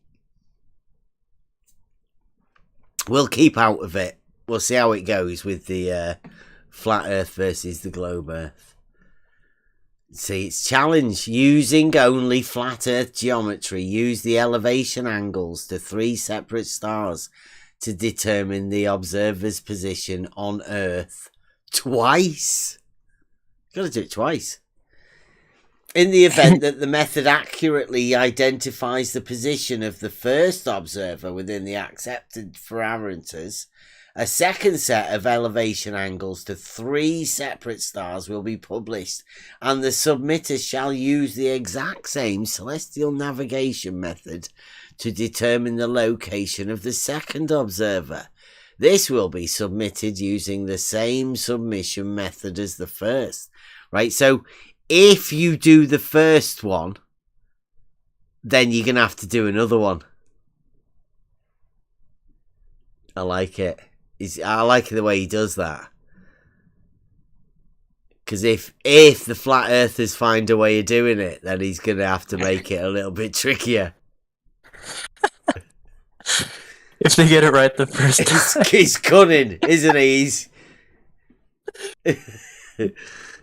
It's in his thing. It's like, you know, it's one of his stipulations. Acceptance parameters. The position of the observer must be determined to within 25 statute miles for both sets of... Wow, you could get Fight the Flat Earth and his pendulum positioning system and get their exact. Do you reckon you could do that? Do you reckon Fight the Flat Earth's pendulum positioning system uses flat Earth geometry? Or do you reckon he uses globe Earth geometry? Probably flat Earth geometry. Right, well, we'll have to find out, because with that we might be able to get 10k off McToon if we can just find out whether Fight the Flat Earth's global pendulum positioning system that he taught to his kids that can find their position exactly on the Earth is exact coordinates. Is exact, yeah. I mean, you only have to get within 25 miles here. That should be easy. So then. yeah, it should be easy for Fight the Flat Earth. Yeah, but wait a minute, guys. That only works on a spinning ball. Well, that's what we need to find out, whether he used globe geometry or flat Earth geometry. Obviously, if he used globe geometry, then we're out. We can't use that. We can't use the pendulum positioning system. It's like the coordinates pop up magically after the whole rotation ends of. Yeah, I think it's like Etch-a-Sketch. It sort of writes your coordinates out. Yeah, you put an Etch-a-Sketch at the bottom, and it gives you like 5 numbers. Looks like an 8. But his pendulum system doesn't work without a spinning ball. Oh shit! Yeah. Oh right, well that'll be out then. Yeah, you need vertical lines. You need horizontal lines, right? Oh well, on yeah, a sphere, of course. Yeah, but if it's spinning, then the vertical would never happen, right? Absolutely, you can only have vertical with a non-rotating surface. Yep. So yes, sir. It could be. He could use flat Earth geometry. I'm still holding out hope. Yeah, because remember, rotation is constant acceleration. So. Oh, look here as well.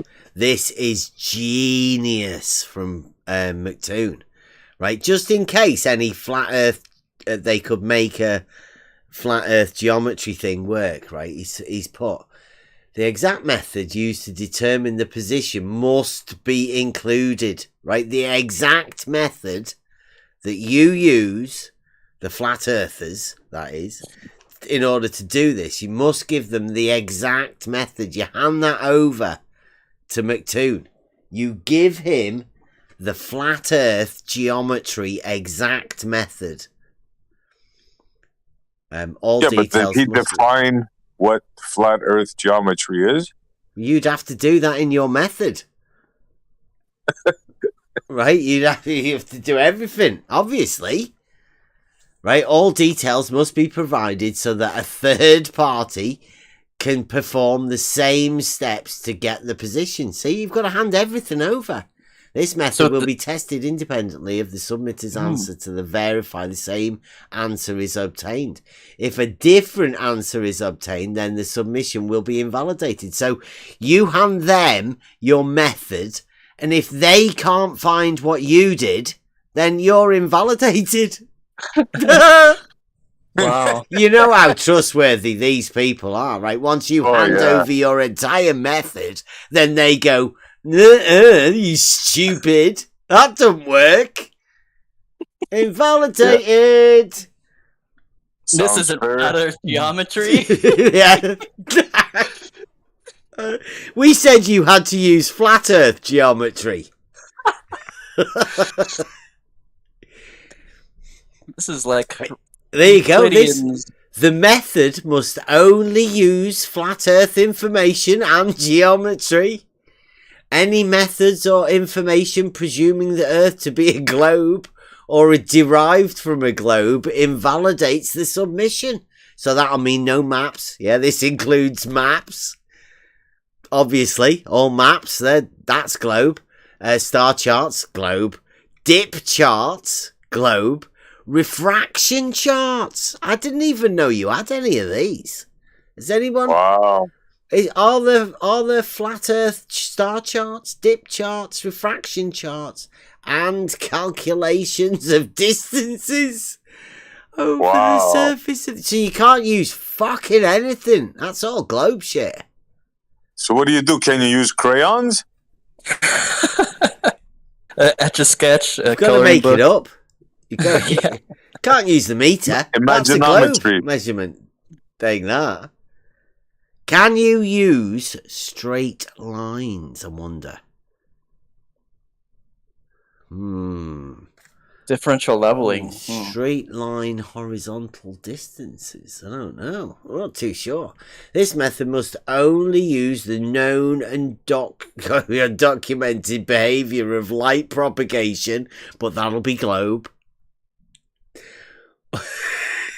This method must only use the known and documented behavior of light propagation.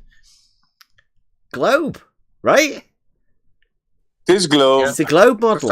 Yeah. Light is from the globe model. I mean, you don't get light from anywhere else, unless you want to use house light. You know, electric lights. So what is he providing again? The method must only use the known and documented, unexplained or arbitrary treatment in the path of light taken from the star to the observer will disqualify submission. Arbitrary. Wow. Submission method. Any combination of the following methods: YouTube video, web page hosted on your server, email submissions to McToons submitted this way will be posted in their entirety on McToon website. Oh, you've got to giving it all to McToon. Your method and everything. You make up a new flat Earth geometry. You give him the method. You do all of that. Boom, McToons. He's having it. Putting it on his website. That's his. Oh, wow. Well, if it's his, then he can like copyright it or sue you for handing it over to we'll have him. Yeah, so he has the whole thing. He can do whatever he wants with it. The authoritative method shall be the only method evaluated when judging the challenge. Right, submissions by email.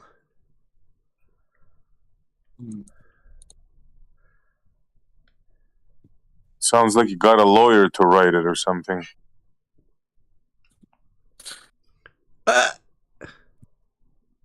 Escrow.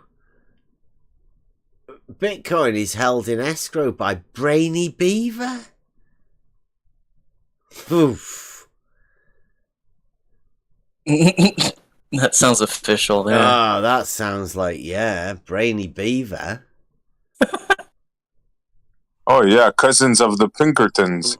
Yeah, he's a proper troll. He was one of the ones that was calling us all sorts of names when we was on the live stream. Talking loads of shit about us.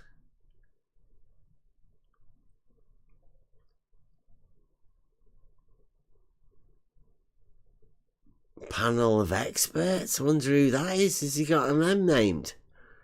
Who his panel of experts are? Legit challenge framework. Wow, a professional ship navigator with at least 5 years of navigation experience and currently employed as a ship navigator. Is he out of his Professional mind? celestial navigation educator with at least 5 years of educational experience and currently teaching celestial navigation at least once a year. Does he think ships navigate using the sextant? Now, present day. Is he out of his mind or something? Well, how else are you going to get to Hawaii? I mean, gosh, you know? You think all these ships are just navigating by themselves? Nobody uses the sextant to navigate today, McToon. Nobody. Well, I'm not going to say nobody, like for fun.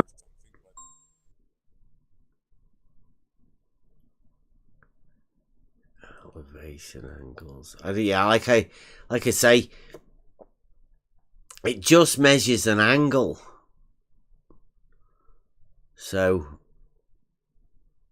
from where you go from there, I'm not sure about what the direct procedure going on from measuring an angle is. But I mean, that's not us. I mean, it seems like a bit of a...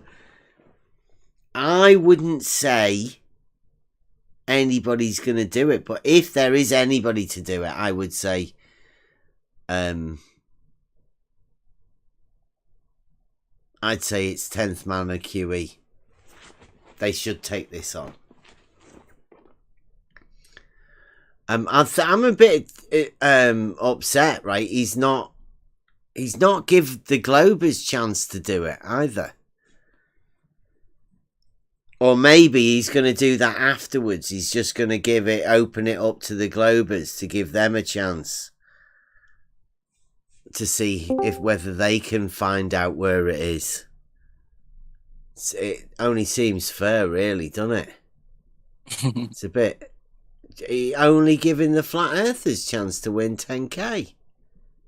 Yeah, well, after no one does it for the Flat Earth side, then he'll like post a video of, oh yeah, we're gonna do it for the globe or something. Then he'll just like probably fabricate it. Half it. He could halve it, right? To give it, he said, I'll take half of it back, but we'll give it to the Globers. Off you go, Globers. Give us your method. I'd like to see that method. That's what I'm hoping for at the end. To see the actual method of who did it. Whether it be globe geometry or flat earth geometry. I'd like to know the entire method of everything. Is this just like the method for using a sextant? Or is it, there's a lot of methods I guess you can use. Or just like it. Officially, like anything could be like flat Earth geometry. I mean, there is no definition for that, so maybe you could make up your own geometry and then just use a geometry that that works, and just say it's flat Earth geometry, and say it's this is an arbitrary name. Yeah, I could have used anything for this. You didn't specify what flat Earth geometry is, so officially it's mine.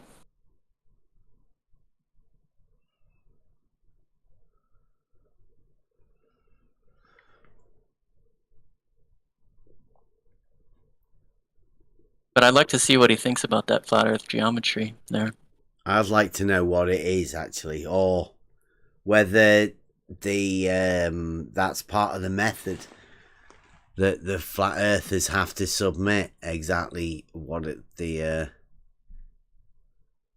geometry is that he could just nullify it.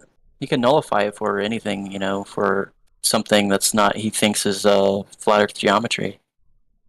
Oh, this and that. I mean, he was talking about refraction too, wasn't he? Like, is refraction something? I mean, all this other stuff. I mean, is that flat Earth geometry, or is that something that we should be taking into account? Refraction and all this stuff. I mean, isn't that more of like a globe stance of using refraction and all this stuff? Well, that's what I have heard over the last bit of time, right? They talk about refraction being 7/6.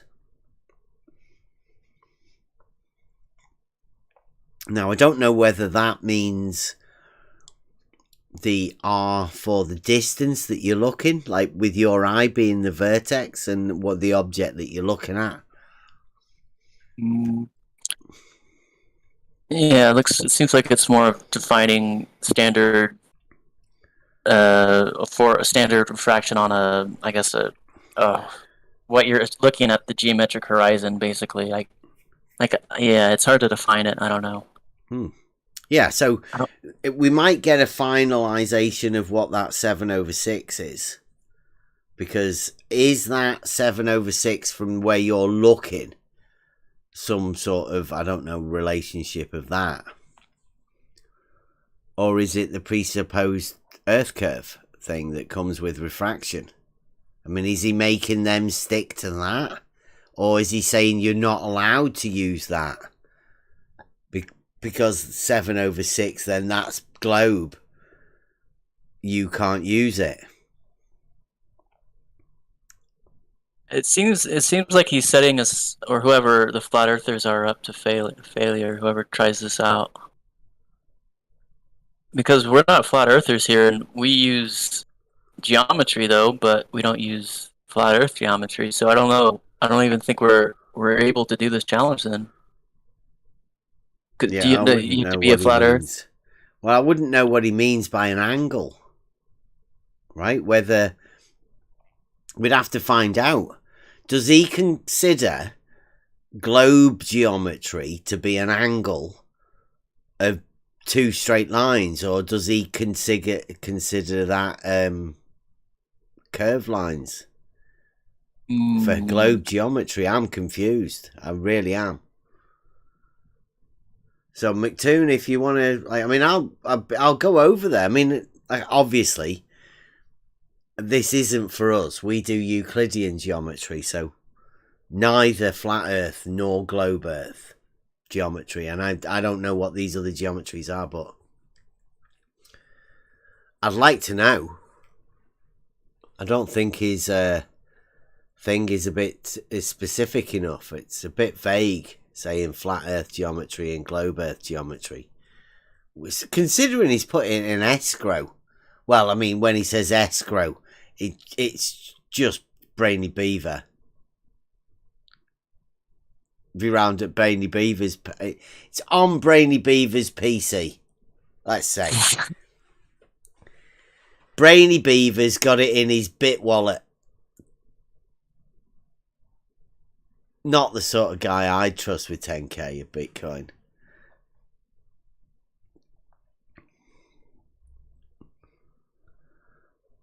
I don't think.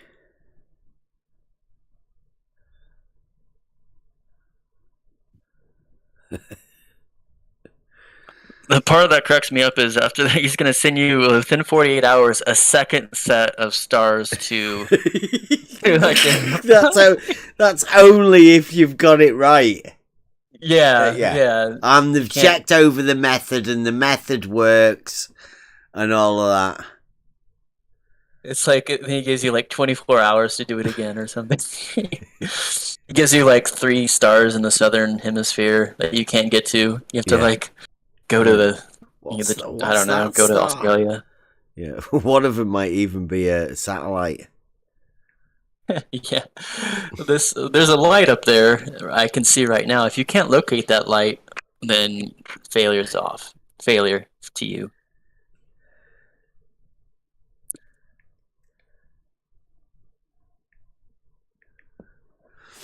Oh, it's been another good night again. We're going to be starting, hopefully, some proper projects, smaller stuff. What we do here now at the minute, I'd like to get more people in it. Yeah, there's been a purge, Jose. We'd like to get more people into the Discord, have a chat, and go over this stuff. I mean, Jose's just about the entertainment. We're not about that.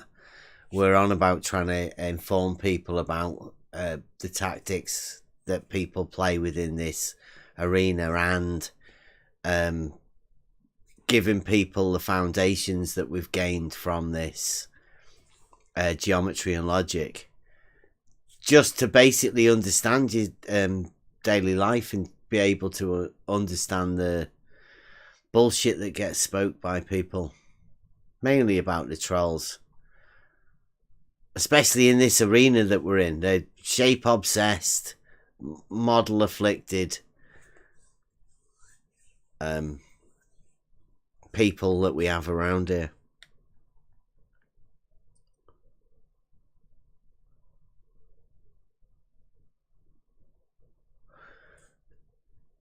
Oh, what's happening, George? Over YouTube? I don't know. I don't really care. What is there? Something happening, George? Patreon work, Beth. Yeah. Is it? Thank you very much. Take a ticket. I'll put you on the. Yeah, I'll have a look in a bit. I don't want to get it on the screen.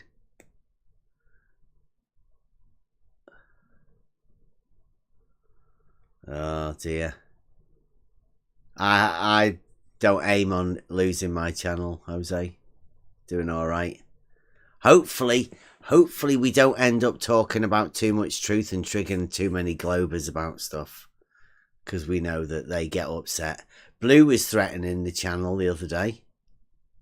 I know it's not the sort of thing that us YouTube channel owners like to sort of talk about, but yeah, some people threaten other people's channels with strikes and stuff. It's bad.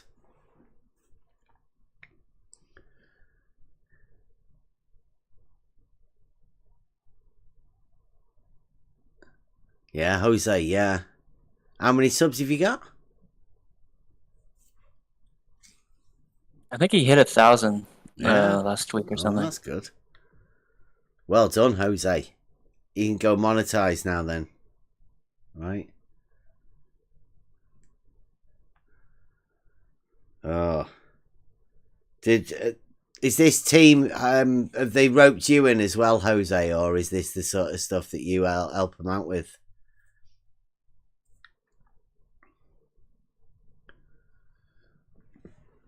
Yeah, Page, his account got, I think, purged or something. YouTube police. Something happened to his. No. Yeah, we've got a picture of the YouTube police. Taken down for speaking truth.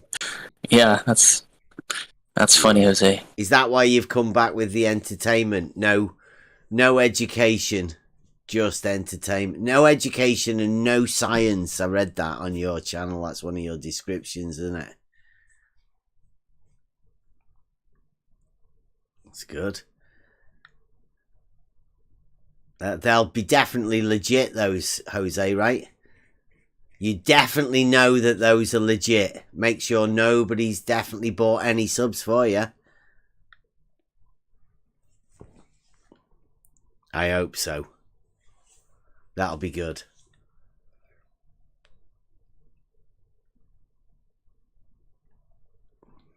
Yeah, it's been another good night again. Euclidean geometry. We'll be going over, because I've got a couple of things. I don't know whether it was George and Hoymar, maybe a couple of different clips from last night. We'll have to go over that, because we did go over it today. Well, we went over it last night, and we've tried to go over it a bit, but I don't think it quite understand the hilarity of what occurred when George and Hoymar were trying to defend a 540-degree triangle the other night. That was hilarious, because a few eyes were opened as to exactly how you make a circle great by turning it into a triangle and adding another triangle to a circle. It's fantastic. Yeah, I didn't buy any subs either, Jose. I wouldn't bother buying subs. It's not worth it.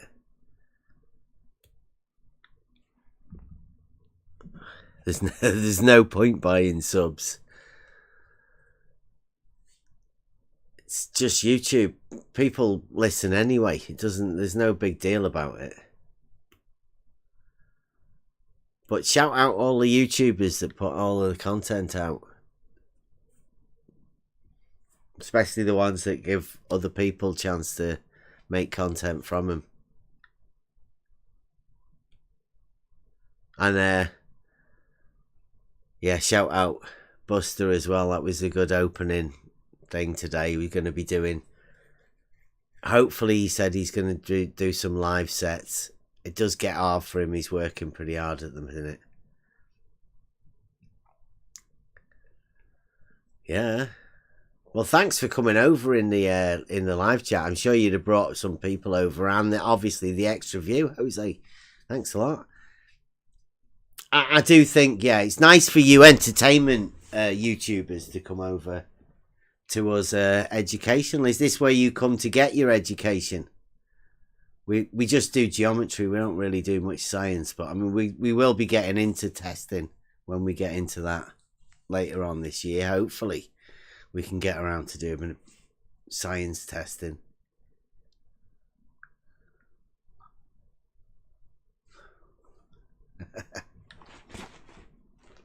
Right, anyone got any final words you want to go over before we go out? I'm going to put true level bitch. I think that's better than one chance, but I like one chance.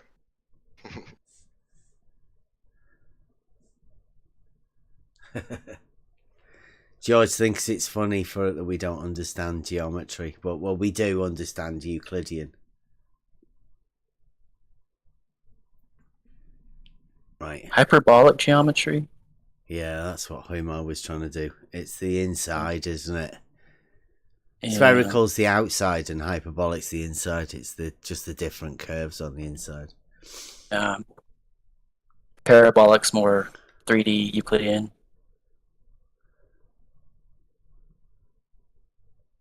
Yeah. All right. I won't actually put that one out because I got told off last time. True level bitch. I'll have to try and fix it. Right. So okay. Thank you very much. See us tomorrow. Free for all Fridays tomorrow. So you never know. I'm no doubt that they can't keep away. Maybe George. Maybe Hoymar. Who knows? Definitely some sort of crazy shit though from the Globers. See you all tomorrow.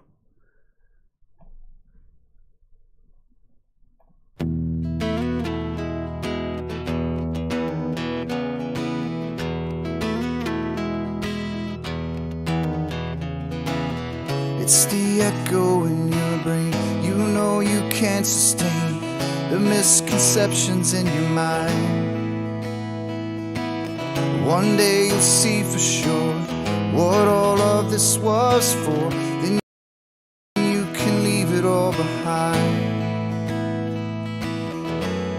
The journey begins.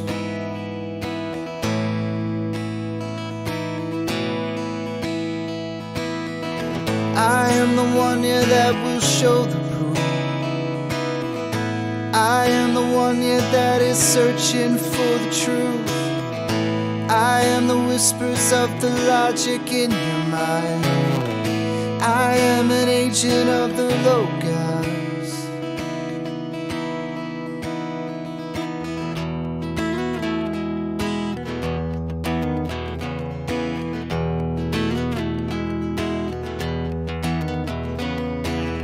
In the beginning was found this thing that cannot speak. It's how we all truly learn.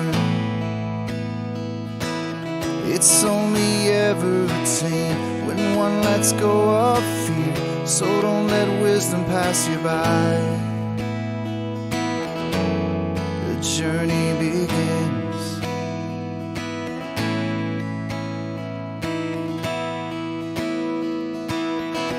I am the one, yeah, that will show the proof. I am the one, yeah, that is searching for the truth. I am the whispers of the logic in your mind. I am an agent of the Logos.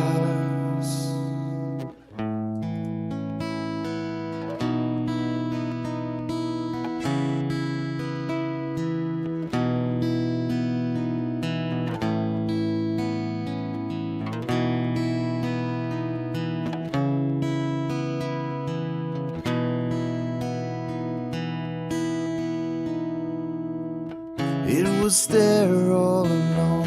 How could I never have seen this thing that's danced all around? It wasn't until I left behind the things I believed that I could see things so clear. The journey begins.